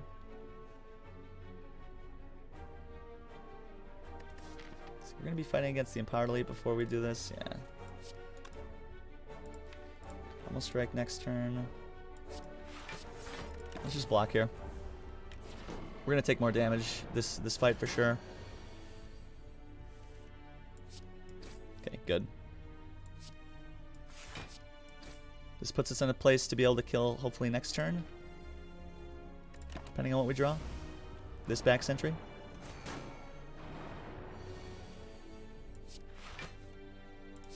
Okay, good.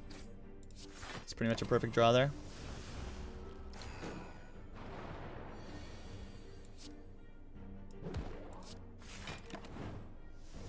Take a bit of chip damage here along the way.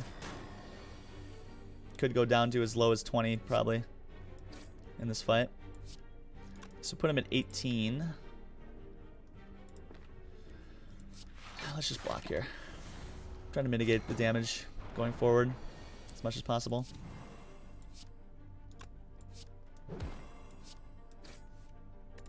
Sweet. Flex doing work early on. Love it. Love it. Yikes. Take 5 damage from that stinky curse.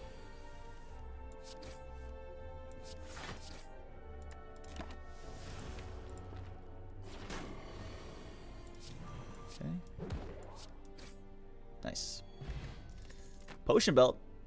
Really nice to have. Giving us 2 extra potion slots means we have 5 potions to be able to use. And we pick up a fruit juice, which is also great. Shrug It Off seems fine here.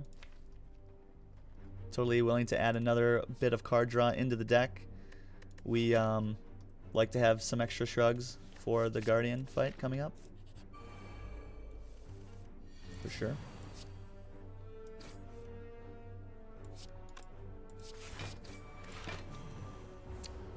Did we have lethal there? No, it would have been at 1 health. Okay, good. Getting heal here. Blood Pot's fine. And Fiendfire seems good, giving us some great single target damage. Let's see, we can bottle and attack. Don't really like that. Let's go for the Sapphire Key here. We don't have a attack that jumps out at me for the front-loaded damage. If we had something like a Whirlwind or like an AoE attack, I'd consider that. Upsetty Regretty. Will I regret it? Not so far, thankfully. Some sort of weird strength stacking monster with demon form. Heck yeah. Sacred Bark would be really fun. Bottle the Regret.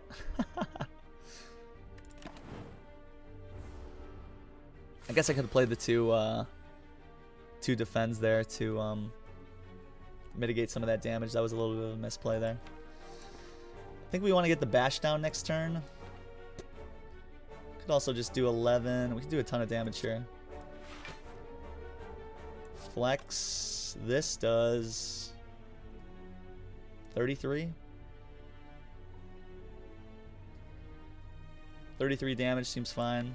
We bash and shrug next turn.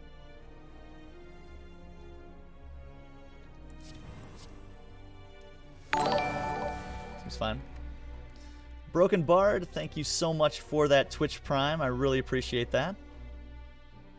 Thank you so much. Welcome to the channel. Enjoy those emotes. Enjoy the community. It's good to have you here. Thank you so much. Totally allows me to continue doing what I'm doing. I really appreciate the love there. Show some love, guys, in the chat if you got it. Super, super appreciated there. Block a little bit here, turn 1. can afford to be a little bit of aggressive since we have the blood pot presently. Woohoo! Gotta like it. Gotta like it.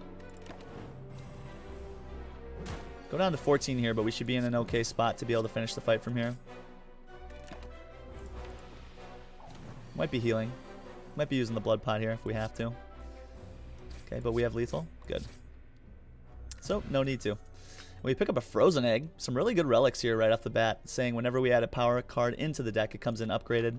We also get another one of our keys here in Act 1, which is great with the Emerald Key, thanks to killing the Empowered Elite.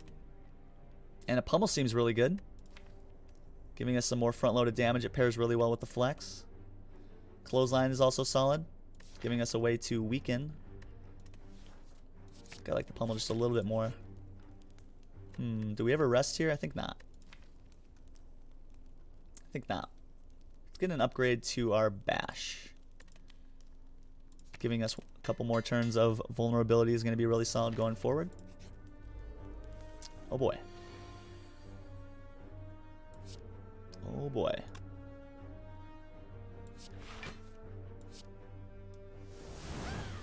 Okay.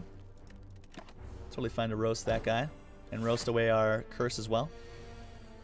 Should help mitigate some of the damage going forward. 7 and 6 is 13. Not enough to kill.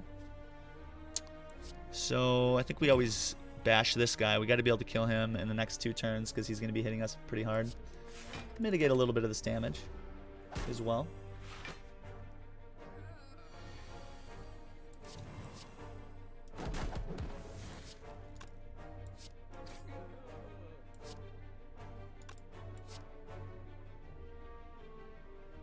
Could take the 5 here. Let's just block. I don't see a reason not to. I think we should be able to get out of this fight fairly easily from here. Okay, good. And we just get rid of the shield gremlin now.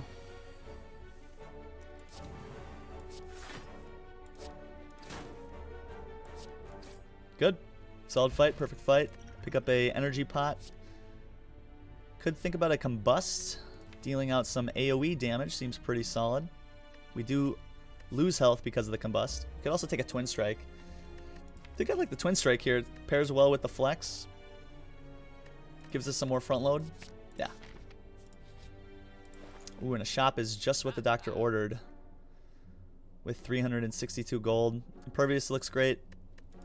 Giving us some additional block. Let's get rid of this regret too. Not super in love with any of these relics. Feel no pain would be nice. Totally would take a feel no pain or some sort of strength gain. The orichalcum is also pretty solid. Giving us some additional blocking power is really nice to have. I like the flex pot too. Exhume is sometimes okay since we have a Fiendfire, since we have a pummel. Poor fat gremlin. Master of Strategy with the Fiendfire. Hey, those are the big brain plays, Mystic Otter. Heck yeah. Yeah, and plus it's really good card draw, right? Although we do have 2 Shrug It Off, so we already are drawing quite a bit of cards. But yeah, you're right. Master of Strategy and Fiendfire do have good synergy together for sure. Would really love to find something that just gives me strength. I do also love this Impervious, guys. We have all the block we need at that point. Master Strategy, do we? Do we? Do we go for it? Italicized is also pretty solid. It's upgraded because of Frozen Egg. 4 extra block. With the block that we already have. I think we already have enough block then at that point. I think we always just want more strength scaling attacks, right, with Flex.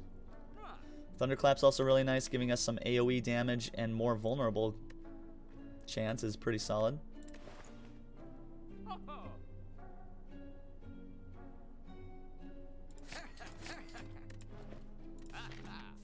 We'll see if that was right.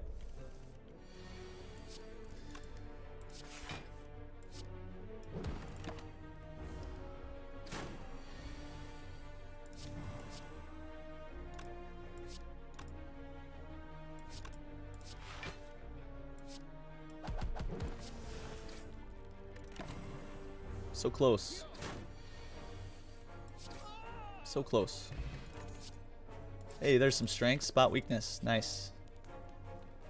Okay, and I think we're totally allowed to just upgrade here. Upgrade the spot weakness. Get our strength up. Got to play that maybe 2 times in this fight to win. Got to do 17 more damage. Okay, let's save the pummel. I think we're going to be able to do enough damage here this turn. A little bit of a gamble, but we got there. A little bit of a gamble for sure.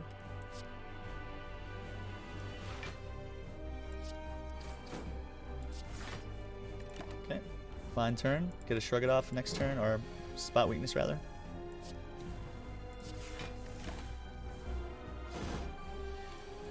Okay, and shrug it off twice seems fine. Could just split this turn. Let's save the pummel.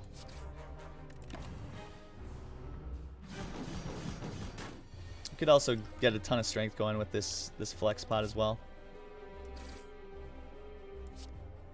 Let's see, we can split right here.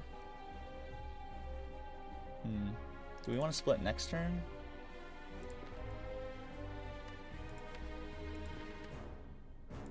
Yeah, we can split now. I think that's fine.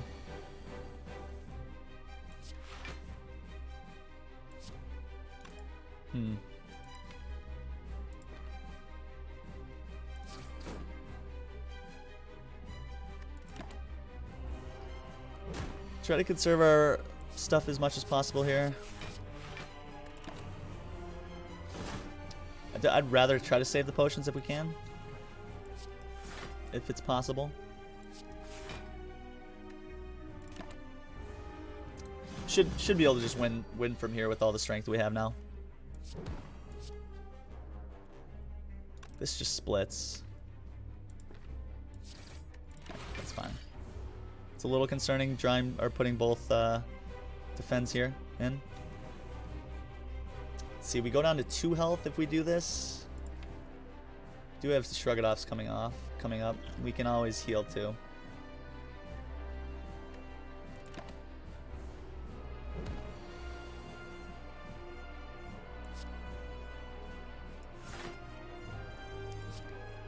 Okay, so 16, we're going to be dying here, so we have to use the blood pot.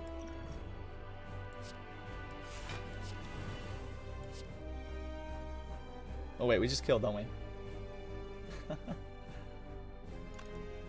So we didn't need to use the blood pot, but it's fine. No biggie. We do replace it with a dupe pot, which is great. And we have the chance at a corruption, an impervious, or a bludgeon. Oops. Corruption could be kind of spicy here with 2 shrugs in the deck. The impervious, the spot weakness. If we could find something like a feel no pain, it could get really spicy. Another impervious here seems fine also. Ooh, the corruption's upgraded though. Let's grab this corruption. See what that corruption can do. Ooh, and Black Star looks really nice. Giving us extra relics. What's up, Pixie? How's it going? Thanks for the follow. Hope you're having a good one. Thanks for being here. Always good to have you. Yeah, fruit juice. So I'm holding on to it for 2 reasons. That's a great question, Minky. So the reason I hold on to the fruit juice here is for 2 reasons. First, we could find something like a toy ornithopter. It gives me an extra heal with the when I play a potion. Really quick, D-Chun17, thank you so much for that follow. Welcome, welcome. Good to have you here. Hope you're having a good Thursday. Thank you so much for that follow. And the other reason why we would hold on to fruit juice, yes, is because if we find something like Sacred Bark here from one of these boss relics, then it doubles the effects of our potions.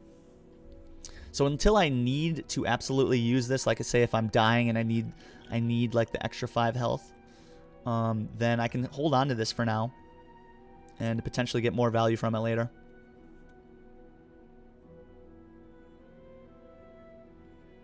Never quite understood corruption, but I'm still learning. Well, let's get to some fun synergies then. I'm hoping to make it a pretty spicy run with the corruption now.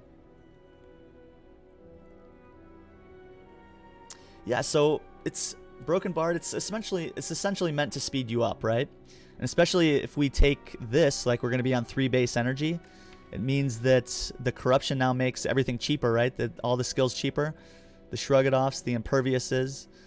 We do roast them, right? But if we get stuff like Feel No Pain or Dark Embrace, it gives us extra block, extra card draw, and it accelerates the deck to be able to do just damage and be able to block as well on any given turn. It can be really, really powerful with the right synergies. So I do very much like the corruption here. And I kind of like this Black Star too, just giving us a ton of relics going forward. Seems really strong. We could also go for the extra energy with Philostone, which is also very, very solid with the 2 shrugs in the deck. I think we're okay on 3 energy at the moment. We're probably much better with 4 energy. But I don't know, corruption kind of makes it spicy with the Black Star. Yeah, let's have some fun, guys. We're on low ascension. We'll take the Black Star here. We'll take the Black Star. Okay. And with that in mind, we definitely want to prioritize elites, because we're going to be now getting 2 relics per elite fight. With that being said, I don't think we can take this path to the left. 5 combats into an elite fight is pretty rough. But I'm totally willing to take an early shop here. Get some upgrades too and get 2 elites. Yeah, seems good. Seems fine.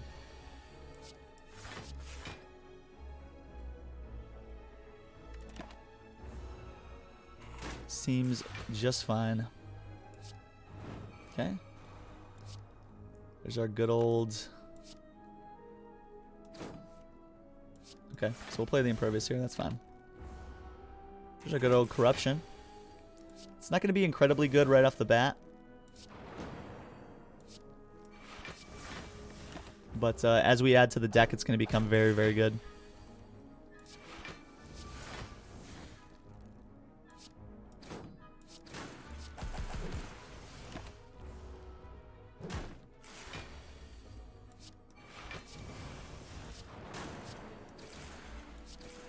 Okay, good.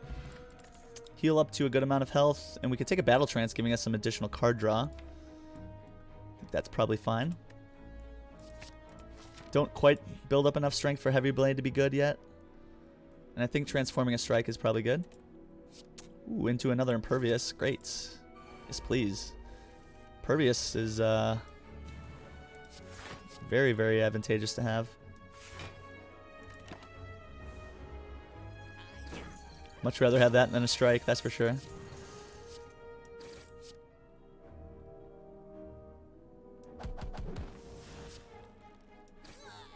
Okay, good. That's fine.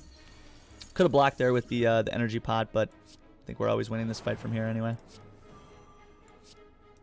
Okay, good. Pick up a Gambler's Brew and could take an Evolve. We don't make any statuses at the moment, so it does add to our card draw, but we don't have things like Power Through or Wild Strike that are creating statuses in the deck at the moment, so we rely on our enemies to do that for us. Could take a Cleave, giving us some AoE damage. Other than the Thunderclap, we don't have any AoE. Uppercut's also pretty solid, giving us a way to weaken our enemies in addition to the extra vuln. I like this Cleave, kind of. Let's take this Cleave. Ooh, we just barely miss out on the membership card. Fortunately, we can't grab that. Hemokinesis is a little bit more front load. Think about the Metallicize here for some extra block. Seems okay. Maybe it's appreciated too when we run out of skills. Could take the True Grit too for some additional block and exhaust as well. Rage could be interesting sometimes. Oops. What am I doing here? Metallicize maybe? Metallicize is decent. Could also remove a Strike. meaning we see our strength scaling cards a little more often. I like that the most. Strike removals are really nice. Hey, thanks, D-Chan. I appreciate those kind words. Glad you're enjoying yourself. You know, that's being informative is the name of the game for me. So, any new players out there, like if you have questions, you know, feel free to ask. You know what I mean? Like I do this honestly for fun, and to be able to come here and share the knowledge that I've learned is one of the huge draws for me. And obviously, like the big payoffs is hanging out with all of you guys and enjoying the game, right? Especially at a high level. But you know, anytime I can help out and give insight into the, you know, massive amount of hours that I've played the game, and kind of help anybody out there who's trying to maybe get over a hump or raise ascension, or, you know, try to get a heart kill or whatever, I totally love to do that. So panache with corruption could have been spicy. Yeah, great, Poison. That's true. And doubly true, right? Removing a strike is like upgrading your entire deck. Couldn't agree more. Okay, so we can do 33 damage here, killing this one. Does mean we become vulnerable. Spicy. Could also just bash here. Part of me wants to Gambler's Brew. Yeah, nice. 14-20. Yeah, so then we're almost full blocking. I want to try to mitigate some damage when we can.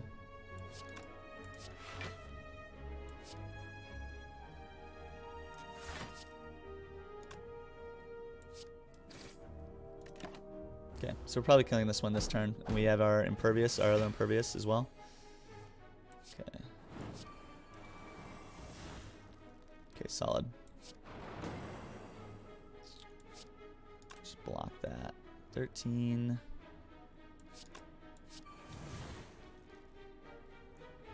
Keep the Impervious. Take 5. I don't want to take any damage here.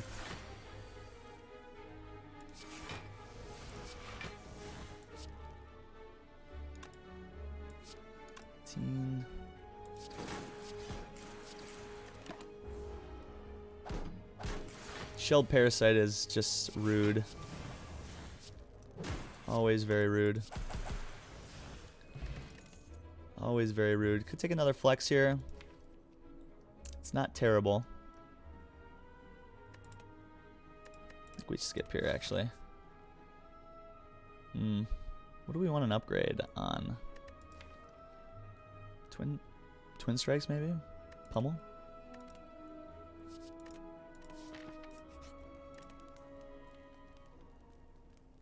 Cleave, perhaps? A Cleave. Giving us some additional AoE damage is pretty solid. Ooh, and very appropriate here. Okay, we are going to go ahead and just pop this right off the bat.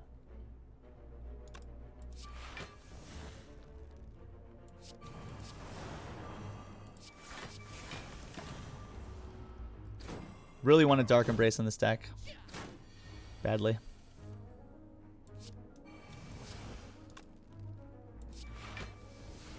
Okay, so we're taking 29. Yeah, we gotta do this. Let's see what this gives us first. So, blocking, we can block 18 out of 29. Let's just do that.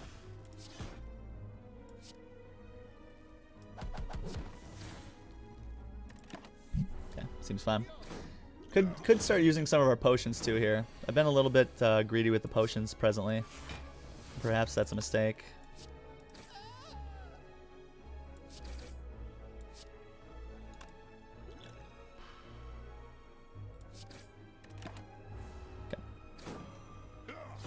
Corruption's working out very nicely though, allowing us to mitigate a ton of damage. One copy of Feel No Pain, one copy of Dark Embrace in this deck, and we are cooking with gas, guys. And we pick up two relics thanks to the Black Star, and White Beast Statue is very, very spicy with 5 potion slots due to the potion belt.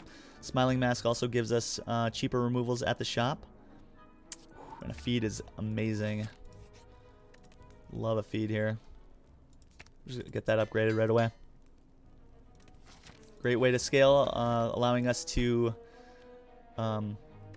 raise our max hit points by 4 when we deal fatal damage to a non-minion enemy is a really good way to scale up our HP. And Preserved Insects is pretty hype too, since we're going to be taking lots of elites with Black Star. Nice start here, guys. Very, very nice start here. Deal out 24. Let's wait a little bit. Might be able to play that again. Hey. Can't frail me. Have a turn up. Didn't you know? Didn't you know? Mystic. Sacred Bark and Potion time. Heck yeah, great poison. Hey, Without Reservation. Nice to see ya. How you doing? Just got to the hard fight for the first time and I have no idea how to win that one. Yeah. And honestly, you know, experience is going to help you there Without Reservation. All of a sudden, you're going to get to the heart again. On your second time, you're going to be that much more prepared. You're going to start thinking about in your runs, what do I got to do to win against the heart, right? I got to be able to essentially, per turn, be able to consistently get to, you know, big amounts of block, usually about 40 block or so. Consistently, I got to be able to scale up either my strength or my poison or my orbs or my exhaust synergies, or, you know, I need to have, you know, checks and balances in place to be able to mitigate damage and do damage. And usually you want to try to kill within about 6 turns on the hard fight. So yeah, you'll get to a point where that becomes a whole lot more comfortable for you without, you know, it takes some time. And that's why I'm here to help teach, right? Finish the game with everyone and I'm trying to reach the heart and work on Ascensions. Nice. Heck yeah.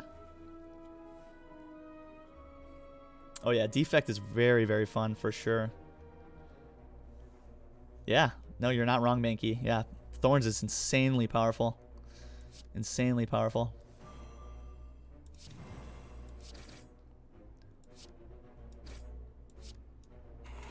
Okay, good. Get to raise our max health here, which is fantastic.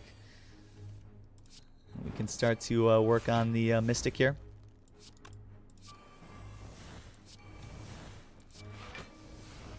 Can't really do anything else this turn.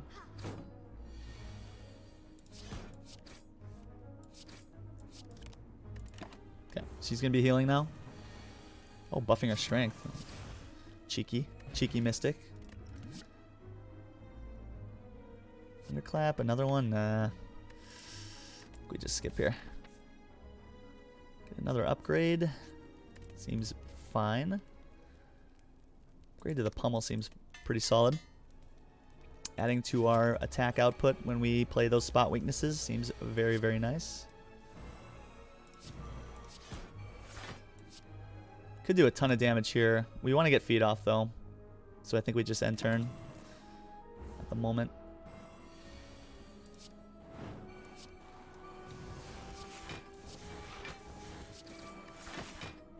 Okay, do take a little bit of damage here.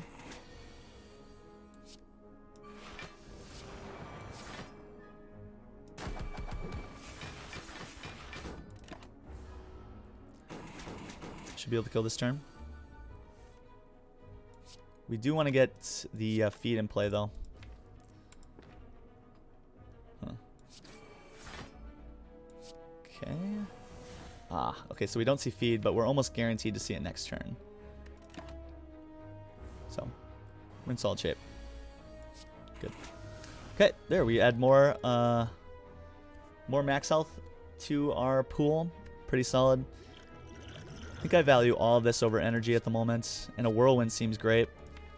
Giving us some more AoE. Headbutt's also really good.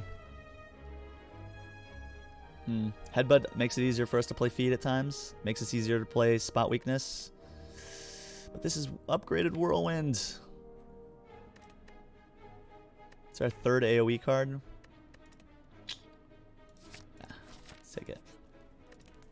It says plus on it. It says plus on it. As my good friend First Dane always says.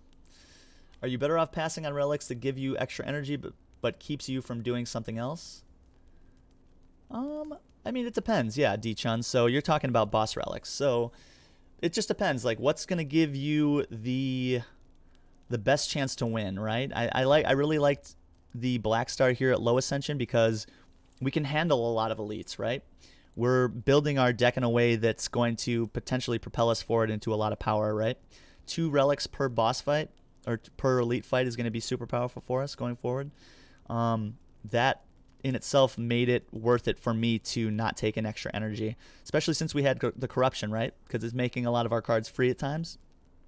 Especially if we can keep our deck at a smaller amount. You know, we have these high energy, high impact cards that now cost 0 with corruption, so we don't need that 4th energy. But sometimes you have a lot of like card draw you need to get into play. You have some high cost powers you need to get into play, and you have to start to think, okay, well, is that fusion hammer worth it? I can't upgrade cards for the rest of the run, but in order to win or to even get past Act 2, I need that 4 energy. So you need to be able to like kind of know where you stand, right? Where does the deck stand? Do I need 4 energy to function? Do I have a demon form I need to be able to get into play to win, to get that Reaper going? Do I need 4 energy to be able to play that Bouncing Flask and be able to block on this turn? If the answer is no, then maybe you're willing to take something like a Tiny House or a Black Star or something else that doesn't give you energy. But a lot of times the answer is yes, especially on high Ascension. So, hope that answered your question. Feed doesn't really stack with Fiend Fire. Yeah, it can be awkward when we see Fiend Fire and we want to play it, right? And we end up roasting that. The Whirlwind Strength Pot synergy. Heck yeah. All right, let's get another upgrade here. And I think an upgrade to maybe one of the Shrugs is probably fine. I actually like the Pommel Strike upgrade. Giving us extra card draw I think is perfect. Take another elite here for sure.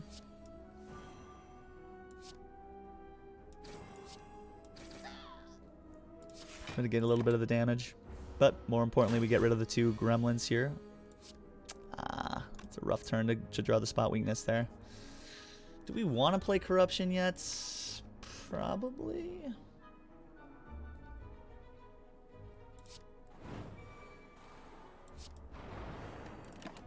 A bit of an awkward order there.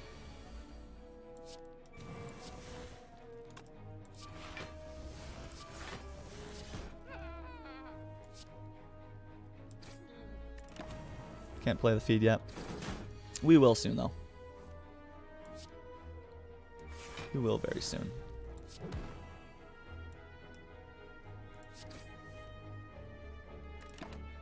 Okay. Spot weakness, where are you?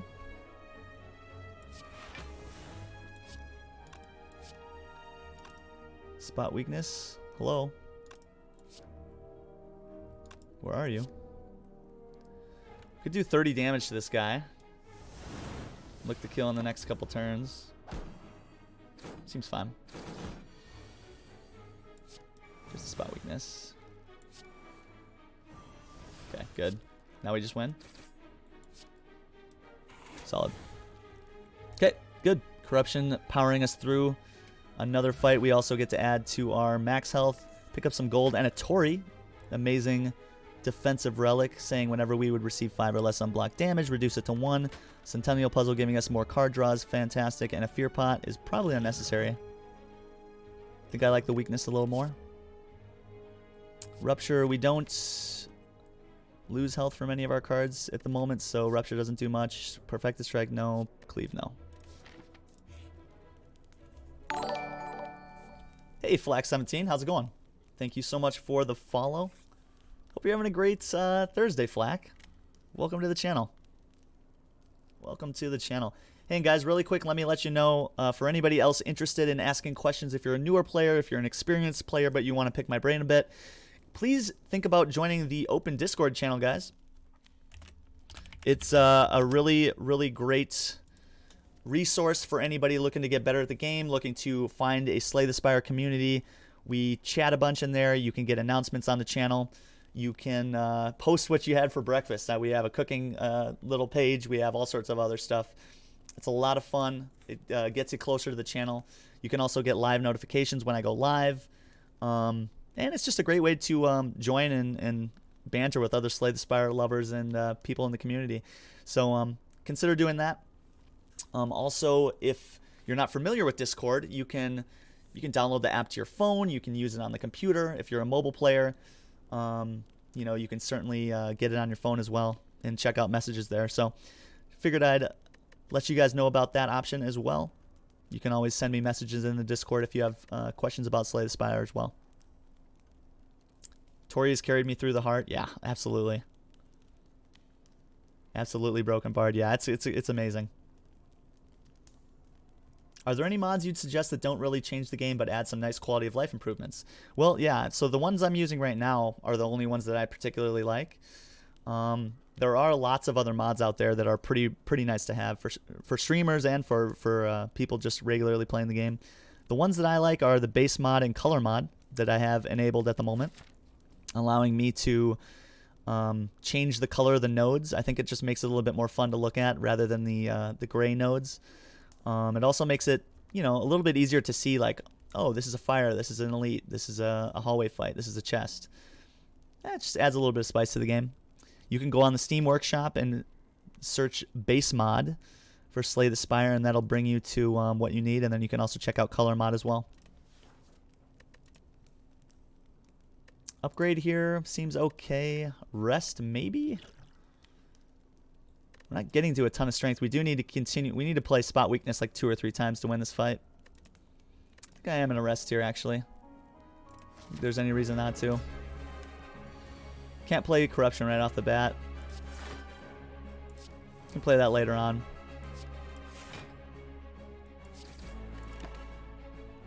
So the champ is going to be splitting at 210, which is half health. And then I'm going to have 2 turns to kill him after that, because he's going to taunt me immediately after I split him.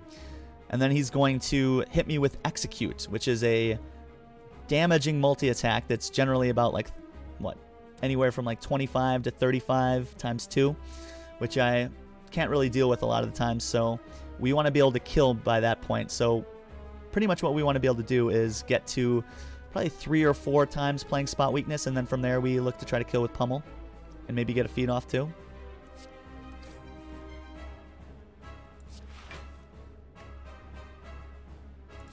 Okay, so we'll just block here, which means we don't want to deal a ton of damage every turn, right? We want to just continuously get spot weakness in play, and unfortunately it's completely miss here. We can deal a little bit of damage. I think Whirlwind this turn is just fine. Definitely stinks to miss on the spot weakness there, though.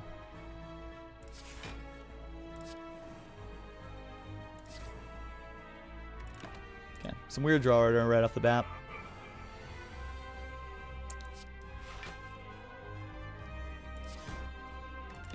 Don't want to deal too much damage again. Want to get our strength down before we're doing that. Okay, that's fine.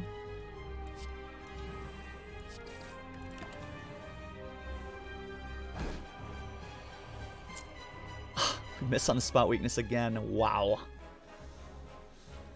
Oh, and this is why a headbutt's really nice to have. Literally the second time we missed on spot. Is this the second or third time in this fight that we've missed on this? This is our win con in this fight, so we pretty much can't do anything until we get strength up.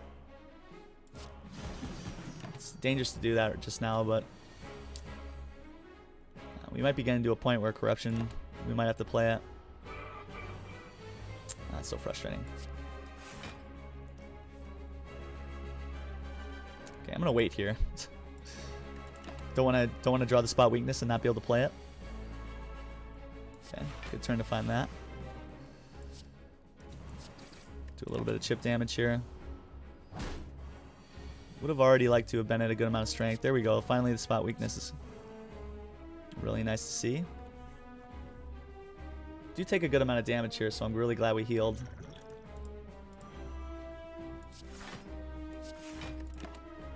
Now we just want to play spot weakness maybe 2 more times in this fight. And then I think from there we're going to be in good shape. Okay. Oh, boy.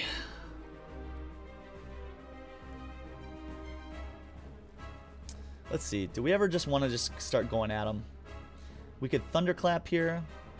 And then put plus strength on this. 12 times 5.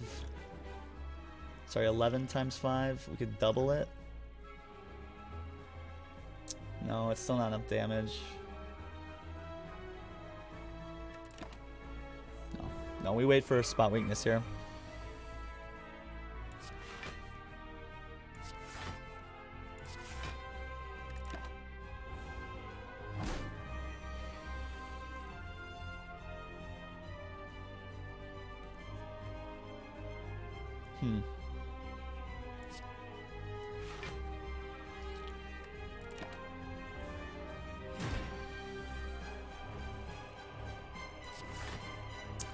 Getting to a scary part of this fight here where we're not able to wait too much longer here. He's just gaining strength every few turns.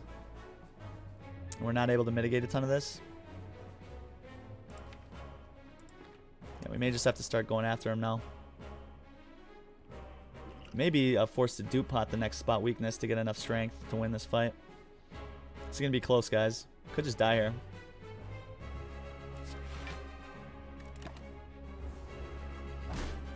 Definitely in a scary spot here.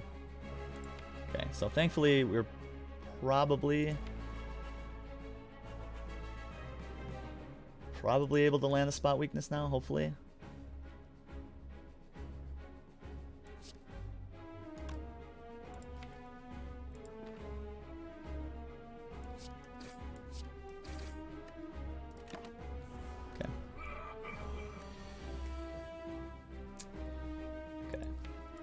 There's a small chance that we don't get spot weakness here. Okay, good.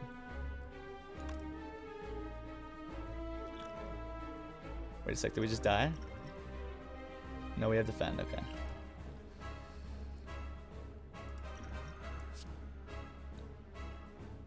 Yikes. Okay.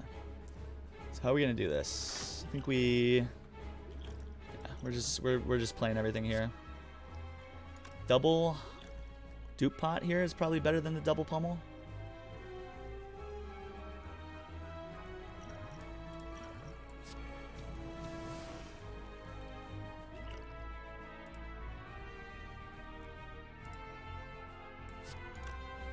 Then we thunderclap. Hit him with a huge pummel. And try to kill before he kills us. Because we're not blocking too much more, right? We're going to be at 4 HP. So we pretty much need to be able to split this. We have to split this turn. For sure.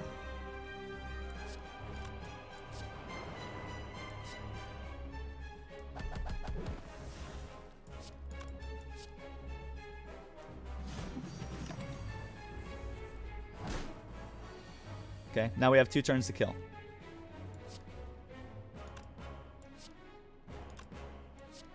This does 45. This does... How much? 4 times 14 is 40... 56. Which means I need to see Twin Strike badly. Oof.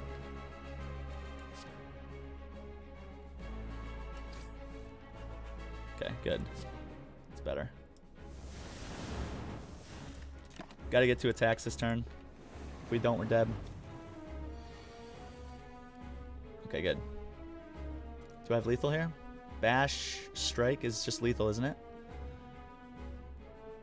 It's gotta be. Right, 22 and... Yeah, it's gotta be enough. Wow! That fight was way harder than it needed to be. We missed on so many spot weaknesses. That was just... Like, literally, we missed, like, the first 3 or 4 spot weaknesses. That's what made that fight so hard. Unbelievable. Unbelievable. Yeah, it was... I mean, we needed all the potions to win that. Nuts. That was nuts. Double tap, maybe? That was just way too hard. Didn't need to be that hard. Okay, well, we're not taking Sozu here, right? We want the potions. Could take a Pandora's box. Just gets rid of all of our base defends and strikes. And replaces them with other better cards. Seems pretty solid. We do have the 2 Shrug It Offs. We have the Imperviouses to block at the moment. So we don't really care about these. I think adding an extra energy in the deck is pretty solid, though. Although Velvet Choker is kind of awkward with Corruption at times.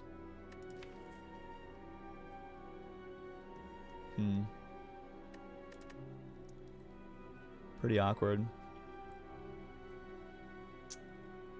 Does mean we stay at 3 base energy for the rest of the run, and we don't have any energy relics.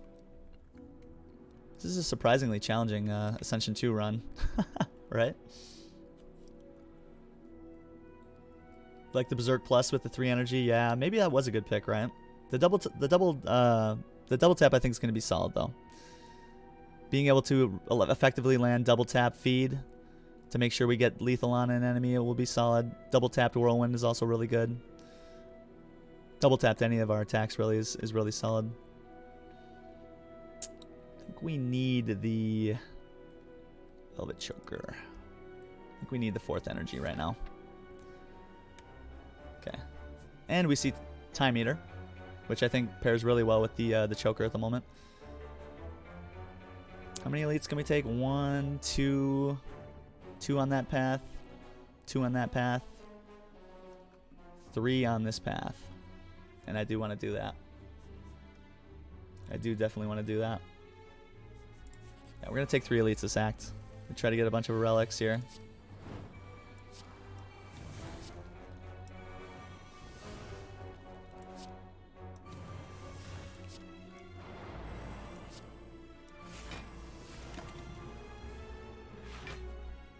We're not quite there, chat. We're getting there. We're getting there.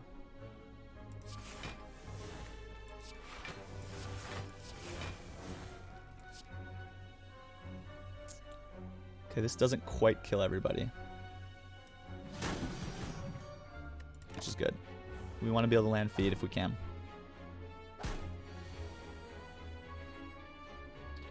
This kills everybody. Okay, and we kind of have to because we don't want to take all this damage, so we miss on feed there, but no biggie. Could take an armaments, letting us upgrade all of our stuff. Headbutt would have also been a consideration there.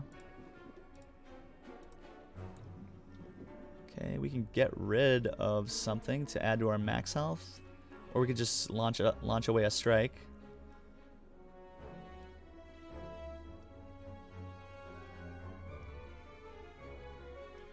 I think launching away a strike is fine here.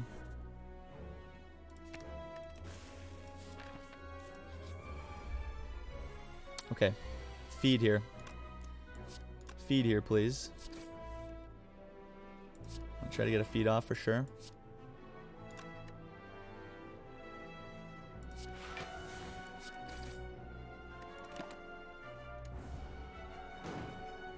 Do I get rid of corruption now that you took the choker? Yeah, that wouldn't have been a bad idea, Broken Bard. But I'm still kind of being stubborn with the corruption. But perhaps, yeah, perhaps that would have been a better plan, honestly. And we'll never know now. Honestly, that would have been a pretty solid plan. Truly. So perhaps, yeah, maybe we were meant to do that.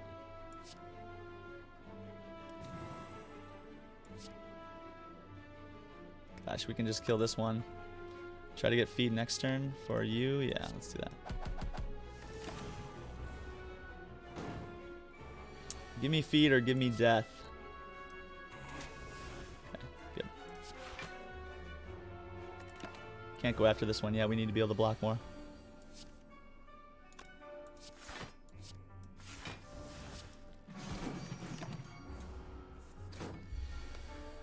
Okay.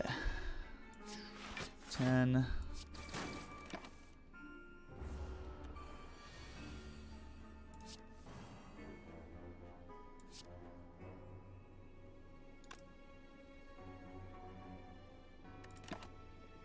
Need to be able to block.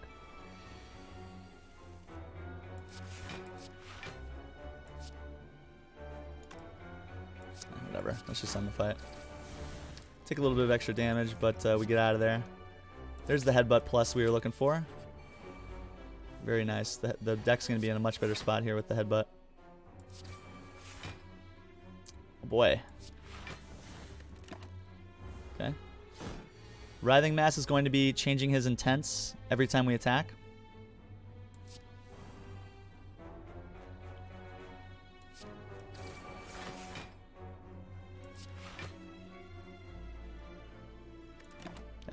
think we're willing to take 9 here, or 11 here rather. Okay, good.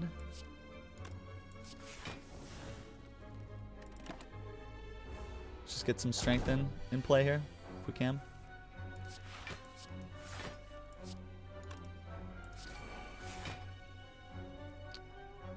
Okay, this does a lot of damage, flex pummel, but we don't know what's gonna...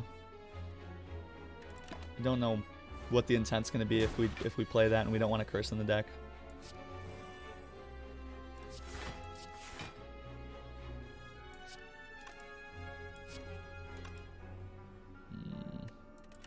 Keep waiting. Be a little bit patient here and get some of the strength down.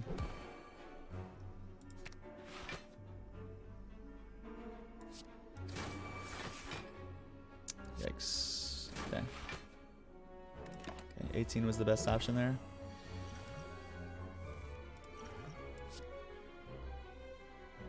Okay, spot weakness.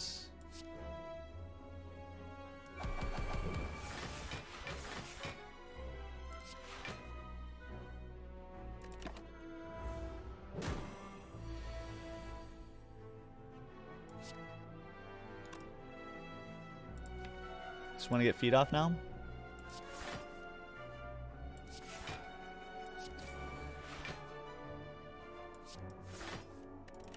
Okay. Now we want to just try to feed on one of the next 2 turns here. Okay, so...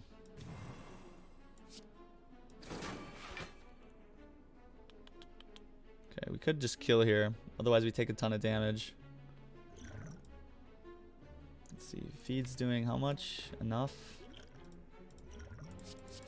Probably getting it. Oh, that's brutal.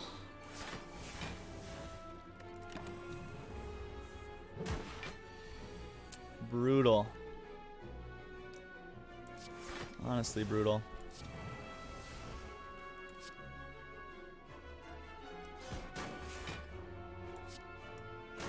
Okay, there's the feed. And we pick up a blood pot, really nice to have on this amount of HP. And Sentinel works really well with our corruption. Do want to go for all these elites, so we're going to go this way. Yikes, this is a tough battle. Jeez Louise. Part of me wants to just smoke bomb out of this fight. Yeah. We're out of here. No need to go after that fight. That's ridiculous. Okay, spot weakness right away is fantastic for us. Don't think we're pummeling quite yet. Hey, Smoke. How's it going? Good to see you. Yeah, I hate this enemy too. This is like that last fight was like the equivalent of like an Act 3 elite kind of. Yeah, Reptomancer's terrible. Reptomancer is awful. I find this monster extremely hard to beat. Yeah, you and me both, Anaboris, for sure. Yeah, Writhing Mass is awful. Pretty much always. Pretty much always. Okay, so Nemesis is intangible for that turn, so we just do our thing here.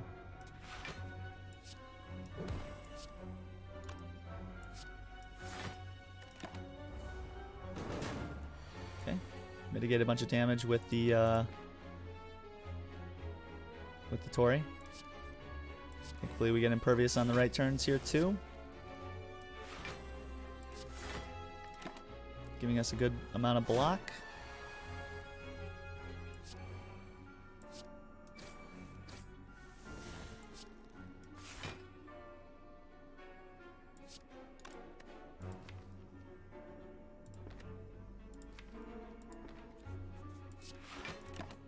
Okay, it's getting close to the point where we would be okay with playing Corruption here.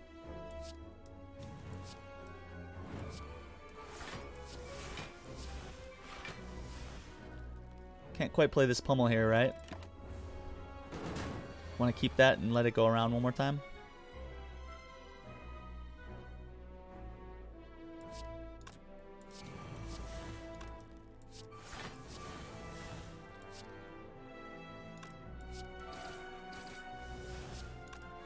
Do we wait for feed?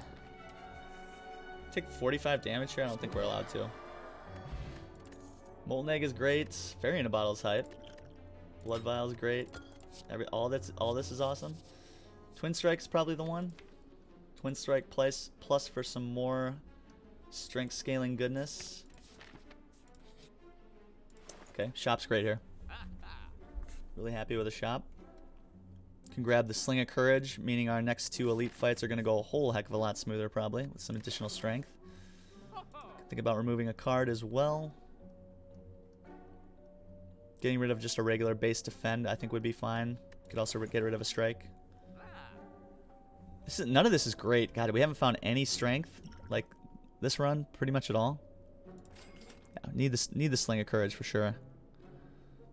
Liquid Thorns I think is also worth a grab here.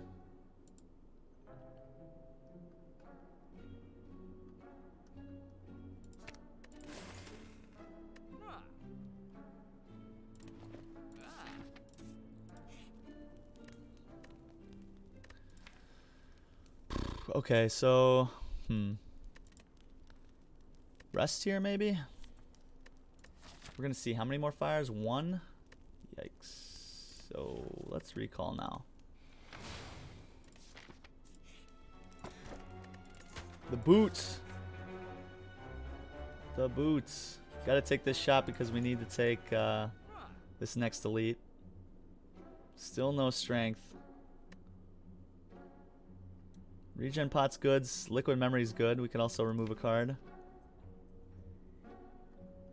Yikes! I don't know, man.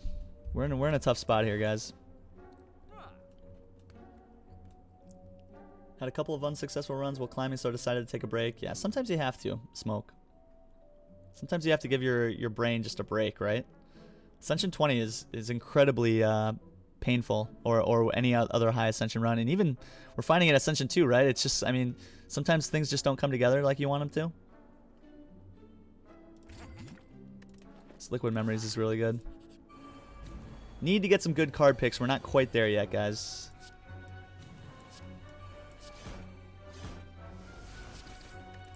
Okay, solid turn 1 here, though.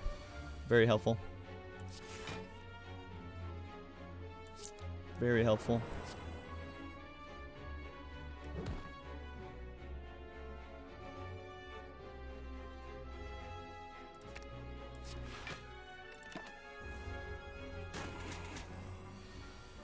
Okay.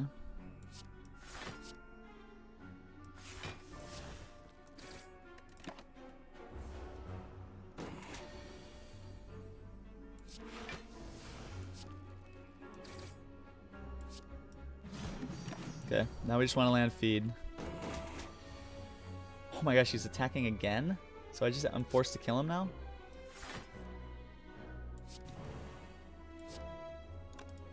Wish I didn't have to kill you. But I'll do what I gotta do. There's Vajra, giving us some strength finally. Regal Pillow is also nice, giving us some additional healing when we rest. And a drop kick maybe? And probably not. Not with Choker. None of this is good. Oh boy, this is a tough fight. This is a tough fight. So we could Whirlwind here to do 9 times 4, which is 36 damage to all these guys. Gotta probably see what we're drawing first. Okay, Flex makes the Whirlwind even better. Still taking a lot of damage.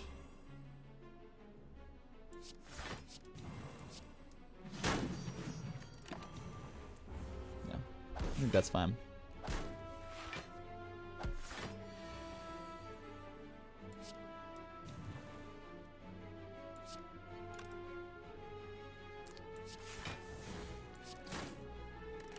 Okay, we'll look to feed on you next turn.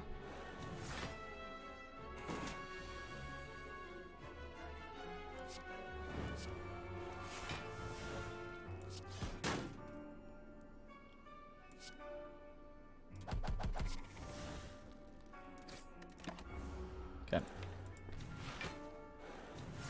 Just get back to feed now.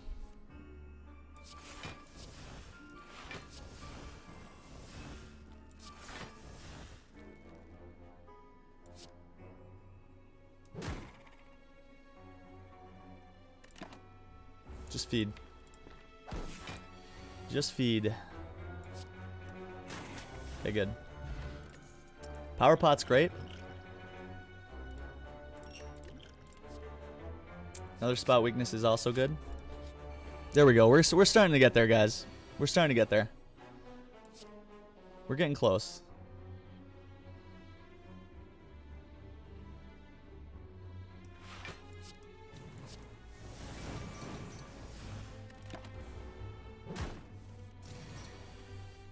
Okay. Ash. Yeah.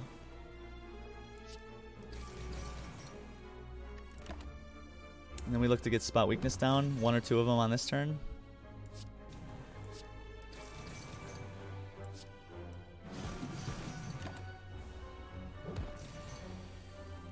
Okay, good.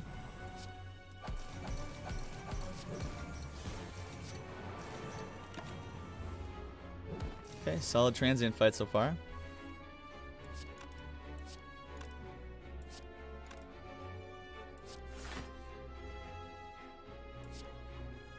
So this is gonna do how much?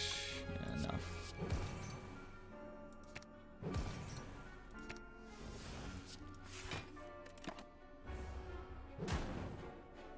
Good. Another blood pot. Yeah. Yep. I want that. Do I want it more than liquid memories? Probably not.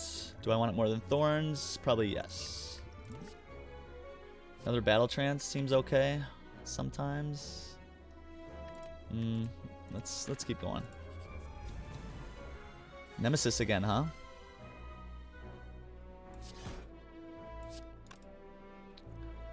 Nemesis again.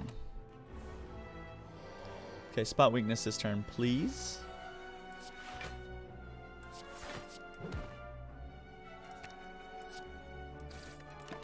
Boot value there, nice. Love it.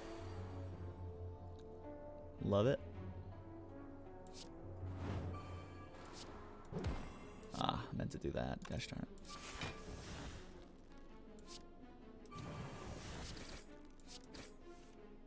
Okay, good.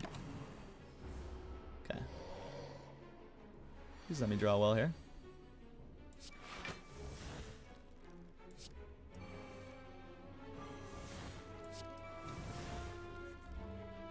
Okay, so we're forced to use our blood pot here.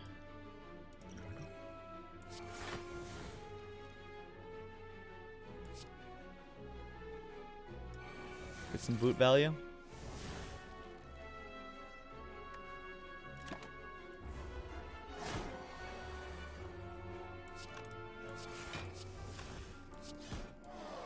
Yeah, we're not going to worry about feed there. Meat on the bone is fine, giving us some additional sustain is good. Speed pot's also good. Heavy blade, probably need it. Yikes, I think we do have to rest here. Yeah. Okay, time meter is going to be a little tough. We got to be able to land these spot weaknesses for sure. Getting one turn 1 is great. If we land that spot weakness like 3 times, I think we win.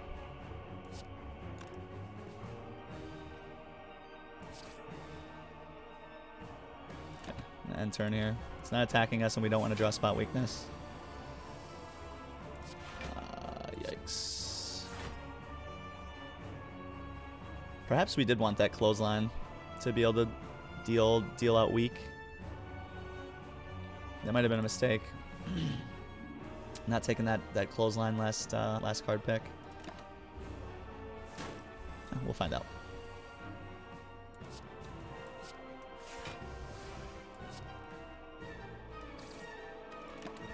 Play 3 cards next turn.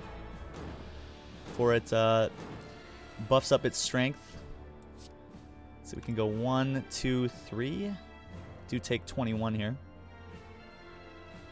Or rather, it's going to gain 2 strength, so it's going to do 27.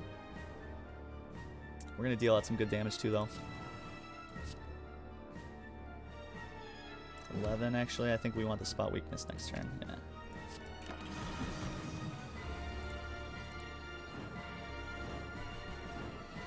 Just gotta save the ferry here. Gosh darn it.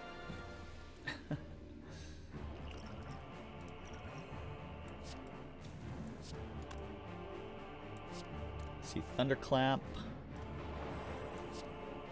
This does 100 and splits. Can't quite do that yet. Can't quite do that yet.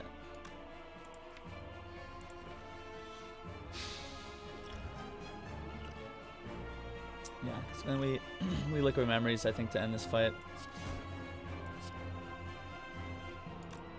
Splits at 228.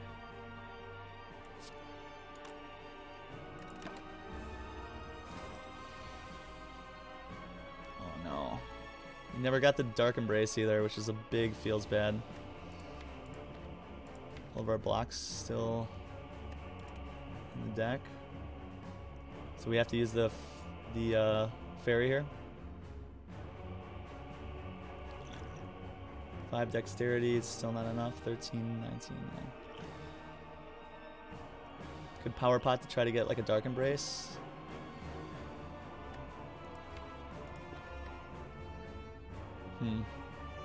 Would love to save this fairy in a bottle.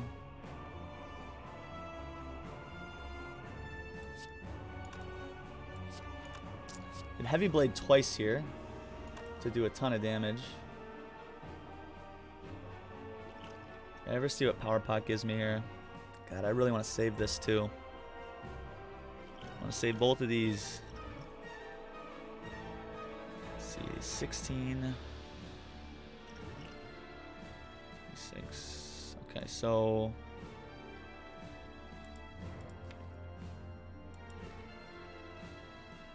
do I ever speed pots to save another turn?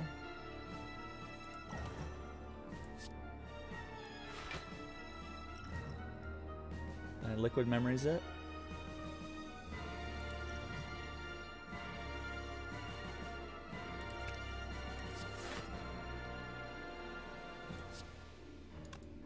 And then we split.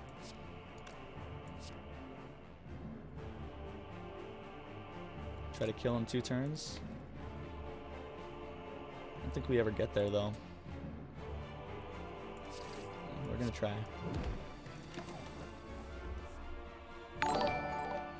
What's up, Maginel? Appreciate that follow. How you doing? Welcome, welcome. Does feed work on minions? No, it does not, unfortunately, Anaboris. It has to be lethal on a non-minion enemy. So, where is it? Yep. So this says triggers when this card kills a non-minion enemy. And really, we didn't get feed off as much as we might have liked in this run, to be honest.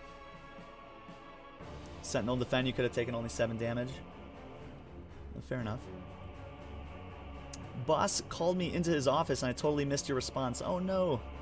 Yeah, D-Chun, check out the VOD or ask the question again. I honestly forget what you asked. Could have killed him with World Blade double tap. Really? Hey, Baylor. How's it going, my friend? How you doing? Good to see you. Was a little bummed I've missed a couple of the last broadcasts. I do have family in town, so been really busy. Hope you've been having some good ones. Good to see you as always, my friend. Okay, so we definitely want to headbutt back the Heavy Blade, I think. Question mark, probably. 9, 10, 11, yeah. Oof, we're in a tough spot here. A real tough spot. 13. Do we want to just get the pummel back? Thanks. I think we're always just tanking a big hit with the fairy here. Yeah, I don't know. I don't know if we hit here. Time Meter is going to be... So we're going to be able to play 3 cards next turn. Time Meter is going to be healing back up to half, which is going to be 228. Presently, we do, with Pummel, what, 15 times 5? Which is a good amount of damage, but not enough. If we get double tap, though, we can get close.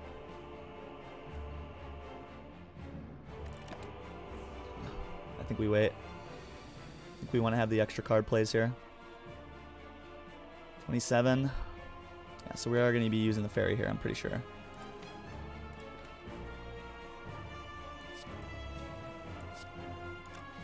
$13, 21. Yeah, unfortunately, we just can't do it. Here, wait, maybe.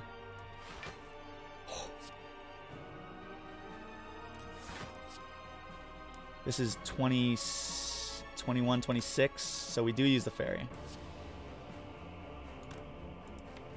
Putting ourselves in a fairly good position to win, though.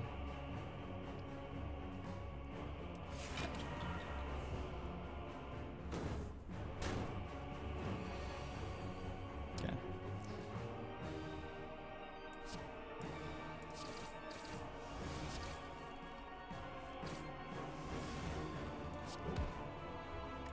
Okay, should be able to win this turn, depending on what we draw.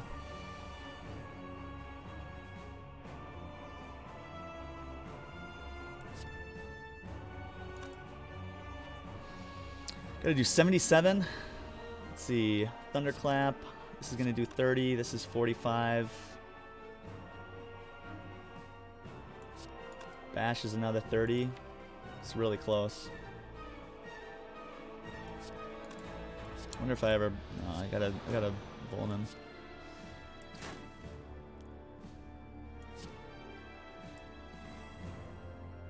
Yes, Cleave. Thank you. Boy, pretty close. Do use all of our potions again, pretty much. We got the power pot still intact. But we lose out on our nice fairy in the bottle, which was a nice little safety blanket. Bit of a bummer.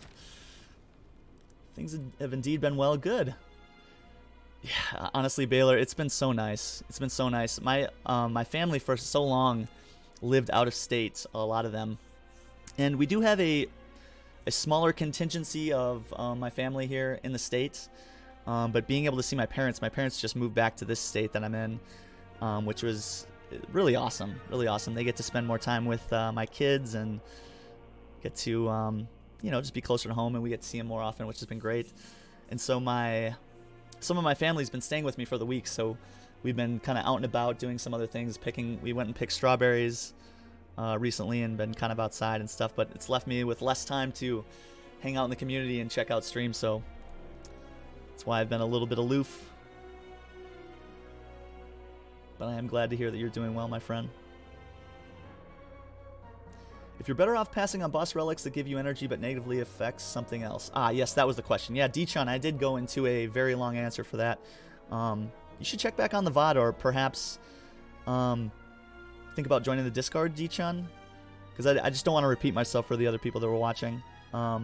If you join the Discord, though, and ask me privately, I can certainly send you a message. Otherwise, maybe check out the VOD. But the short answer is that you got to be able to weigh the importance of energy versus the other effects of the boss relics you're given based on what your current deck is. That's the short answer. Okay, so obviously we don't rest here, right? We're at full health. So an upgrade to probably just Impervious here. We're in a bit of a pickle, guys. We need this shop to be nice to us. Okay. Cultist is pretty hype. Maybe that gives us the amount of strength we need to win. Yeah, I think it always has to be Cultist Pot here. Weak Pot's also decent. Yeah, we just don't get to enough strength to win unless we get the Cultist Pot here. And we might still just die. We're going to need this Power Pot to be also pretty spicy for us.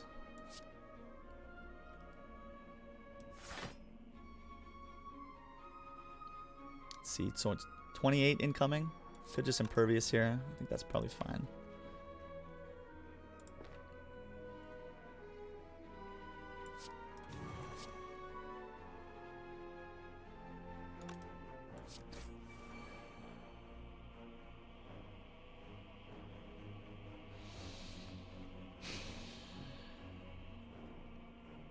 It's tempting to Battle Trance here. See if we have a way to maybe get close to a kill on Spire Shield. If we find something like Fiend Fire, we could get lethal. It's pretty risky. Double taps Twin Strike does how much? 48?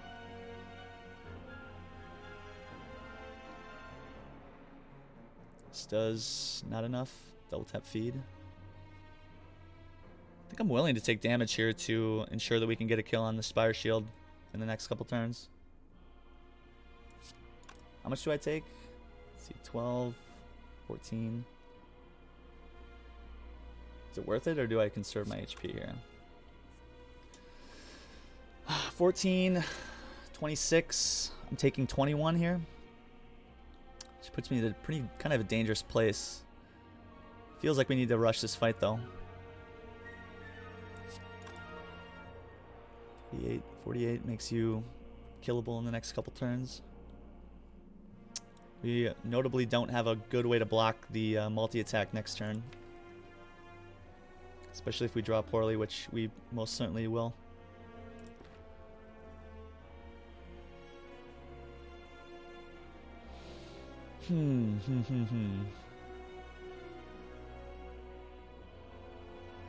We are going to get hit a little bit in Proc Centennial Puzzle, which is going to help out a bit. Oh, that's right, Choker. Oh, gosh. Okay. Forgot about Choker. Bit of an oops.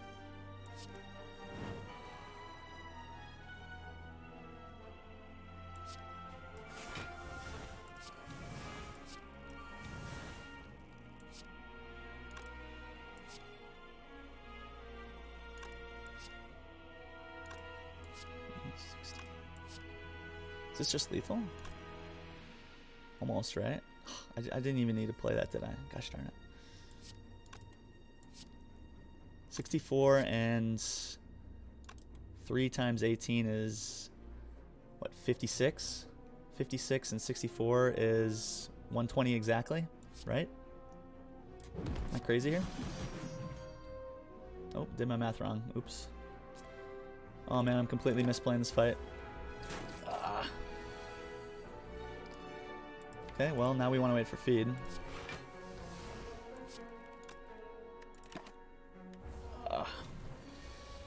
Completely goof this up.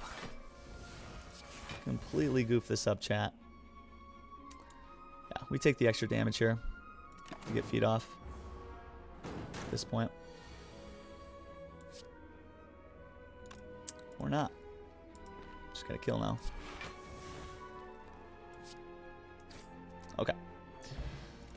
We do find a blue candle. Doesn't do anything for us, unfortunately. Nunchaku's okay. Actually, Flexpot's pretty solid here. And a Clothesline Plus is hugely appreciated against the hard here. Do get a heal with the meat on the bone too, which is nice. Barricade seems pretty solid.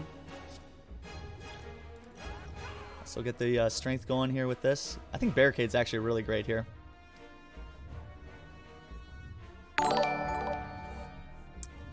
Hey, D-Chun, thank you so much for that tier 1 sub, my friend. Thank you so much. Appreciate that support. Seriously, thank you so much. Welcome to the channel. Enjoy those emotes. Enjoy the community. Yeah, definitely appreciate all the support today, guys. I've been feeling the love, and it's so very appreciated.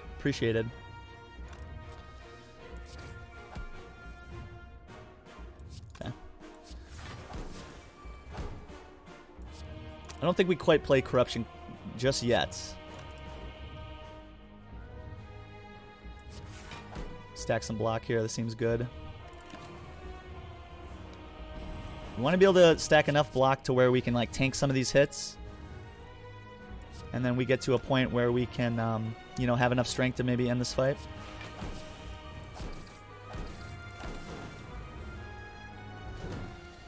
Solid.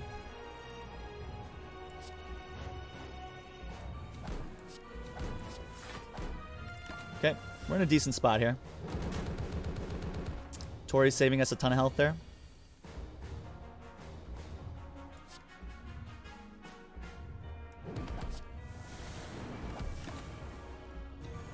We're in okay shape.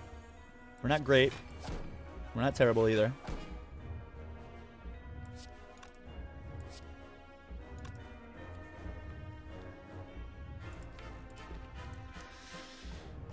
Never able to get this clothesline down is a bit of a bummer.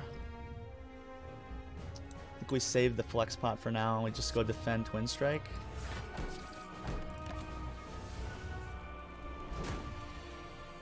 Okay, so Tori's huge here. Mitigating a ton of damage here for us.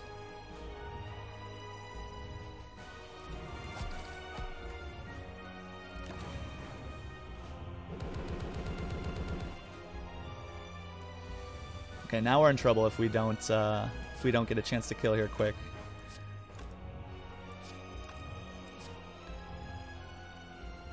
Gotta do this every time.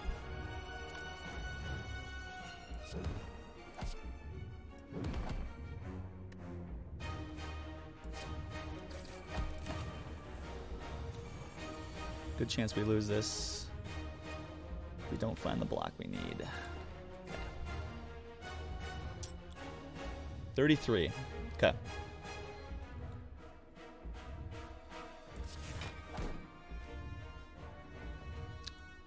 Can never kill this turn, right?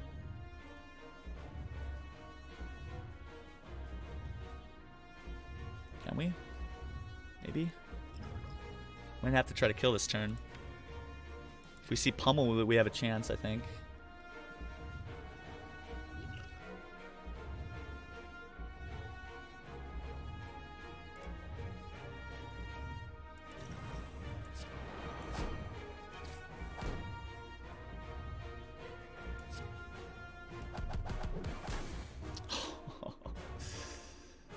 So close. Honestly, if I had saved that other extra energy at the beginning of that turn, I had lethal with feed. If I had not played that whatever it was, that first card that I played, we had lethal with feed. So I misplayed this fight. This was winnable.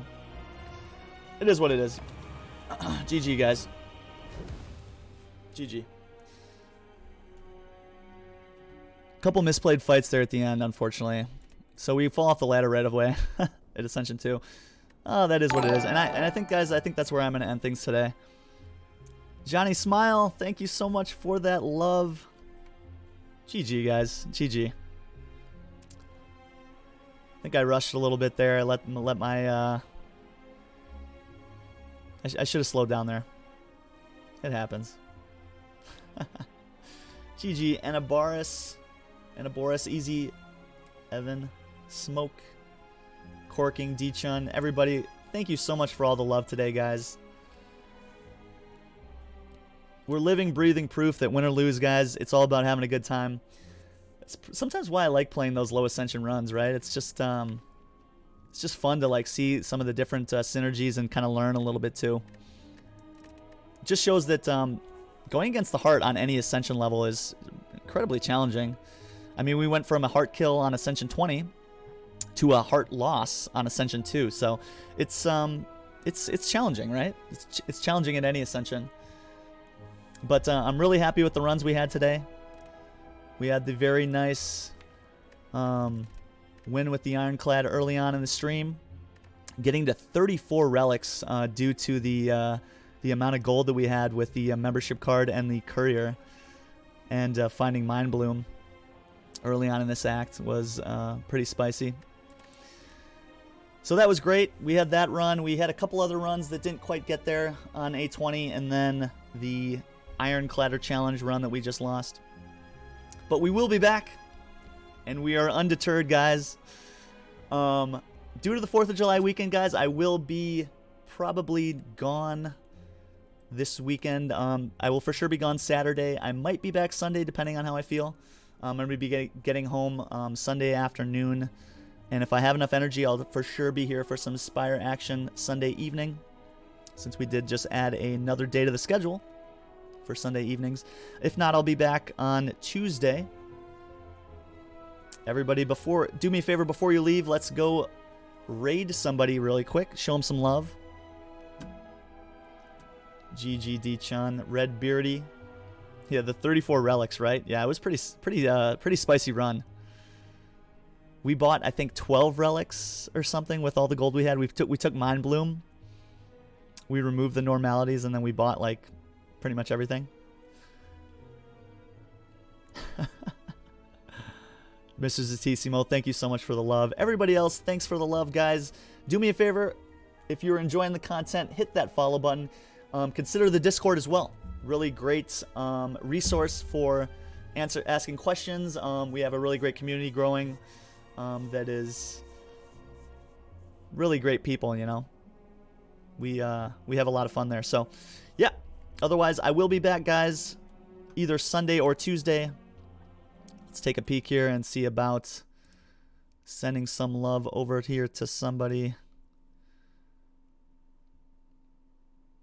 Okay, and our friend Redbeardy is actually playing the game at the moment. So let's throw a raid over here to Redbeardy McGee. You've seen him here in chat, guys. He's a very, very nice guy and Slay the Spire streamer as well. Hey, and the last Airbender, thank you so much for the follow, by the way. Loved that show, by the way. And welcome to the channel. Hope you're having a great Thursday. So yeah, guys, stick around. Show some love over to Redbeardy McGee. Really, really nice fellow. And a valued member of the community. Otherwise, see you guys later. Thanks so much for being here. And yeah, we'll see you soon. Have a great weekend.